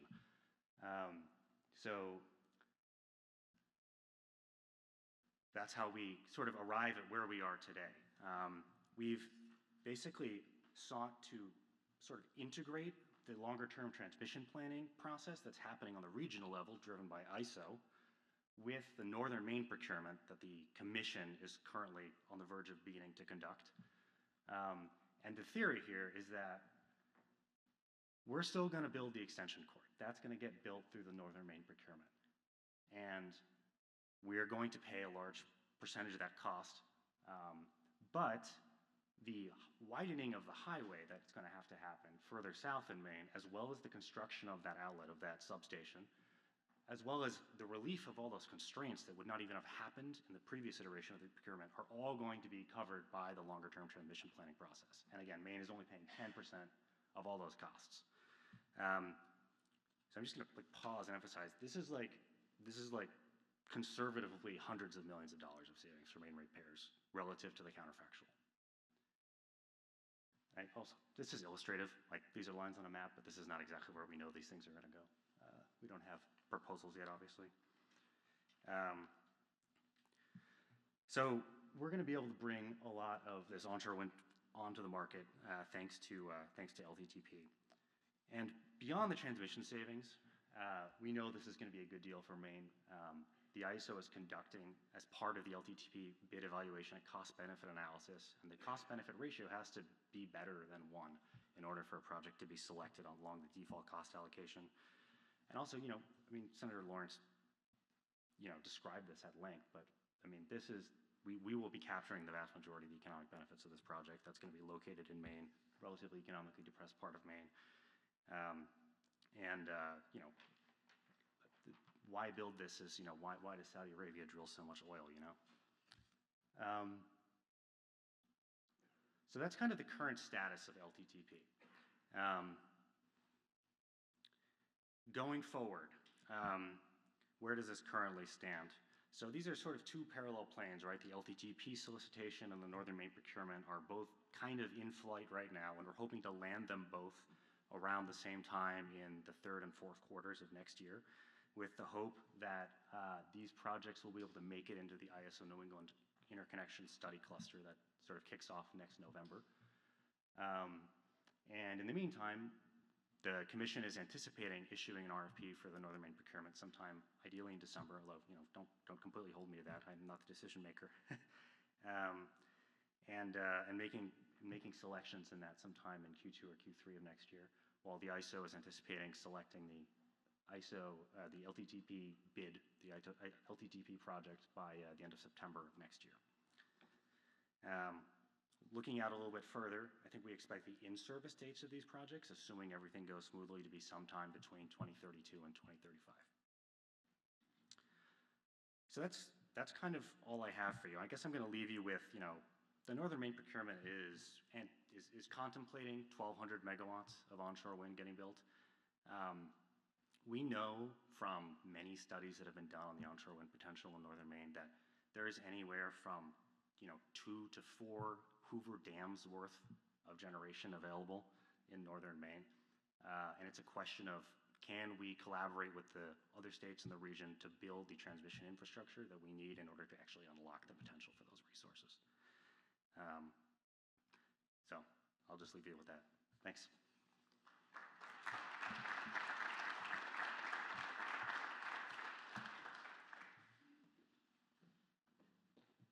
Thank you for that excellent summary.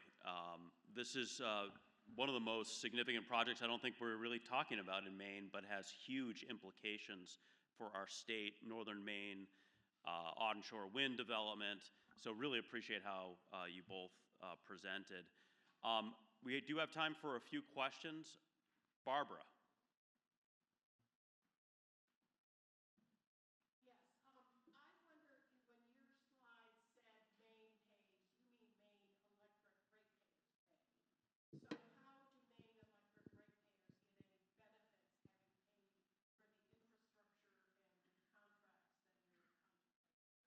Sure. Good. So, I mean, the RFP that we are going to be issuing in the coming month or so contemplates many different forms of benefits that we'll be evaluating.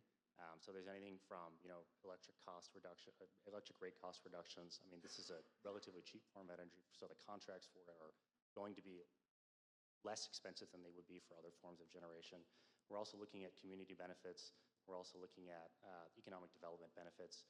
I think actually in the statute that created the Northern Maine Renewable Development Program, there's sort of an extensive list of all the benefits that the Commission is required to evaluate in response to bids for the Northern Maine RFP.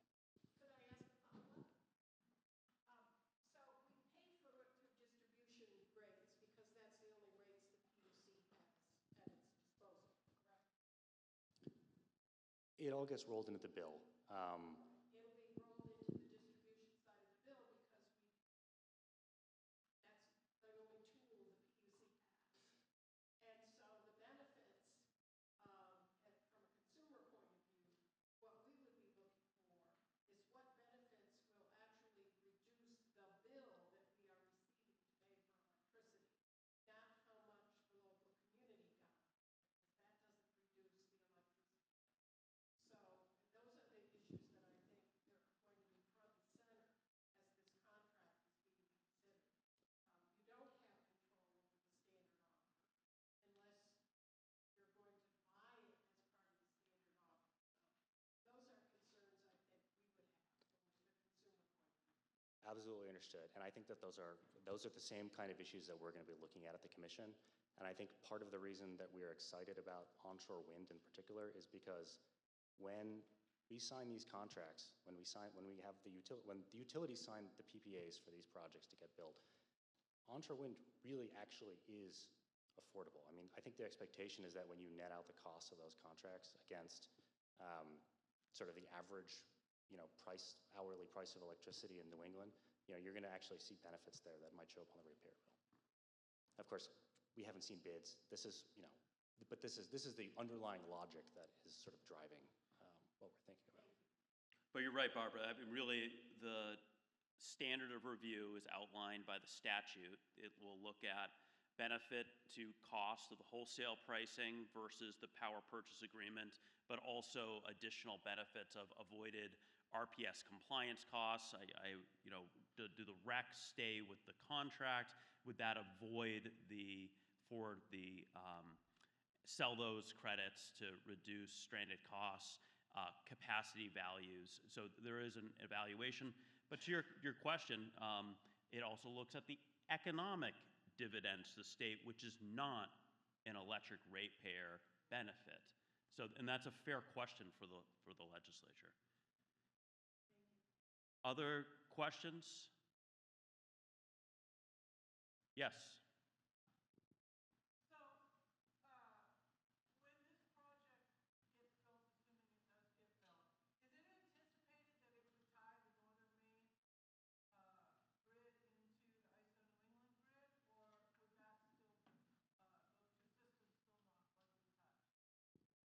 I think the current expectation is that it would not, for complicated technical transmission engineering reasons that make it very difficult to tie the two grids together without incurring a bunch of additional upgrade costs.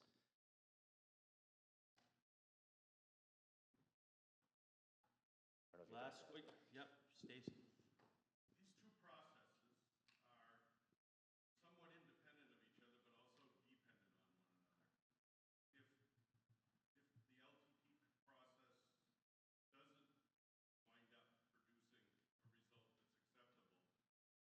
northern Maine concept dead, or is there still an alternative? So the commission has statutory authority to go back out for a procurement again if LTTP dies. And I think we're currently contemplating that we would go back out for another round of procurement if that were to occur, just because the dependency of the bids, everyone who's submitting bids to the Northern Maine procurement is going to be assuming that LTTP happens. We're going to need to have a baseline for understanding how to evaluate benefits. They're going to need to have a baseline for how they're going to do their pricing.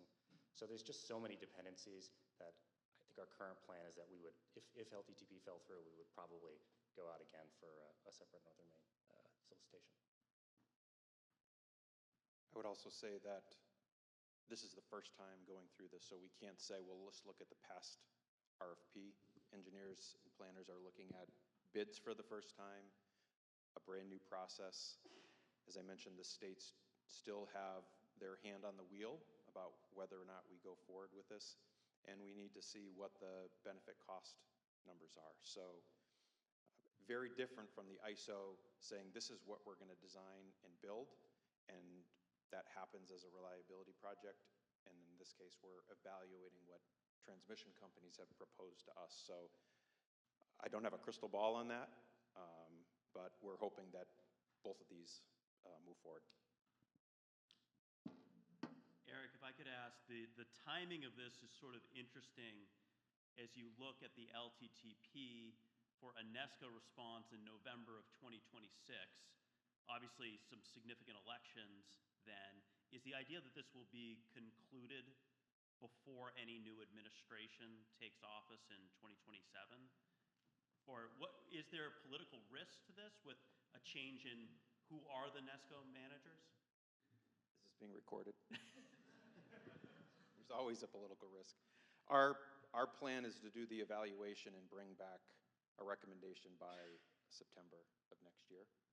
And I'm going to defer on the political question at the moment. Okay. Well, thank you so much. This was so illuminating on what is going to be coming. We'll look forward to hearing on the PAC next week of the projects. And thank you both for your efforts in sharing your work in bringing this public policy transmission to the state. Please join me in thanking our speakers.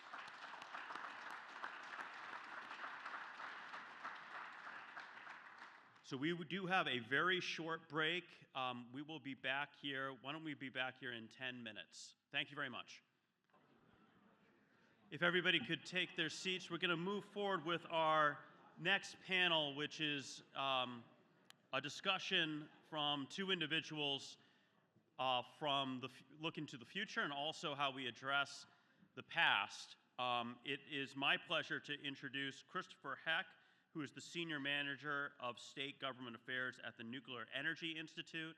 It has been such a dynamic period, both at the federal level and state level, on technological innovation for nuclear power that has been integrated in all of the discussions today. Really appreciate Chris making the trek up here to give his assessment of where the industry is today. Please join me in welcoming Christopher to the stage. Appreciate it. All right, this is cool. Just move forward with the green button? Yep. All right, love it.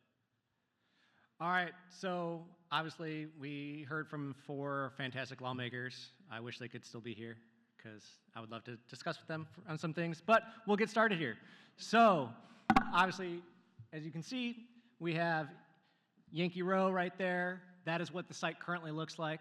If you're wondering why that does, that's because we have to do a decommissioning for every single facility that we have. The only thing that you see at the end of a decommissioning facility is at the very back by that forest line there is our fuel pad.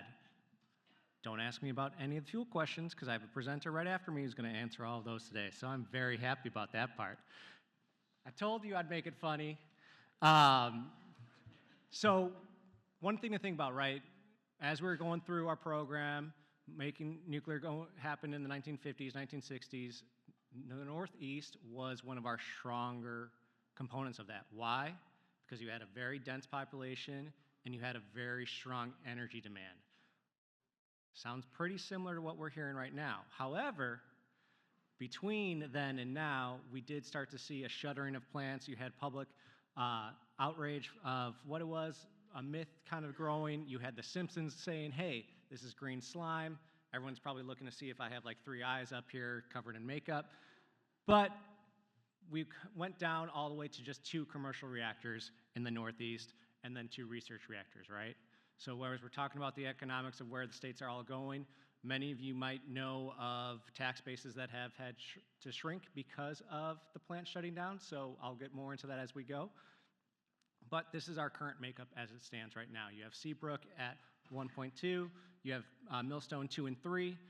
Those are the large ones for the area moving forward, so we'll go. So current moratoriums, we kind of discussed this already a little bit.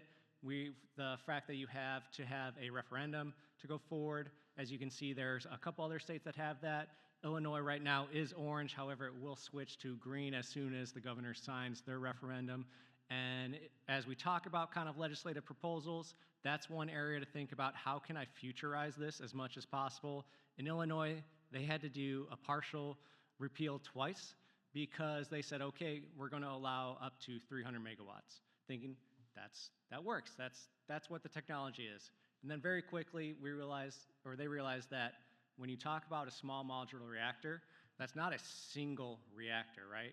The modular part is I can add on to it. So if I have an 80 megawatt reactor and I have it in a 4-stack, that makes 320 megawatts, which then makes it invalidate for that site in Illinois. So they actually had to go this past legislative session to repeal that. As you've seen, Representative Paul did have several bills that moved forward this year on it, so Maine was not outside of thinking about nuclear, as we were hearing from our legislative colleagues as well. They were all kind of discussing that as it moves forward. We'll be interested to see how that moves in the next session as well.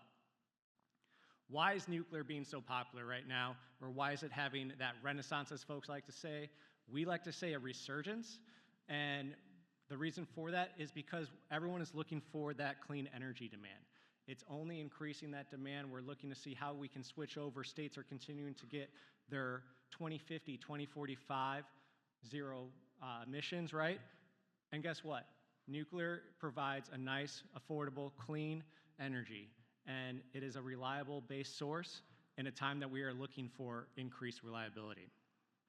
So as you can see, 47.8% of the clean energy across the US is out of 94 reactors. So once again, you talk about size and production, you're not going to find anything else that beats nuclear.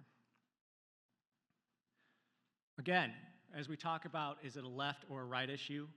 It's both.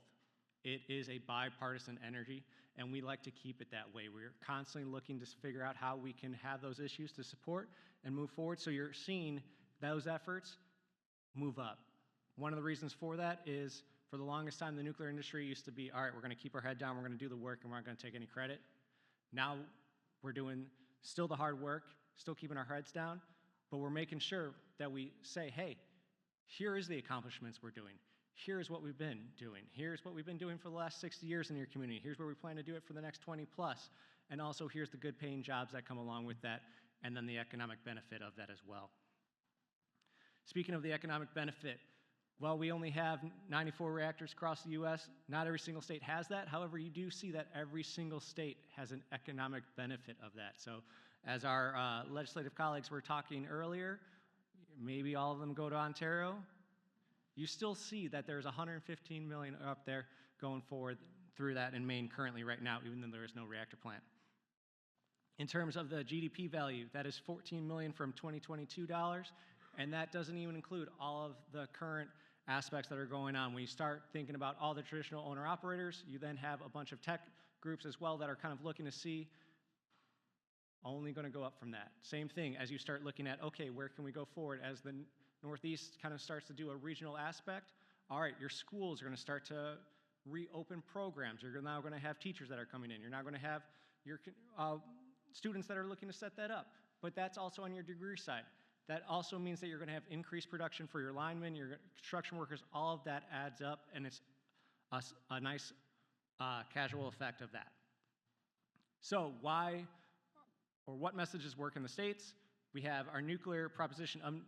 So once again, high capacity factor, you're looking at minimum of 92% capacity factor. You're not going to find another energy source that beats that. Same thing for size.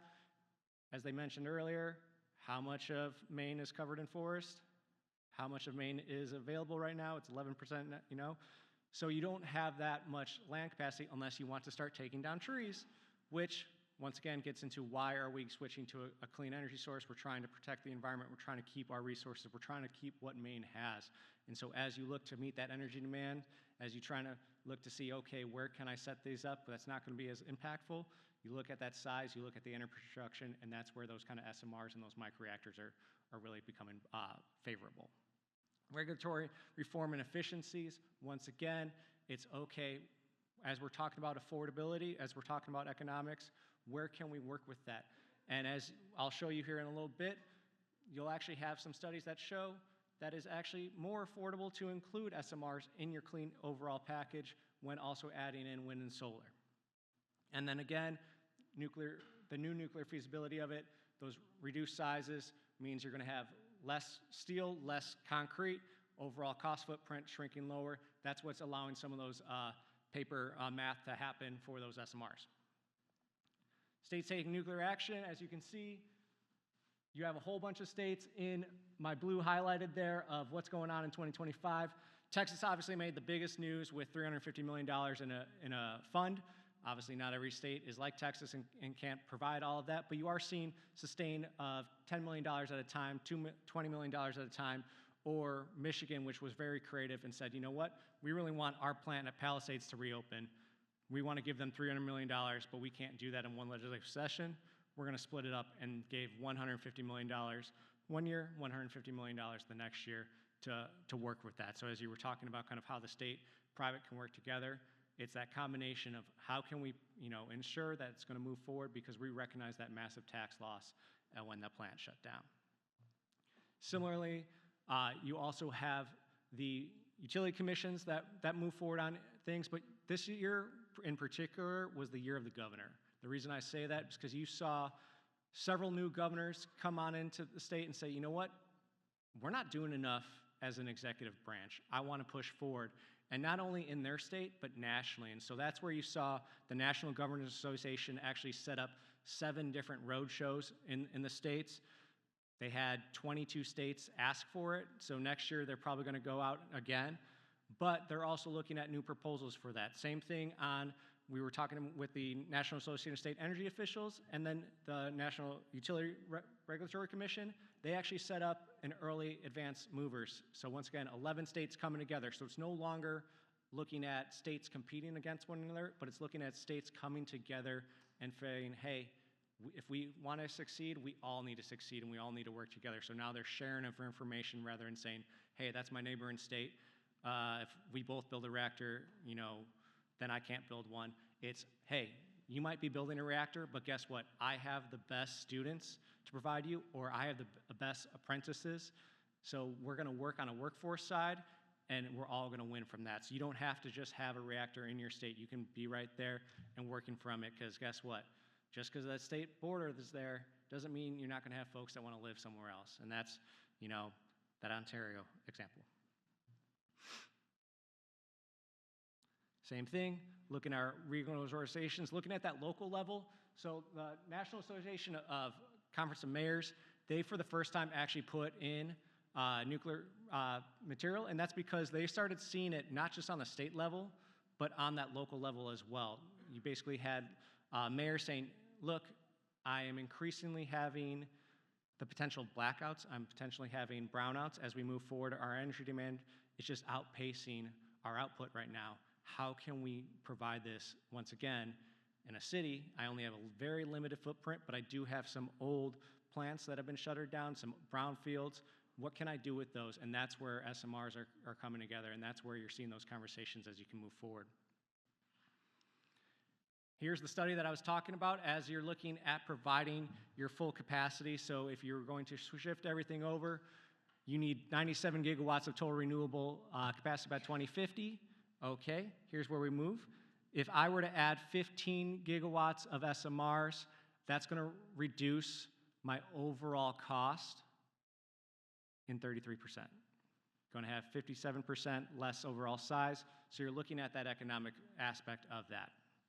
Again, in a just simpler way, add 43%, 300 gigawatt, 50 solar, so once again, still wind and solar dominant, you're having those savings. In a constrained market, you're leading up to an increased cost of $450 billion. That's only going to go up as costs go up. So that just recognizes, yes, that initial cost factor for a reactor is expensive, but you're not factoring the entire overall lifetime of a reactor.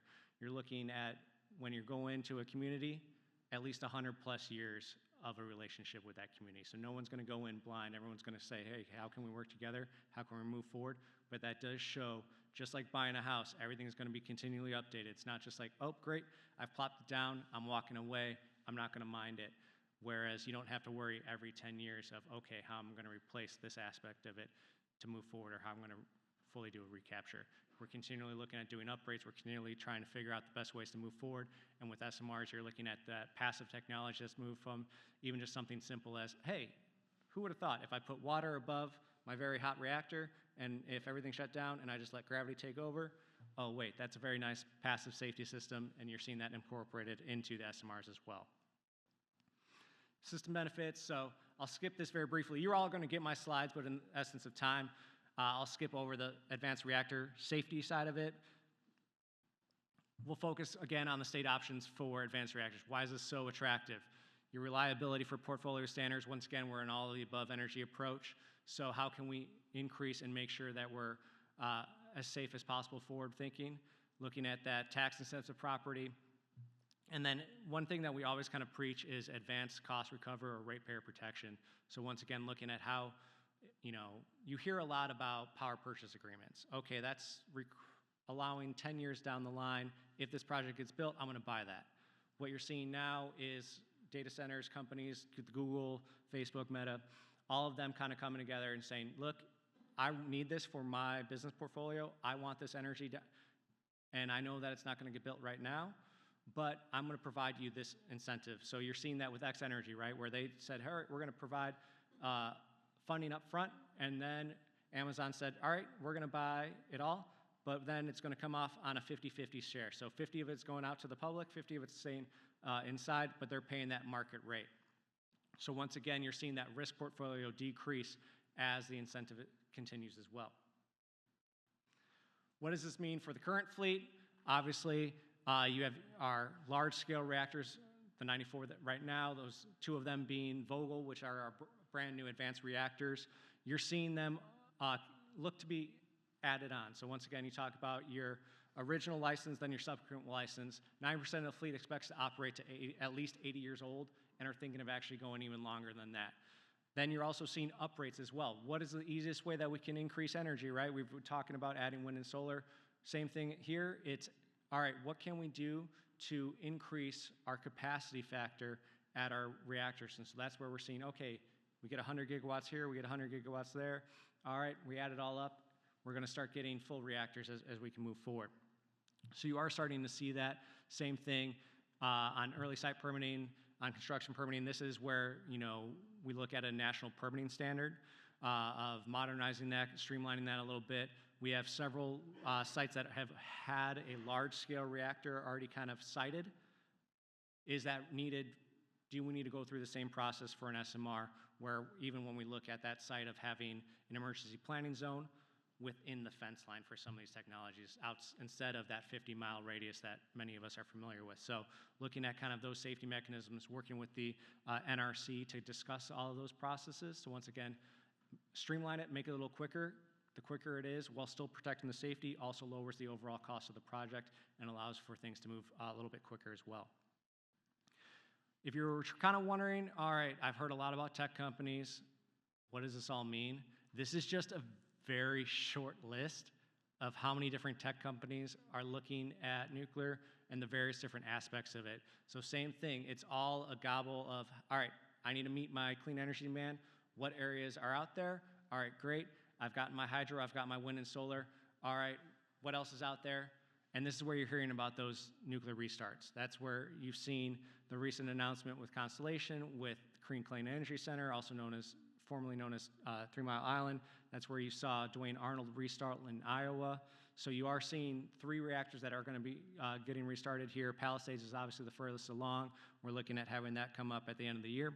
Constellations is moving forward as well. But then you're also seeing a discussion of, all right, at our existing reactor sites, what can we do in terms of adding, whether it be another AP1000, which are the 2 in Vogtle, or adding SMRs to those existing site facilities, because we already know that they're tenable and have that aspect. So this is showing you that we have 340 gigawatts of total commitments right now.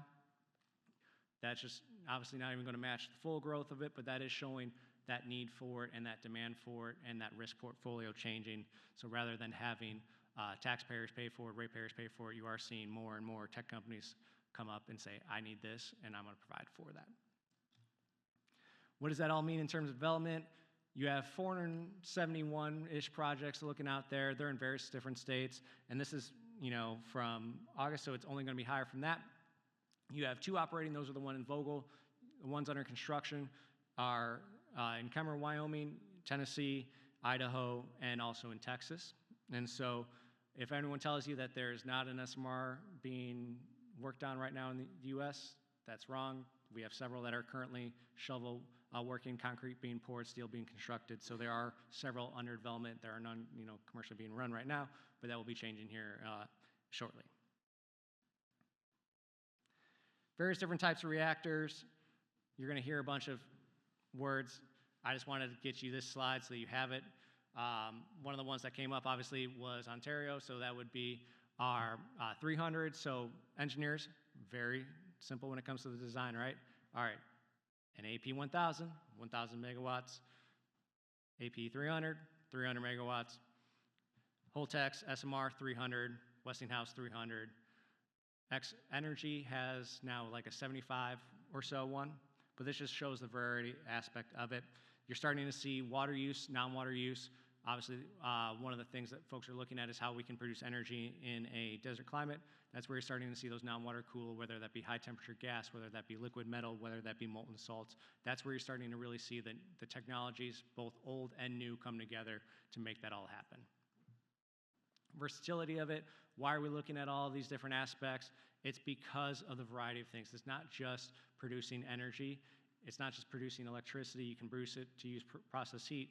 You can have hydrogen, and that's where you're starting to see all the various aspects for that. That's why you're starting to see companies like Dow Chemical partner with X Energy and saying, you know what, we need you to provide us this base load, this industrial heat, and then we're going to allow do natural gas for the final 10% of our chemical process.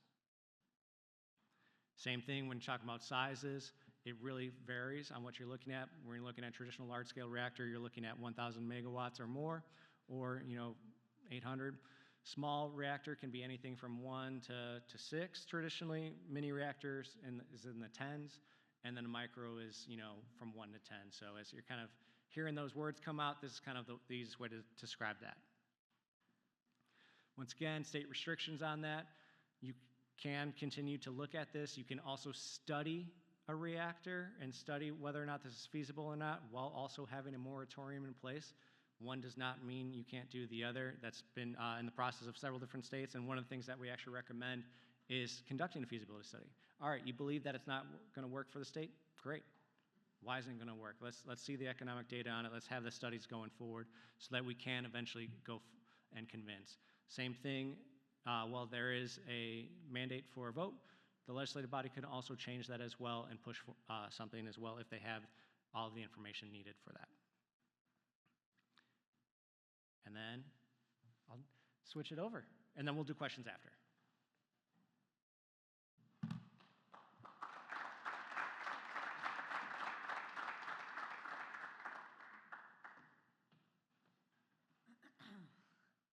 All right, so I'm here to bring the joy of the conversation.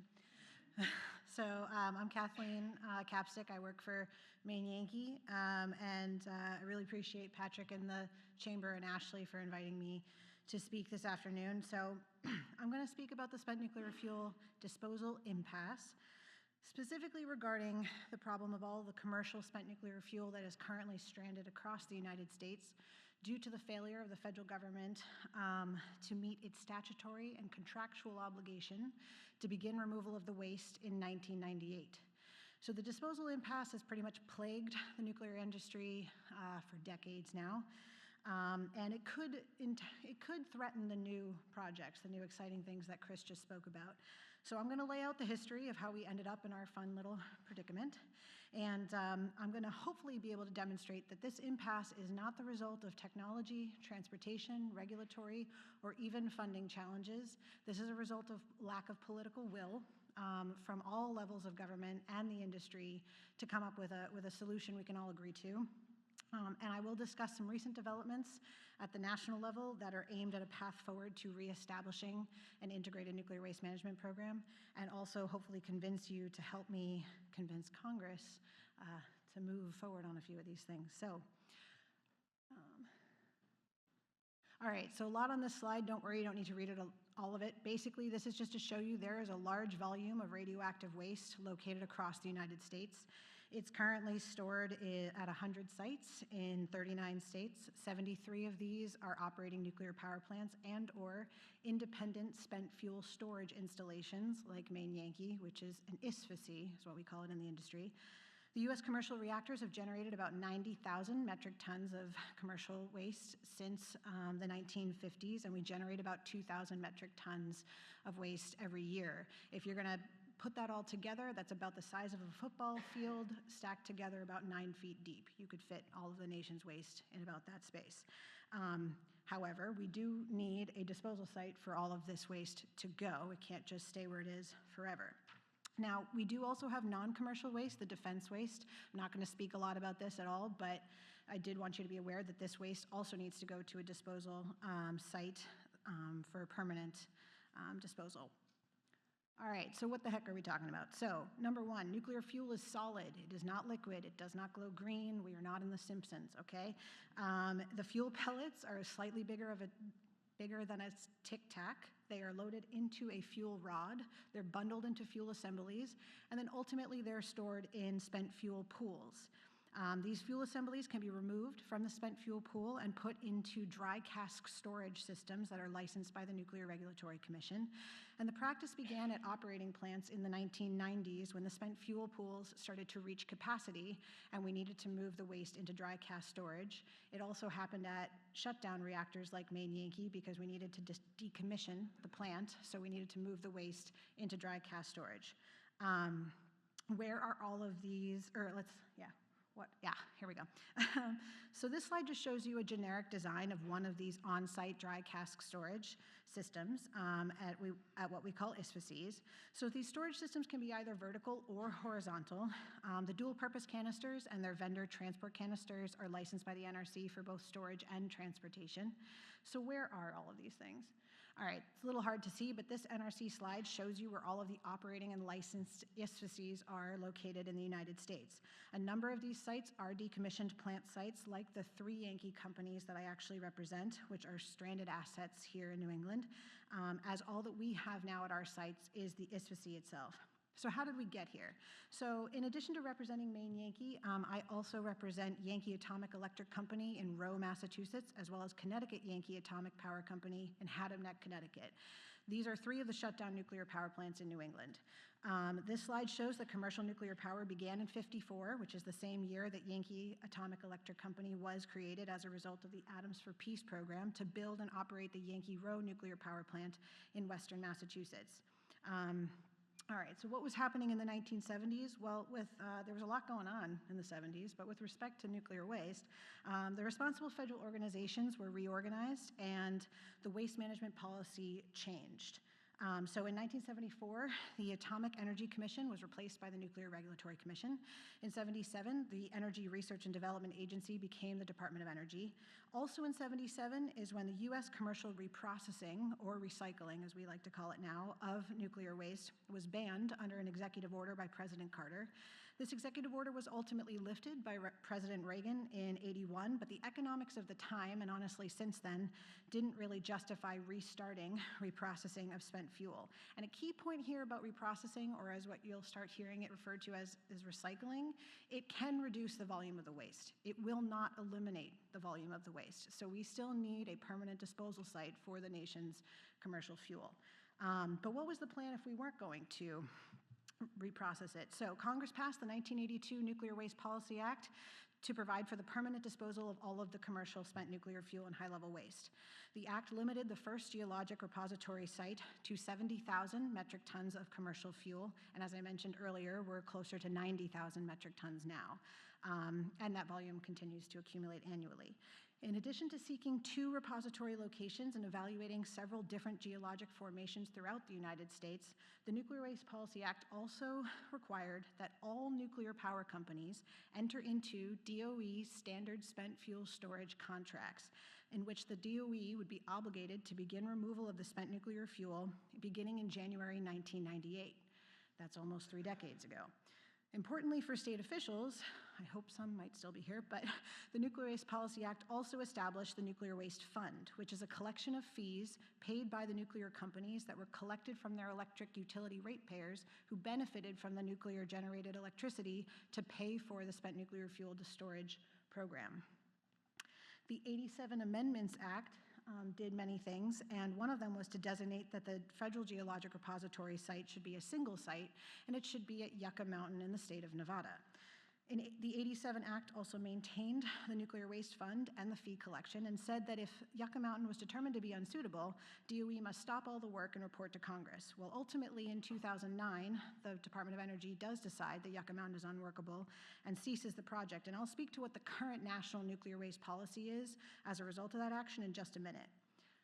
So in the 1990s, it becomes abundantly clear DOE is going to miss its 1998 obligation to begin removal of the waste. So NARUC, the National Association of Regulatory Utility Commissioners, as well as utilities, filed lawsuits in the mid-90s that led to a U.S. court decision that because DOE has no place to take the waste, they would be in partial breach of the DOE standard spent fuel contracts, and that the storage costs incurred by the utilities for continued storage of the spent fuel could be recovered in damages claim lawsuits in the U.S. Court of Federal Claims or utility DOE settlement agreements. These lawsuits and settlements continue to this day, with damages awarded out of a taxpayer-funded Treasury Department fund, not the Nuclear Waste Fund. And the awards are on the order of $1 to $2 million in taxpayer money per day. I'd note that entering the 90s, there were 9 operating nuclear power plants in New England that supplied nearly 50% of the region's electricity.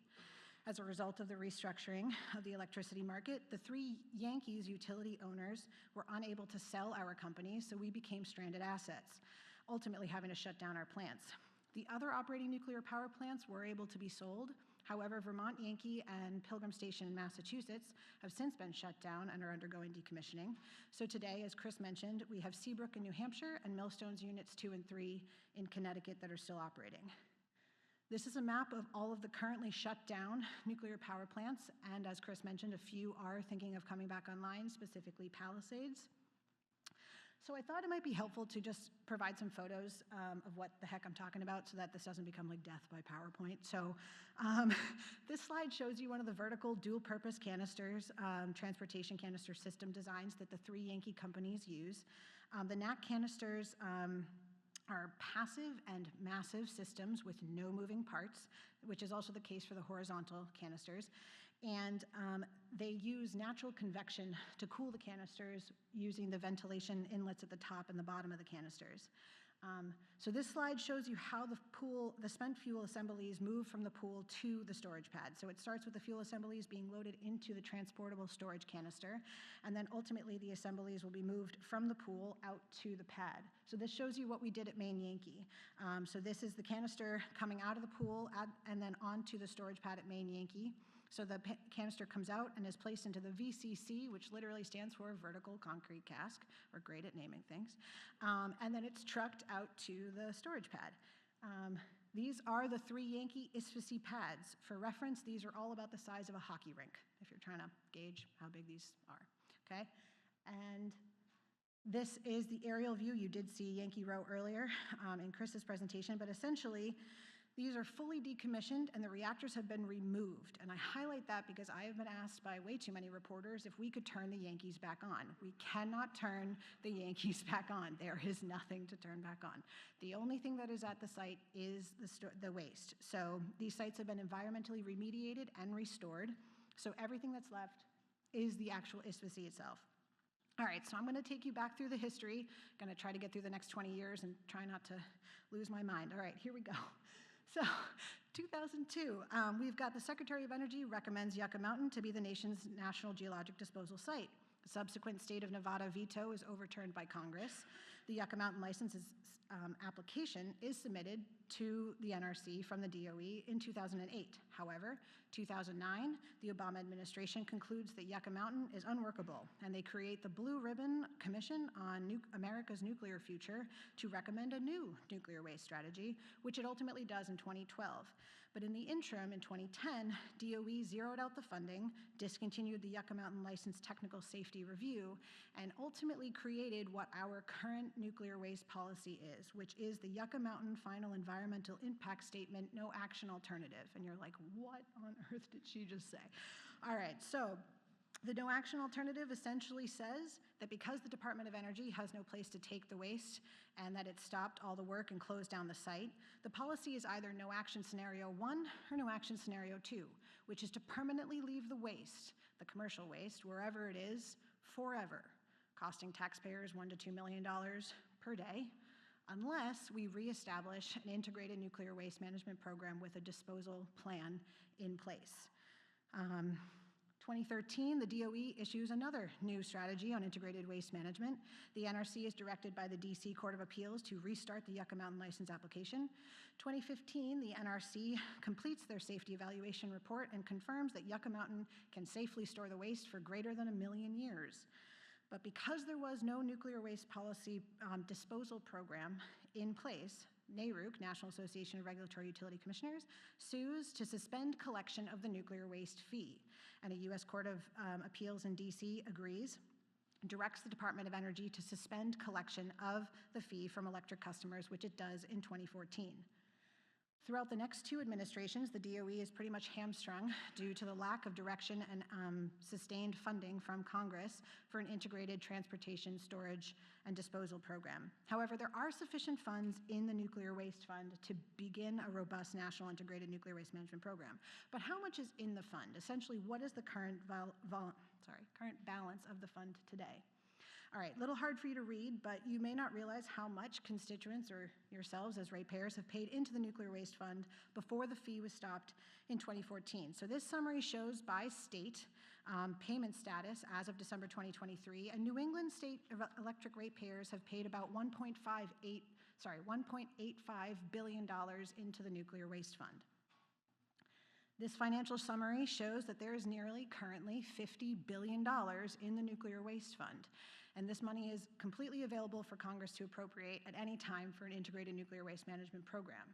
The fund gains an interest of about $2 billion a year, which means we have plenty of funding to get started on a disposal plan for the nation's commercial fuel, without honestly having to reinitiate the fee. This document also proves that the fund exists. I'm often asked, does the fund actually exist? It does. I have proof from the Department of Energy. It exists, and I think it's important for folks to understand that Congress actually does appropriate small amounts out of this fund for the National Technical Review Board, or National Nuclear Waste Technical Review Board. So Congress can appropriate money out of this fund when it wants to, but it needs to be urged to do so and on a sustained basis in order to get us going on a national nuclear waste management program. Continued delay is costing taxpayers $1 to $2 million a day, as the damages awarded out of the partial breach of contract is still coming out of the Treasury Department's judgment fund, not the Nuclear Waste Fund. So what needs to get done, and kind of where do we find ourselves today? So in May, the President did sign 4 executive orders related to the rapid deployment of next generation nuclear technologies. And one of the executive orders that we specifically focused on is 14302, which is going to require by January 18th that the Secretary of Energy prepare and submit to the President a report that recommends a new national waste policy and provide for recommendations and legislative proposals, hopefully. In July of this year, 8 national organizations sent a letter to the Secretary of Energy urging immediate action on the nuclear waste issue and requested a meeting with the Secretary, and Maine Yankees President Wayne Norton signed the letter on behalf of the Decommissioning Plant Coalition, which was one of the organizations that signed the letter. So the letter essentially calls for the reestablishment of a multi-generational national integrated nuclear waste management program that includes storage, transportation, and examination for the role of reprocessing, as well as disposal elements. The letter calls for sustainable and annual access to the Nuclear Waste Fund to bring together a collaborative alignment between federal, state, local, and tribal governments on the siting of necessary interim facilities. So I guess the final takeaways from my presentation is this. We don't want the spent nuclear fuel impasse to be an impediment to all of the new exciting things that Chris had spoke about in his previous presentation. This is not a technology, transportation, regulatory, or a funding problem. We have the funding already. I'm not asking for more money. This is a result of the lack of political will within the industry and at all levels of government to reestablish an integrated nuclear waste management program. And I need help urging Congress to provide sustained access to the Nuclear Waste Fund for the Department of Energy. I don't know how the DOE is supposed to find a solution to a multi-generational problem if it's constantly reliant on an annual appropriations process that's often, subject to the whims of Congress that can either end up in a 43-day shutdown or unknown funding amounts in a continuing resolution. As any program manager would tell you, if you need to deal with something that's multi-generational and you don't know what your funding is next year and you don't know what your funding is going to be the next year after that, I don't know how you can really build this program. And we don't want to stand in the way of the new nuclear technologies. I think nuclear is definitely in our future, so we would really like some help solving this. And so that concludes my remarks. I appreciate you suffering through the history of the impasse with me, and I'm happy to answer any easy questions.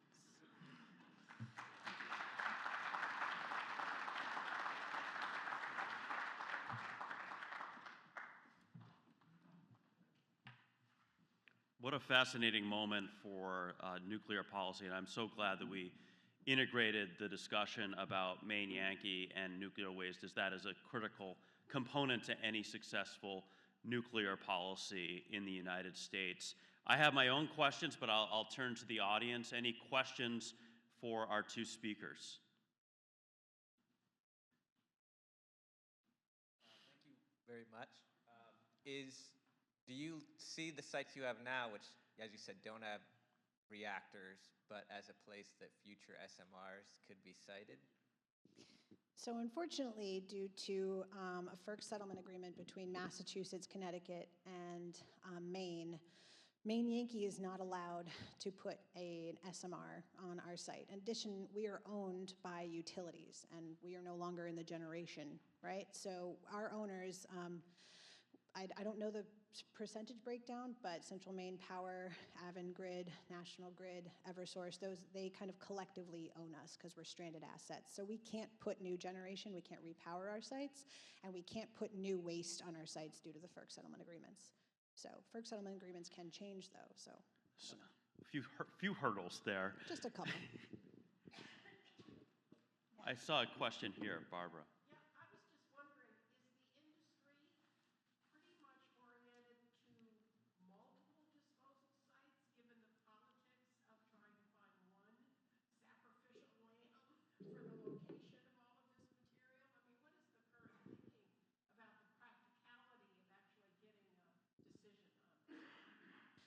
Well, various administrations have tried different things. The previous administration had a program called, well, I think they call it collaborative-based siting now, where they were thinking about having interim storage for the waste throughout the country.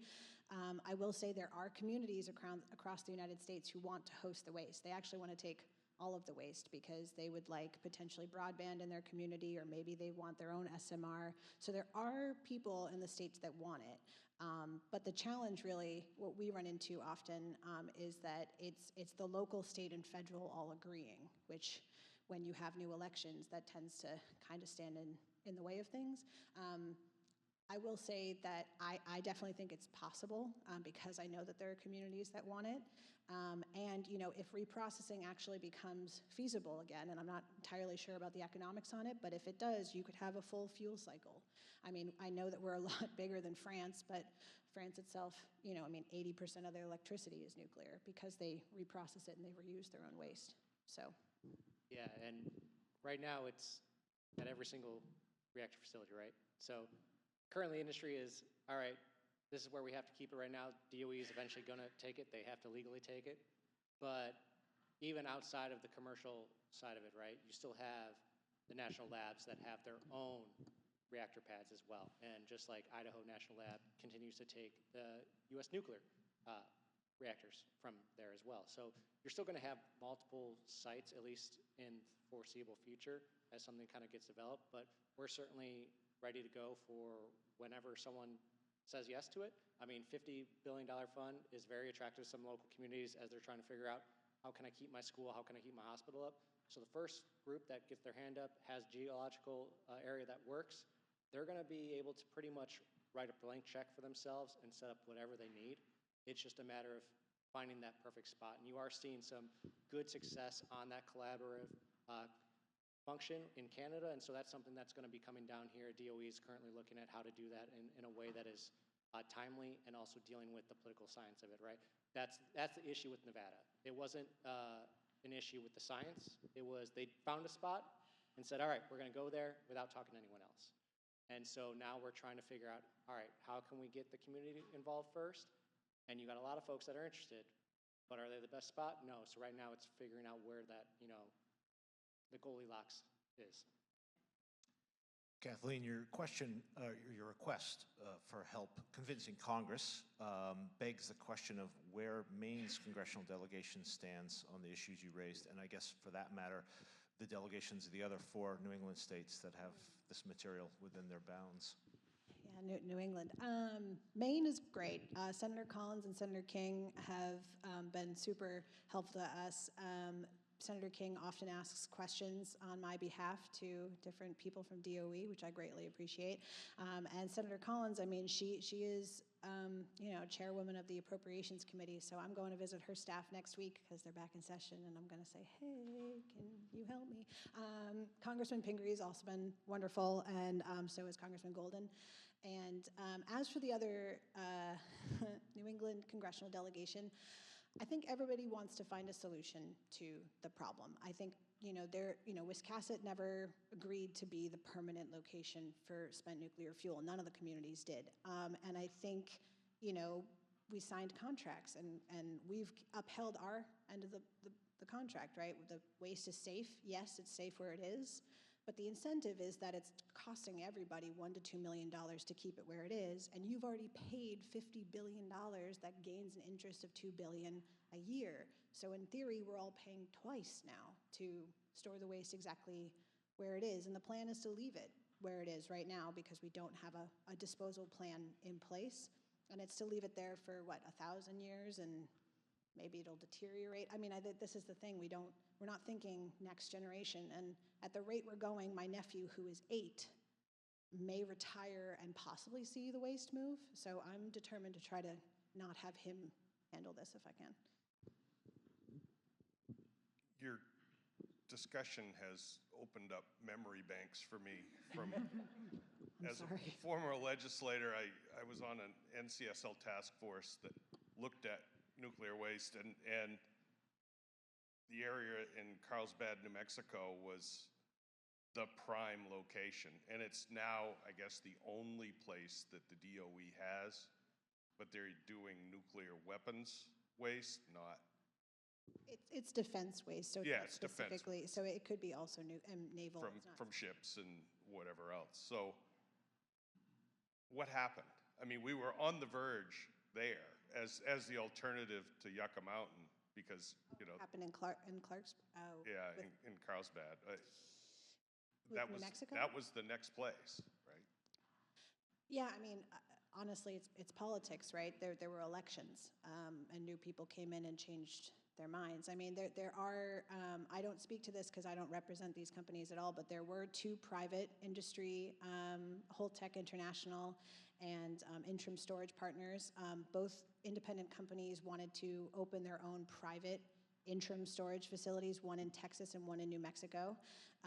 They got licensed by the NRC in 21 and 23 respectively. And then both New Mexico and Texas had new governor elections. New governors came in. They had other stakeholders. They didn't appreciate it. So they canceled their consent to these private systems being built. They had the local backing and they had the federal backing, but they lost the state backing. So if you don't have kind of that sustained consent over all 3 levels of government, you can unfortunately run into what happened in New Mexico and what's recently happened. I think this, I'm not suggesting this is just an easy, simple task, but I think, we're at a moment where the whole country is very excited. I think a lot of us are about the options of nuclear, new nuclear. And I just don't want, Chris can tell you, anytime you go to a community and you say, oh, you're interested in a microreactor, a small modular reactor, the first question that they will say is, what are you going to do about the waste? And so I'm trying to get ahead of that by dealing with the issues so that I don't get in Chris's way, essentially. And one, that working group still exists. So if you want to get reelected, you can still join. Come back. Stacy, another incentive here. Please help. But it is one of those things, right, of, hey, if I'm a tech startup or I'm a VC that is looking at all of this, all right, I'm going to find the cheapest parcel of land that I can get, right? Cool, great. I got that landowner's approval. All right, I've now bought that parcel. Have I talked to their neighbors? Have I talked to the local councilman? Have I talked to the board? Maybe, maybe not in some cases. And if you miss one of those stakeholders, that just, rolls. On the western side of it all, you have the traditional proliferation versus commercialization issue, right? Where, how many of you have heard about Hannaford? How many of you know that the Columbia Generating Station is separate than the Hannaford issue? Right? Like, it is just linked in together, and that's been something that we've been working on very heavily, particularly in the last couple of years of saying, look, this is the separate issue. That's why we very first say, this isn't the green slime, this isn't, a water-based thing, this is a dry ceramic pellet that we're working with in all domains. Well, and the other reason that we kind of team up, with the operators and the shutdown, right, is that the shutdown plants, at least the three Yankees, we have community advisory panels, and we meet every year. I just was at one in Wiscasset not that long ago. We had one literally yesterday out in Row, Massachusetts, and we hold one in Connecticut every May. We talk to our communities. We keep our communities aware of everything, and the Community Advisory Panel in Wiscasset, one of the greatest things they do for us is they write a letter that we send to the congressional delegation every year to remind them that we exist and we kind of need some help. But we stay engaged, and I think the reason we're working with operators is so that we can set up these kind of community-based conversations, because once people understand what it is we're talking about, it doesn't eliminate the fear, and no one's trying to disregard the fear. I think it's very legitimate. But I think it helps bring the temperature down, because you know that we've been dealing with this for decades. The Navy moves waste all the time, and they know how to do it safely, and they know how to do it consistently. So if we can communicate with people such that they're not afraid of it, then maybe we can actually get moving on the waste issue so that that doesn't end up being the first question that a venture capitalist or somebody who wants to build one of these gets asked when they step into a community space. Well, please join me in thanking our panelists.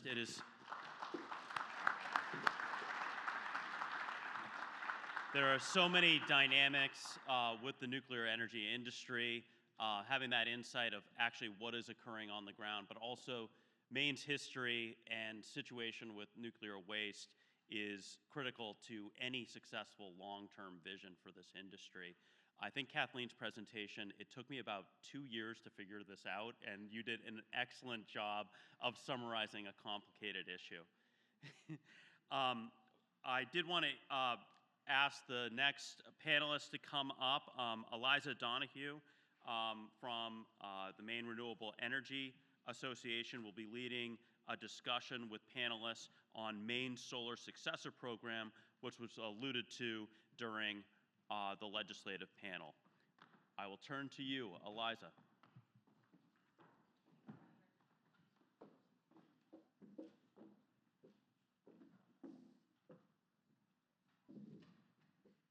Testing.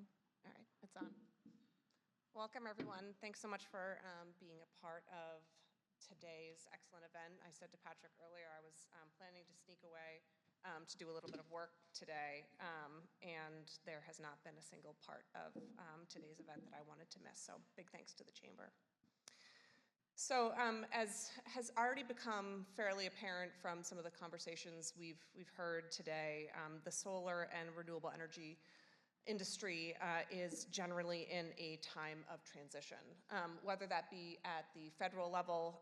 The Trump administration's One Big Beautiful Bill has phased out tax credits in the next few years that were previously subject to a 2034 phase out.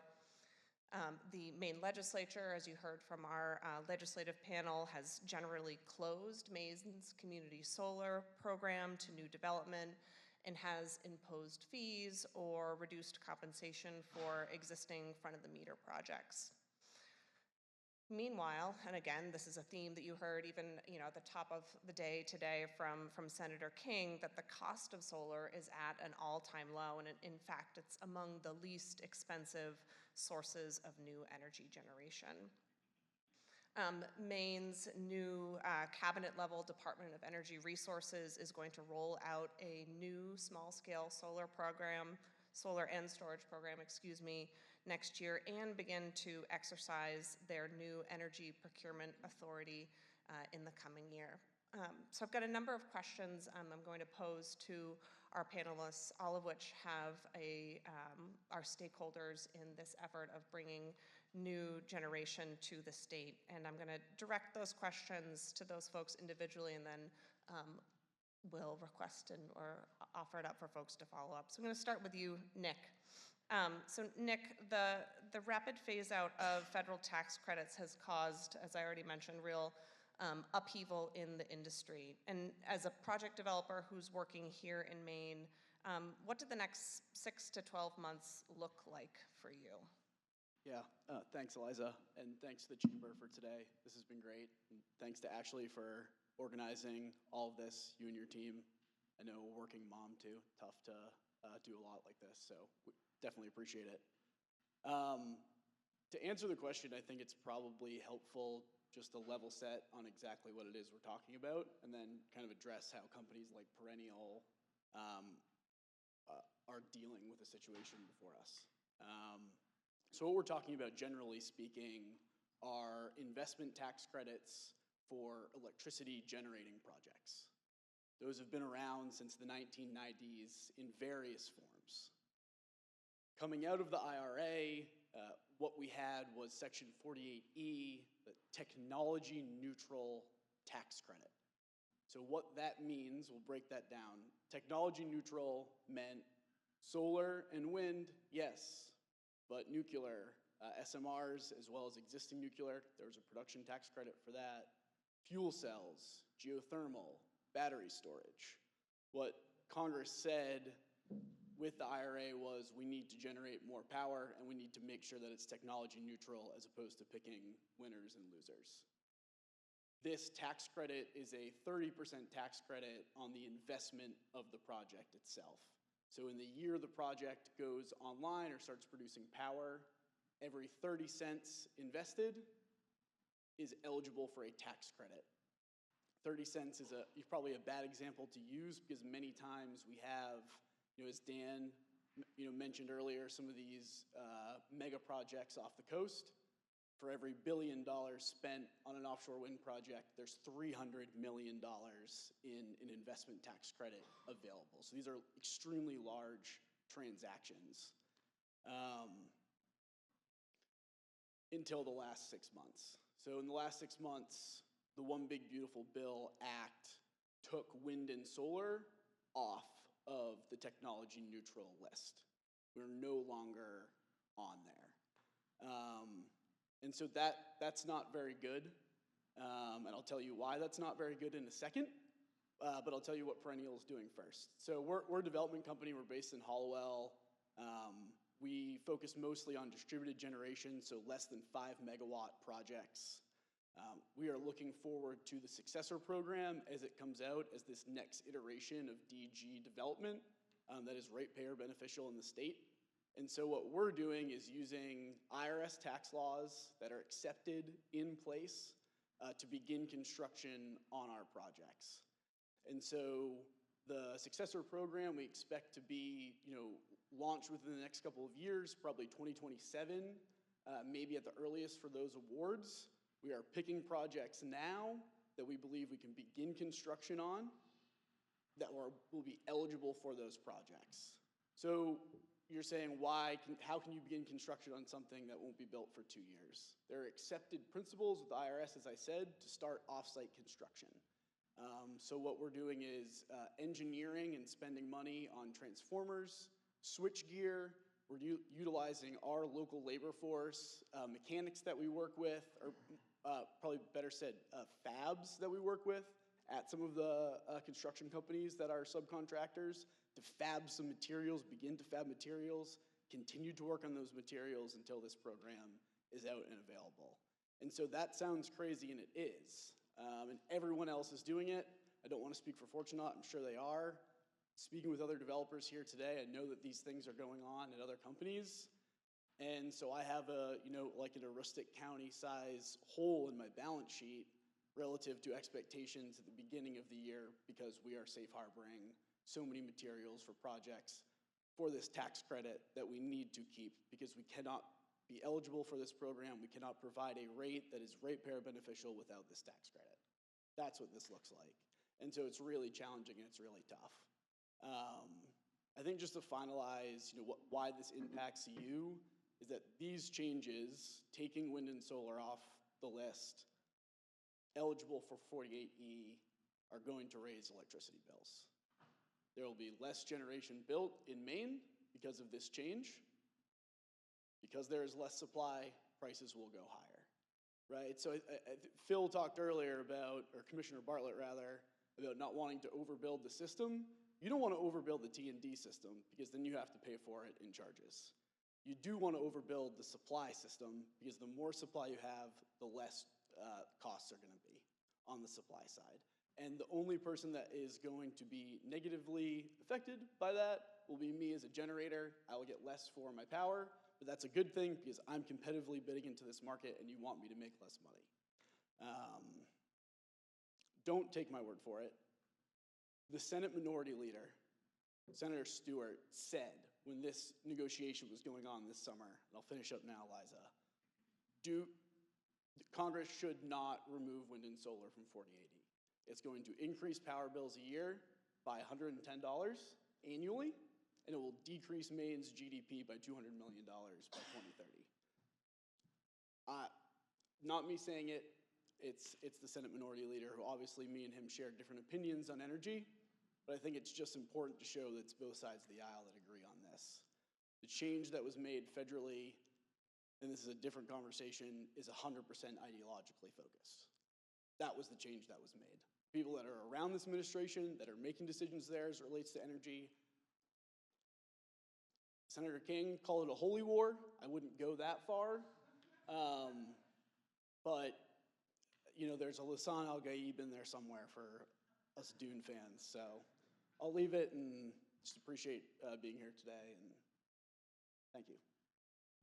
Any follow-up for Nick's comments? Is this on? Yeah. I think Nick covered it well. Just for those who are not sort of in the weeds of the renewable energy business, the gap in Maine's program, which you may have heard about, I was out of that panel, is exceptionally poorly timed with respect to the federal policy changes. As Nick said, the solar and wind are still eligible for the ITC for the next 2 years, 26 and 27, for projects which complete construction in 26 and 27. And there is a safe harbor for projects which are begun before July 2026, which can then complete in 28, 29, and 30. And so markets that have stable local policy are encouraging developers to make those investments in projects now for 28, 29, and 30. And the result is those projects will be 30 to 40% cheaper in 28, 29, and 30. Markets like Maine that have significant uncertainty in the local part of the policy make it really hard to make those investments at this time, which means effectively when we go out to bid in 28, 29, 30, Maine will pay 30% more than we have to for solar or wind power. And that is, I mean, it's the opposite of what we're trying to do, right? And so one of the things we are encouraging all policymakers to do is to get as much certainty into the market as soon as possible so that developers who are less cowboy than Nick feel some confidence in making investments before the middle of next year, even for projects that are coming sort of later in this decade, because ultimately that's beneficial for all ratepayers.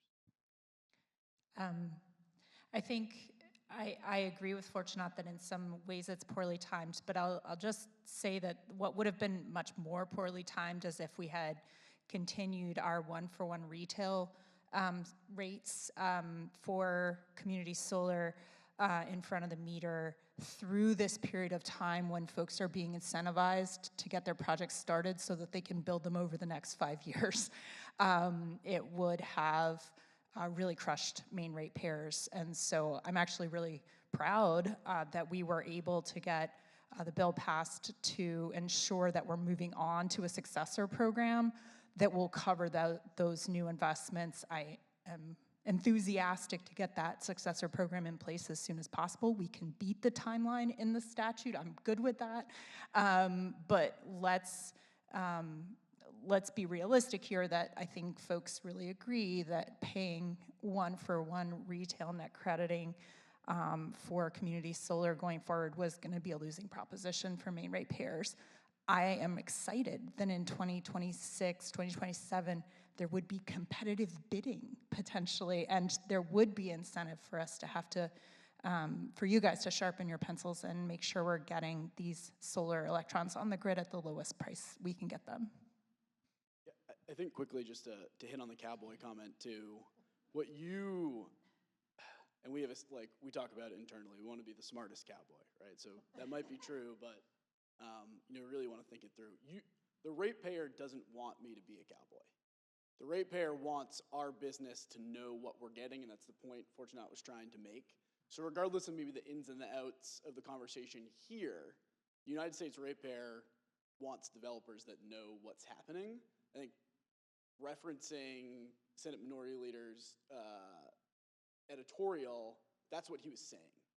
Let's keep predictability in place and let the best generation win out, regardless of what this technology is. And it's not what we've gotten.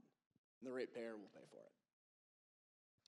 Thanks for that. So let's get a little bit, let's focus our attention to kind of what's happening after that gap and how we create that predictability that you guys are talking about. Selena, can you share a little bit about what you guys are thinking for the new distributed generation storage program? And at the same time, at the risk of piling on, as I mentioned kind of in the lead up, the new department has regular procurement authority. And so it'd be useful if you could maybe share with this audience, even though there's a lot of familiar faces in this room, but share the distinction between distributed generation, smaller scale, and grid scale, and then the role DOER will play in regular procurement authority, but then also in the development of that successor program.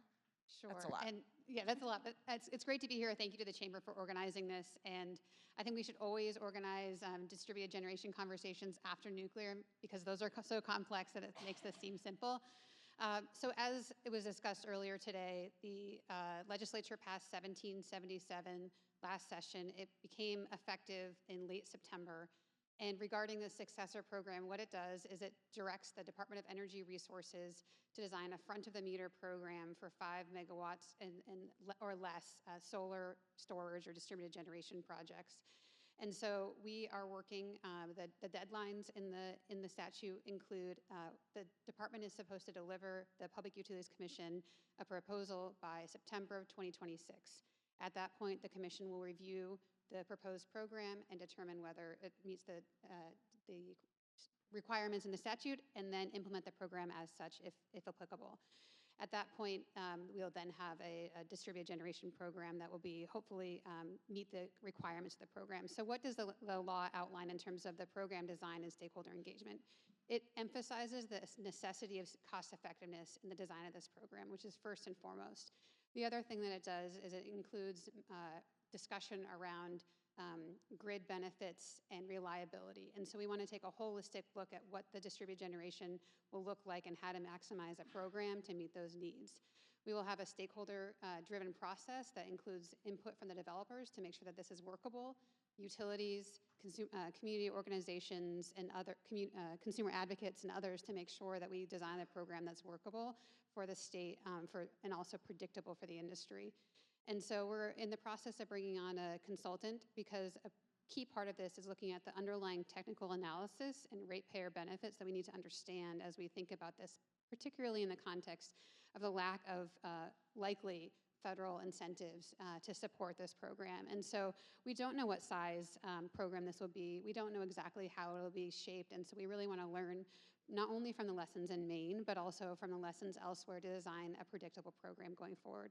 And first and foremost for our office is thinking about this in the context of our broader energy plan and the work that we're doing, and that is keenly focused on affordability and reliability and increasingly clean energy for the state. Distributed generation plays an important part of that. We talked earlier today about this day in June where we hit 100-degree temperatures, and we saw behind-the-meter solar saving New England ratepayers $8 million in one day. Just one example of the benefits that can be unique from a utility scale project. Eliza, you asked about the difference between DG and utility scale. So we think about rooftop, 25 kV, whatever you say, like rooftop projects, and then larger scale projects are under 5 megawatts that are distributed generation, and then over 5 megawatts are utility scale.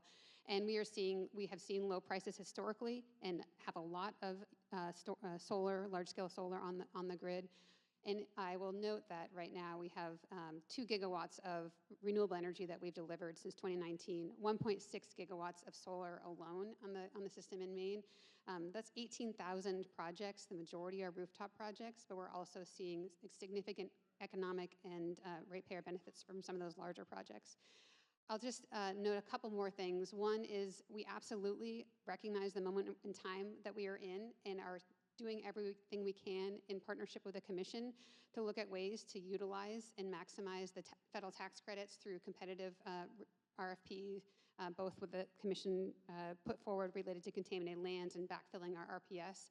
Also partnering with Connecticut and other states to look at how we can bring additional renewable energy online. We encourage projects of all sizes to participate in those solicitations, as well as future efforts that we have to try to bring as much generation online as possible, recognizing that we need to double our energy. We will double our energy demand by 2050. Lastly, I'll note that regarding the Department of Energy Resources, we have new procurement authority that was issued in our underlying statute this session as well. We will, as Dan mentioned earlier today, be putting forward communications later this year that will outline our thinking around how to start that procurement. I think we talked about storage, we're talking about other resources here today, and so we want to do that in a way that is transparent for the industry, that ultimately will reduce ratepayer costs, and that takes advantage of the moment in time that we're in regarding ways to lower that peak demand and lower prices for Maine people.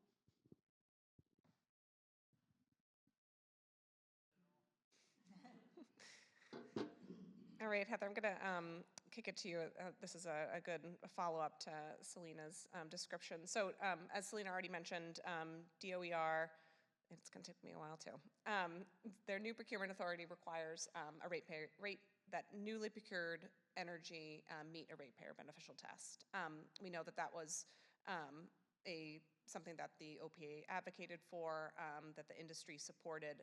It would be great to hear from you kind of a quick description. What does it mean for something to be ratepayer beneficial? And if you could describe why that was, what that should mean both to your office and then to ratepayers generally. Yeah, and I'll go a step further to say it says it has to be Maine ratepayer beneficial. So some of the folks in this room will certainly be intimately familiar with it. Certainly the people on the stage are intimately familiar with it, but there have been a series of reports and debates about the value of Maine's community solar program through a number of different reports. And I think the concern that we had at the OPA was that the lens that was used in those reports doesn't match, I think, what the legislature's expectation and certainly Maine consumers' expectation of it is when we say that the program is cost effective. And so 3 lenses were proposed in these reports. A societal benefits test, which valued the carbon reduction of the projects, and certainly that's part of the point of the project, but that doesn't mean that it's beneficial to ratepayers, right? Really focusing in on affordability has to be the key at this point in the energy transition. So then the second lens that was used by consultants doing these reports for the PUC over the community solar program in the last few years was the ratepayer test, but it turns out that the majority of the benefits that they were able to identify were actually flowing to ratepayers in other states in New England. And so then the third test was the Maine ratepayer beneficial test. And so what our legislation or legislative additions over the last session really clarified, I think, for the PUC and the DOER is that on a forward-looking basis for these procurements and for the design of the successor program, it's critical that we clarify that the test we should be looking at is what's good for Maine people, for Maine electricity consumers, and that our affordability metric needs to be laser focused on what's on your electric bill. And so that's really what the legislative language that was added in the last session is meant to accomplish, and I think it's the perfect moment, really, as we're all thinking about the affordability of electricity, to ensure that we send that message that what we mean is that the electric bill is affordable.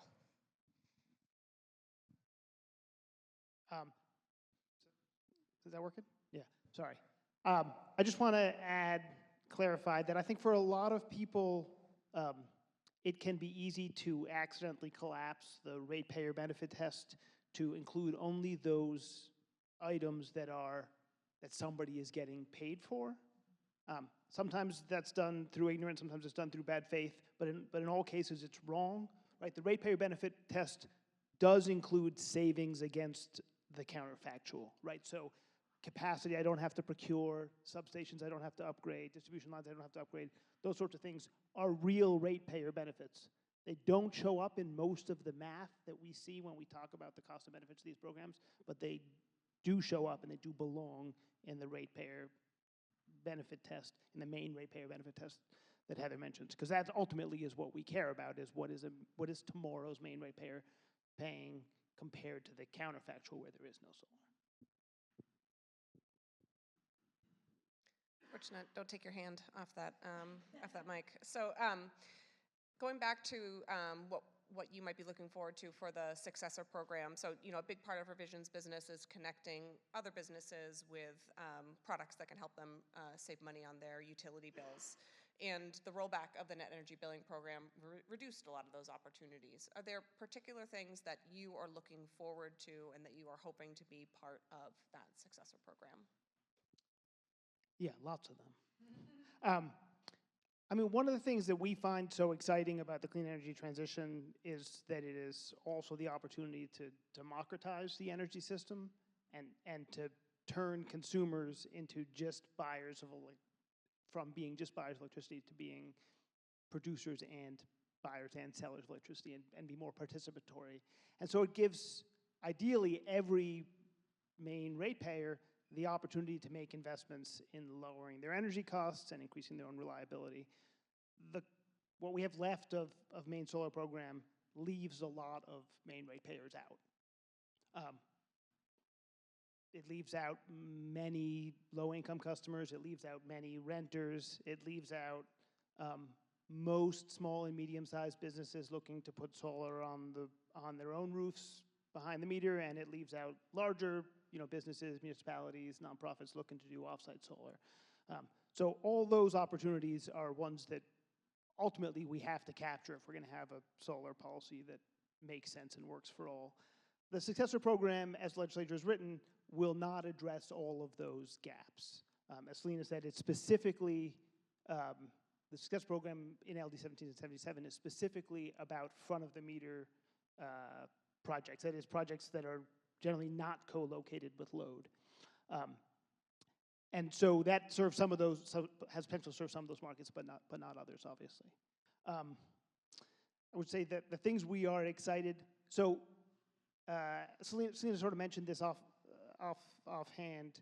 I think when LD 1777 was passed, the expectation of the state was that there was a fair bit of federal money coming through the Solar for All program that would be used in particular to make the program beneficial for low and moderate income customers or for other energy justice communities. That funding is now very much in doubt, which makes DOER's job substantially harder to make a program that both serves some of those functions and meets the ratepayer cost-benefit test. But the things that I think we need to be focused on as we think about the new program, so one I already mentioned, which is sort of speed to market, get it going as fast as possible, and obviously rigorously and with the right input, but with no excess delay. The other piece that I will advocate strongly for is to create an increased level of transparency about some of these cost-benefit tests so that developers and the market in general sort of knows where the bullseye is. Historically, when the Public Utilities Commission has evaluated bids as either ratepayer beneficial or not, it's largely been a black box, which leaves developers guessing at what the math is that the PUC is doing. And just to my way of thinking, there's no good reason for that opaqueness, and it sort of increases costs for everybody and risks for everybody. And so I think we should be as transparent as possible about that.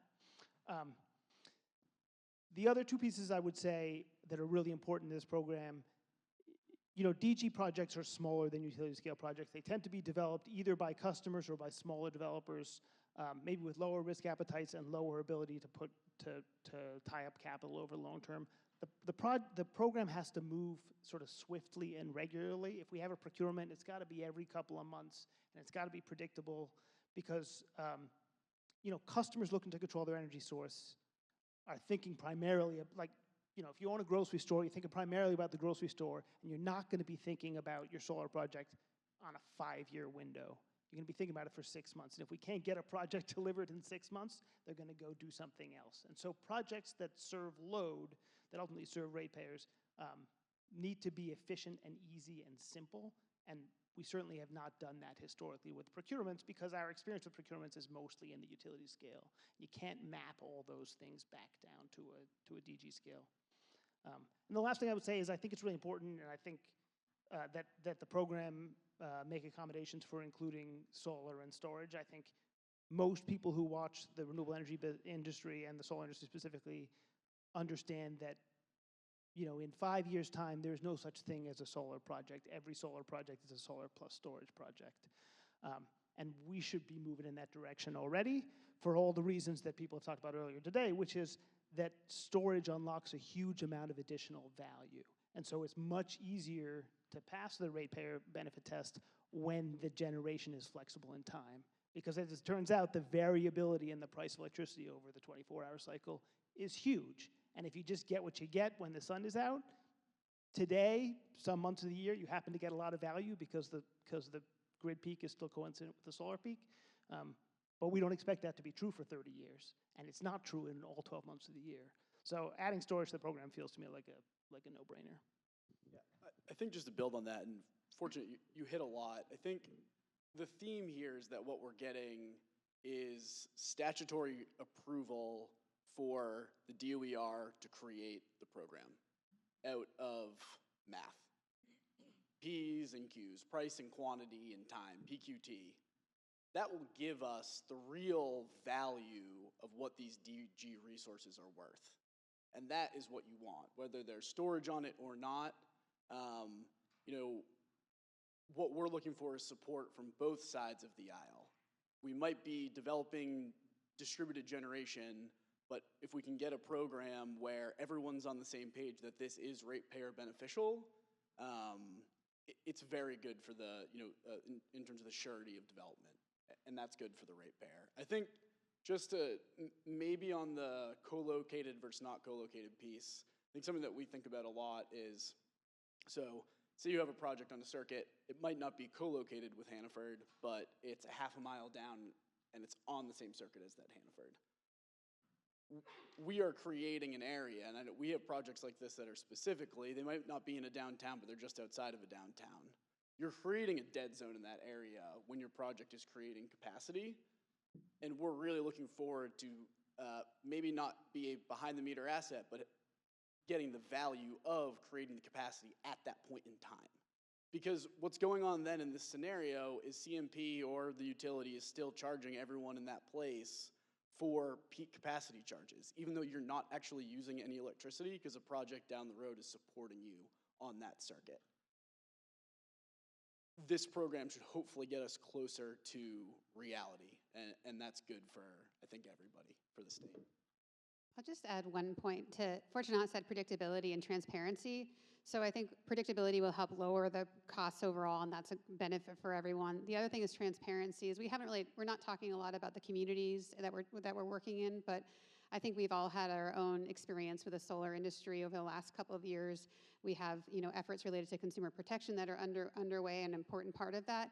We also want to make sure that these are projects that communities, schools, and others are interested in. We hear now that people are interested in investing in solar. We also want to make sure that there are rules on the road so that when developers come in, we do have good actors that are going to make sure that they're designing projects appropriately and working with communities to make sure they're workable. In our office, we're releasing a solar and storage handbook for communities that will help lay out some components they should think about when they're looking at permitting.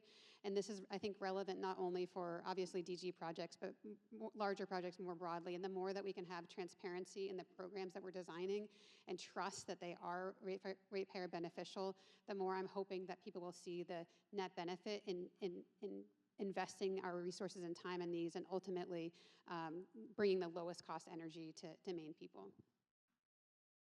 And I will just add that Fortunat said something really important, which was about allowing and unlocking the potential for Maine consumers to be sellers of energy. And I will echo my friend Michael Stoddard, who noted earlier that that really relies on us upgrading the metering and billing capabilities of the utilities and demanding that they unlock that potential for Mainers in a way that is the future of the grid. It used to be that you could get energy efficiency by going to Home Depot and buying an LED. That is not the energy efficiency of the future. It's going to be much more like virtual power plants. And in order to do that, we have to be partners with our utilities and enabling Mainers to really benefit from having a battery in their home or having a battery in their driveway. And so I'm hopeful that we can get to that place. So that's, excuse me, that's the questions that we have for the panel today. And I think I'd invite, if we still have some time, questions from the audience.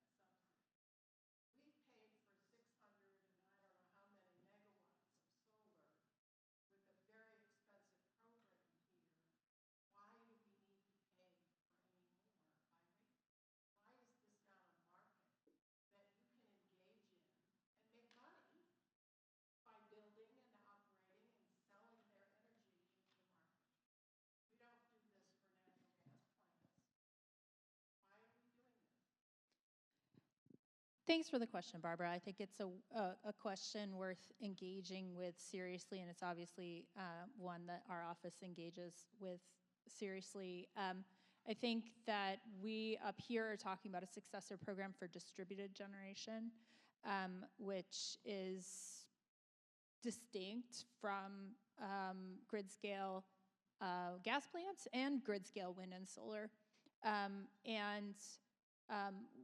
At the OPA, we think it is time for those projects to demonstrate their value and continued value to the distribution system. But they are unlike transmission-connected utility scale generation in that they do provide different types of benefits. It's one of the reasons why the successor program has a requirement that that grid benefit be a consideration and that location and time of generation be considered in the development of the program. It's going to make developing the program challenging.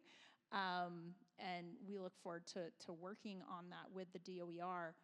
But I do think that there is a distinction to be made in these distributed models from the utility scale, because there is really just no feasible way for us to simply say, sell it into the wholesale market. And that wouldn't really be what we're looking for, to the extent that we still need distributed resources, batteries, and storage at this point on the distribution system and at that scale.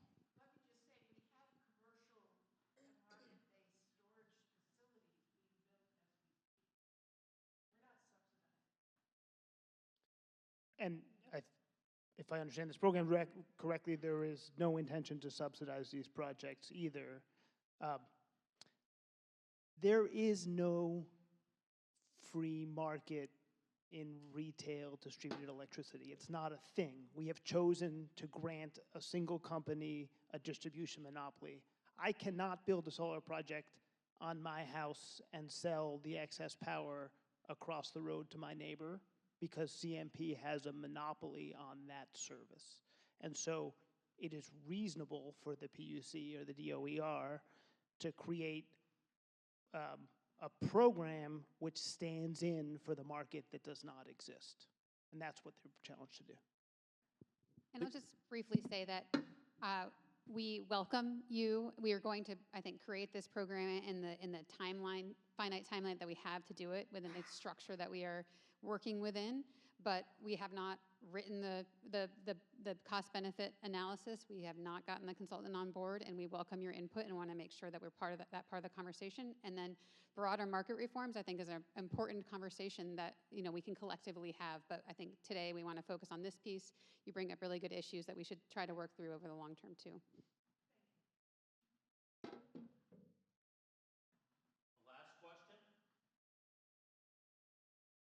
I have one for Heather. On the billing piece, just because I think it's going to be something that we'll talk about for a little while, and I'll use Phil's words, not mine, Commissioner Bartlett's words, not mine. If you want the utility to upgrade billing, it's going to take 2 to 5 years and cost, or 18 months and cost $2 to $5 million. Your office naturally would oppose something like that because it's an added cost, I would assume. I'm just wondering, creative solutions to fix this, right? Because we want something like this too. You should be able to go onto your utility account, just like your Netflix, cancel a contract, see what you're paying. These things should be interactive. It will lead to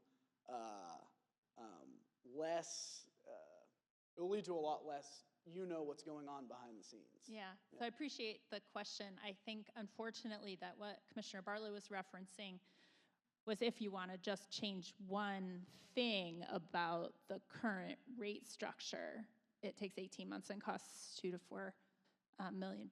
I think if we want to do a project that will really truly enable virtual power plants or two-way communications with folks' EVs in their driveways, that is a much larger scale project and a longer timeline, more like the 2 to 5 years that you were talking about. But it isn't something that the OPA would necessarily reject out of hand, because if it can save us from having to rebuild massive substations all over the state of Maine, if it can prevent us from having to overbuild our distribution system for those few hours each winter night, then it can save ratepayers an enormous amount of money. And so that's what I'm talking about, is actually a much larger expenditure than a few $1 million, but one that can bring the benefit of true avoided costs in building out the system for peaks that don't need to arrive if we can manage them more effectively. Please join me in thanking the moderator.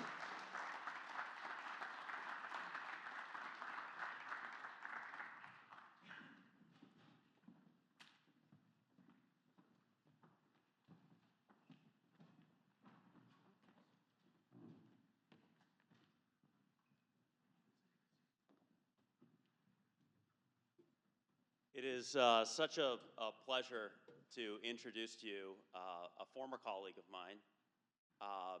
So appreciative that you made the trek up to Maine, which I know is near and dear to your heart.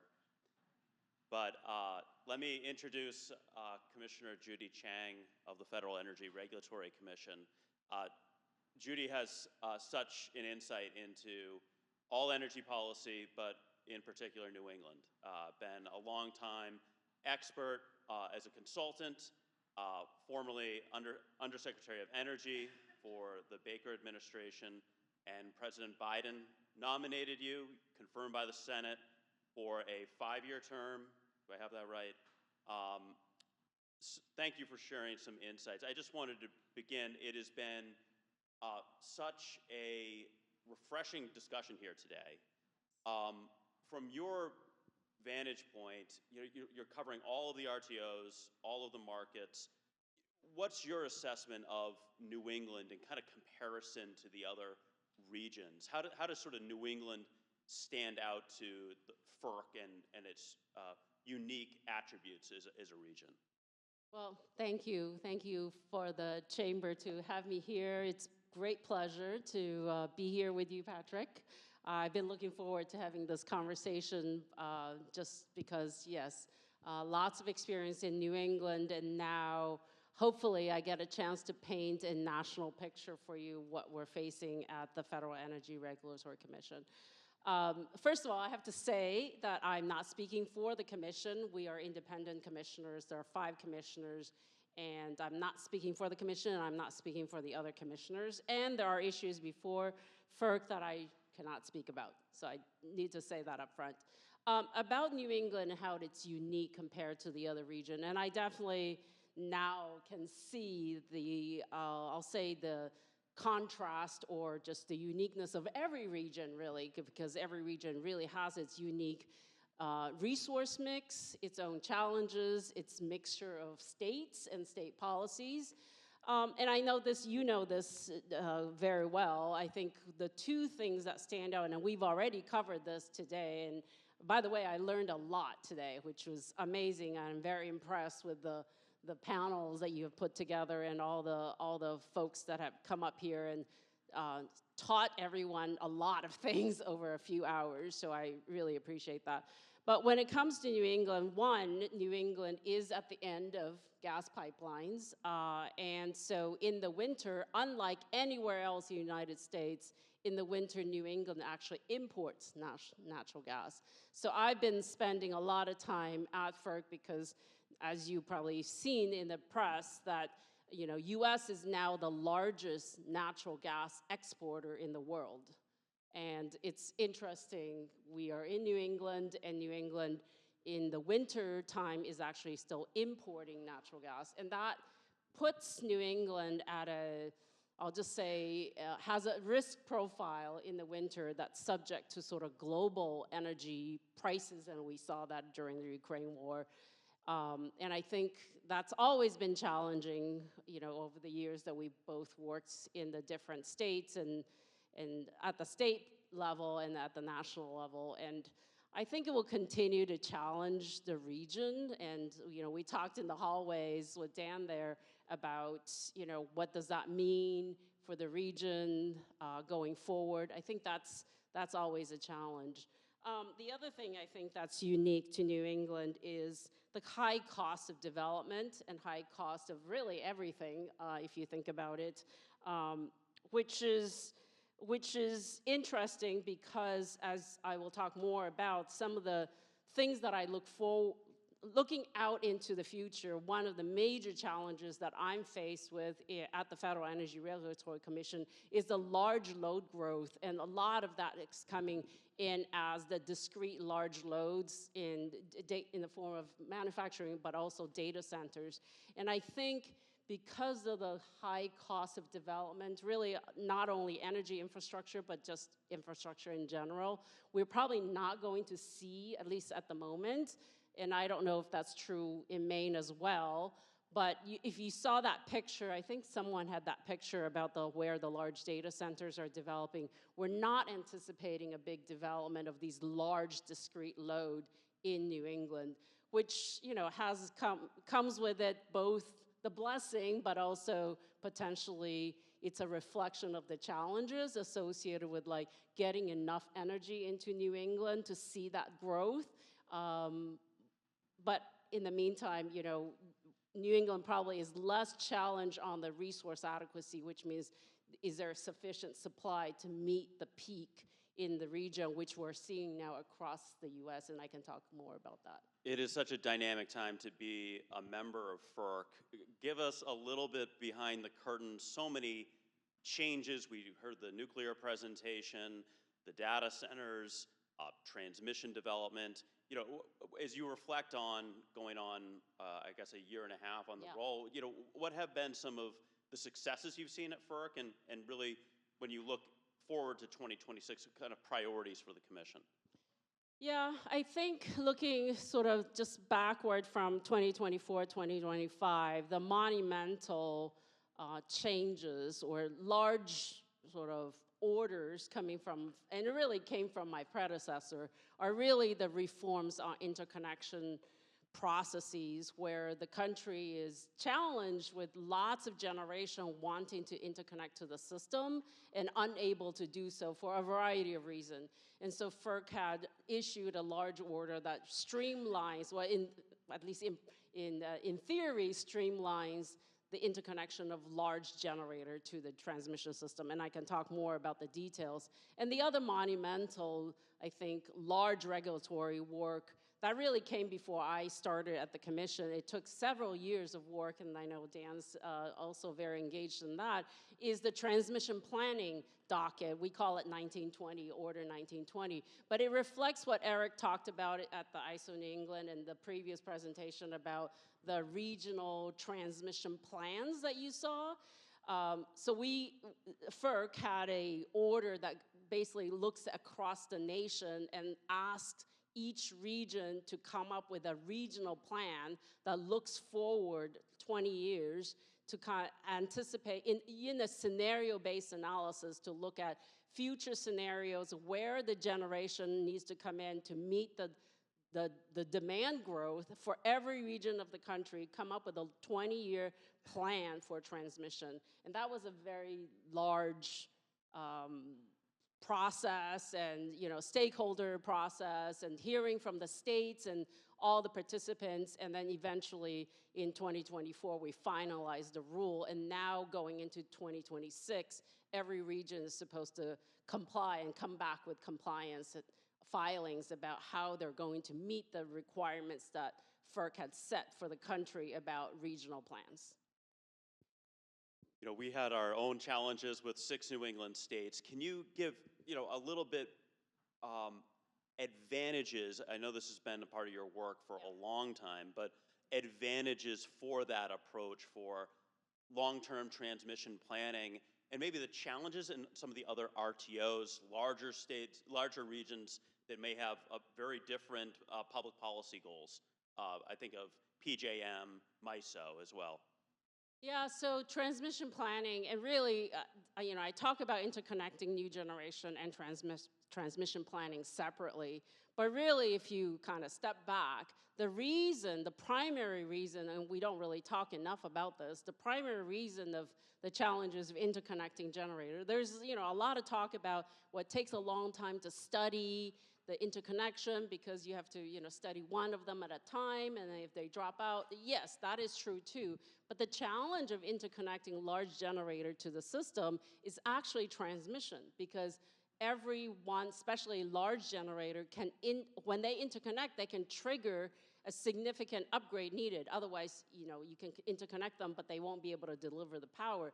It's the transmission upgrade process and the cost associated with transmission process, upgrade costs, that actually challenges the interconnection of generators. So one of the things that, yes, I've always thought about, even before I came up to the Federal Commission, is long-term planning actually helps every region to look more ahead and anticipate what the needs of the systems are. And so, like, another way to think about this, if you take New England back, say, 10 years, maybe even 15 years, if we had done long-term transmission planning 10, 15 years ago, looking ahead, and back then we already knew that the region has, renewable portfolio requirements. We might not know precisely where, how much load growth will be, how much electrification will occur, but we have a trend even back then. And so even back then, I think we could anticipate where the renewable generation should be coming in or could be coming in, and how much transmission the network really needed over the long term. So that's what the planning docket or the planning order is trying to ask the regions to do, is like, okay, better late than later than never. Look forward and try to anticipate what the needs are for the region. And I think just reflecting, what the previous panels have talked about, what New England's doing, it was actually fascinating because, you and I have been talking about transmission for many years. It's the first time I saw the parallel processes in Maine and the 6 New England states' collaboration on transmission procurement. And it's really, it's fantastic. It's a huge, big step forward for New England. And as you know, it's been, I don't know, a couple decades that the states have been trying to work together to figure out what the region really needs from a transmission perspective. And the philosophy I have about that is the longer term you can look out and the more anticipatory you can be, the actual longer term cost is lower because you now build transmission to fix many things at the same time, or to benefit multiple things at the same time. So you're not just building, here are upgrades for reliability, and then we are upgrading it again for economic reasons, and then we're gonna build something else for public policy, we call it. But really, transmission is a network. Transmission is not even like a highway or a pipeline. Transmission is an electrical network, and it can facilitate all of the benefits simultaneously. And so I think having the 6 states in New England coming together and finally say, we want this, and we want to be, and have the control, the states have control over, how are we gonna conduct this analysis, asking the ISO to do the technical analyses, and then coming together and say, here are the types of projects we are looking for. ISO, can you help us, find the lowest cost or lowest or highest value proposition for these things? I think it's a huge step forward. Fingers crossed, hopefully, these parallel path to processes between Maine and the 6 New England states will continue to move forward and advance and hopefully meet the needs of the region. The other aspect that you've heard the tension today is integrating renewables and the tension with consumer costs. That's been, affordability has really become a cornerstone to any public policy debate on energy. Through your prism with FERC, how are we doing with fully integrating renewable policies into wholesale and regional markets? That was something we worked on together a lot in Massachusetts.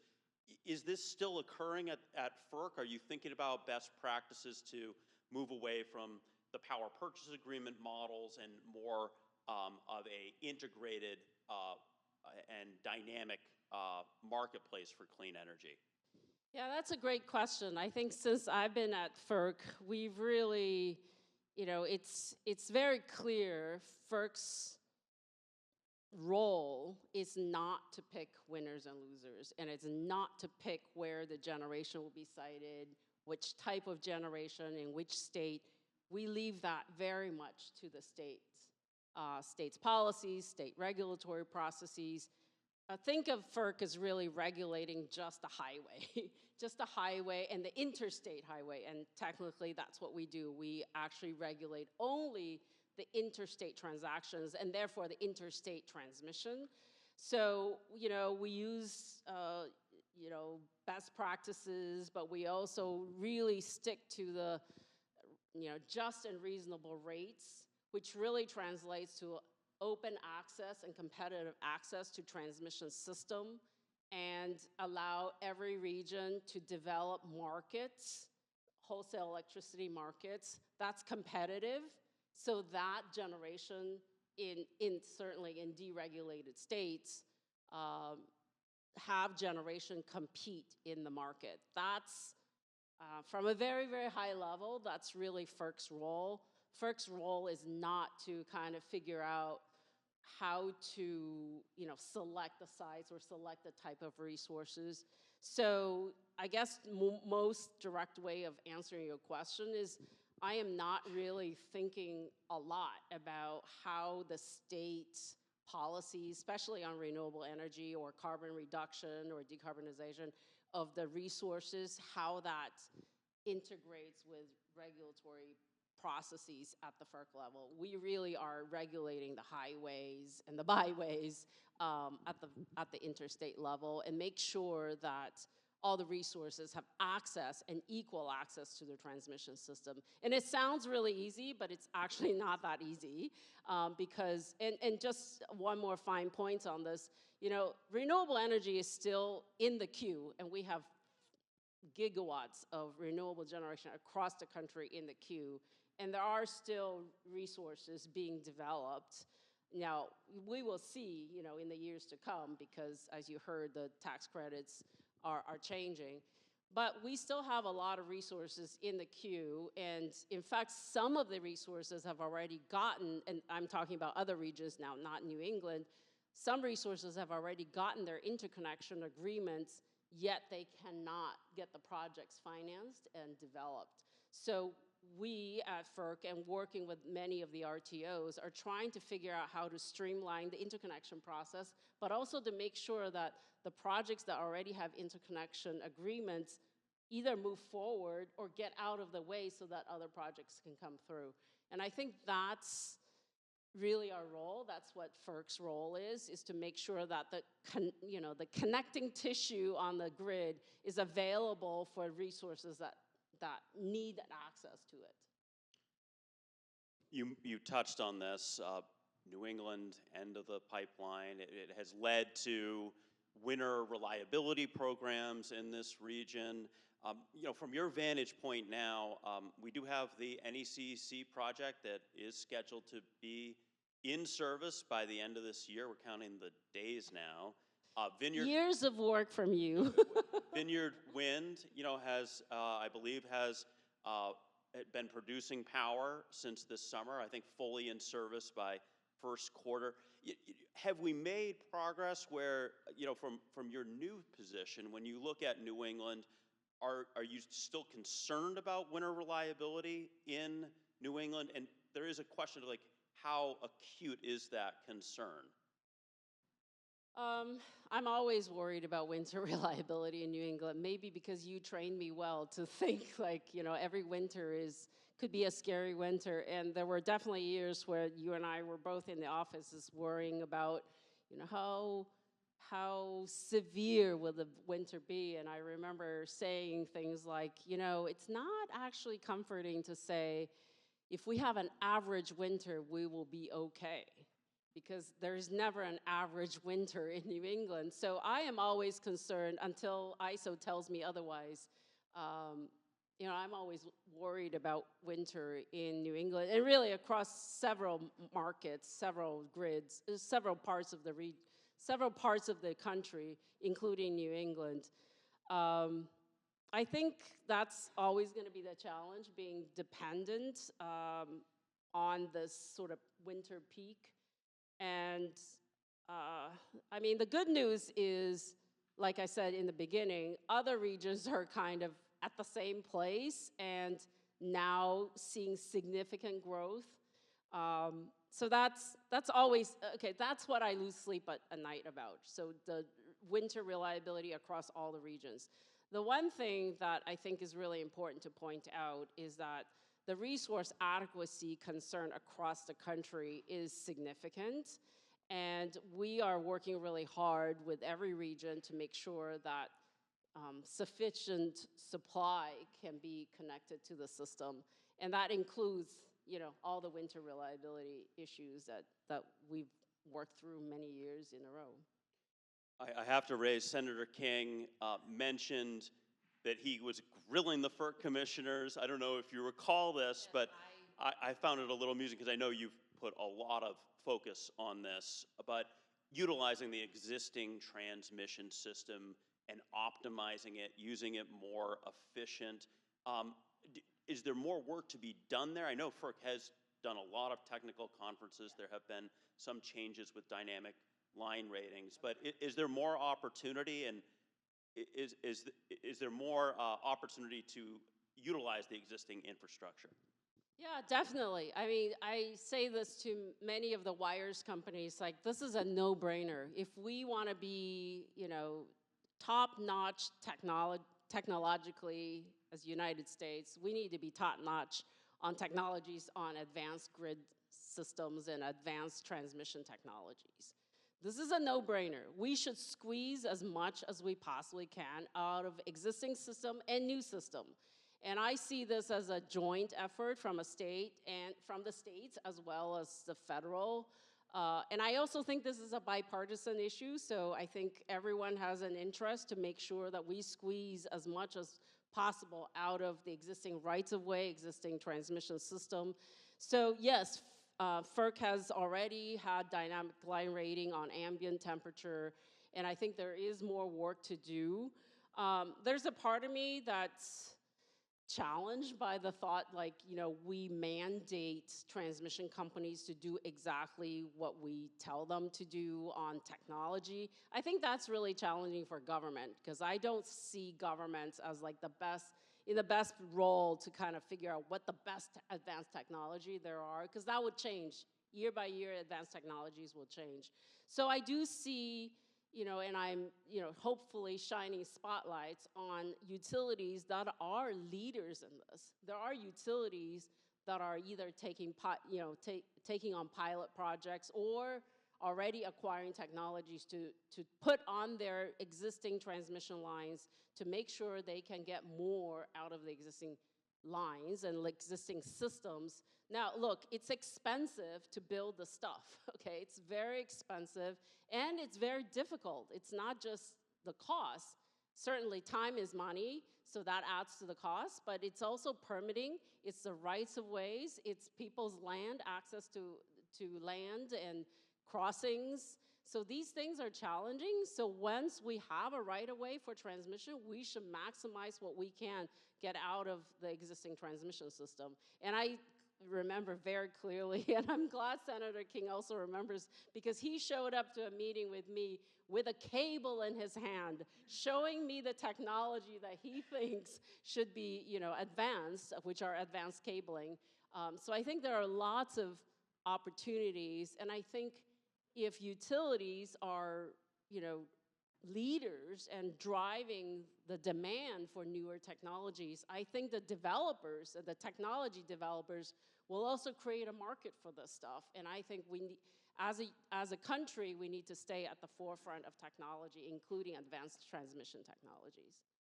I'll just conclude by asking you, you know, FERC always has different chapters. This is clearly a new chapter, Chair Phillips resigning earlier and new commissioners joining you. Do you have a sense of your new colleagues and, you know, what you will collectively be focused on in 2026? It's a new era, and any sense from your colleagues what those priorities will be? Right. There are two new commissioners that just joined the commission, I want to say, a month ago. And we are just getting to know each other and working together. Definitely very collaborative, which is great for the commission because, you know, before I got there, the commission has had challenging years, I'll just say. And I think having collaborative commissioners is great. I can't speak about their priorities. I really don't know yet. But I think looking forward to 2026, the biggest challenge for the country is meeting resource adequacy and making sure that we can meet the demand that's growing rapidly. And, you know, there's some uncertainties around this, right? You probably have read this in the press. You know, every data center developer is projecting thousands of megawatts being developed.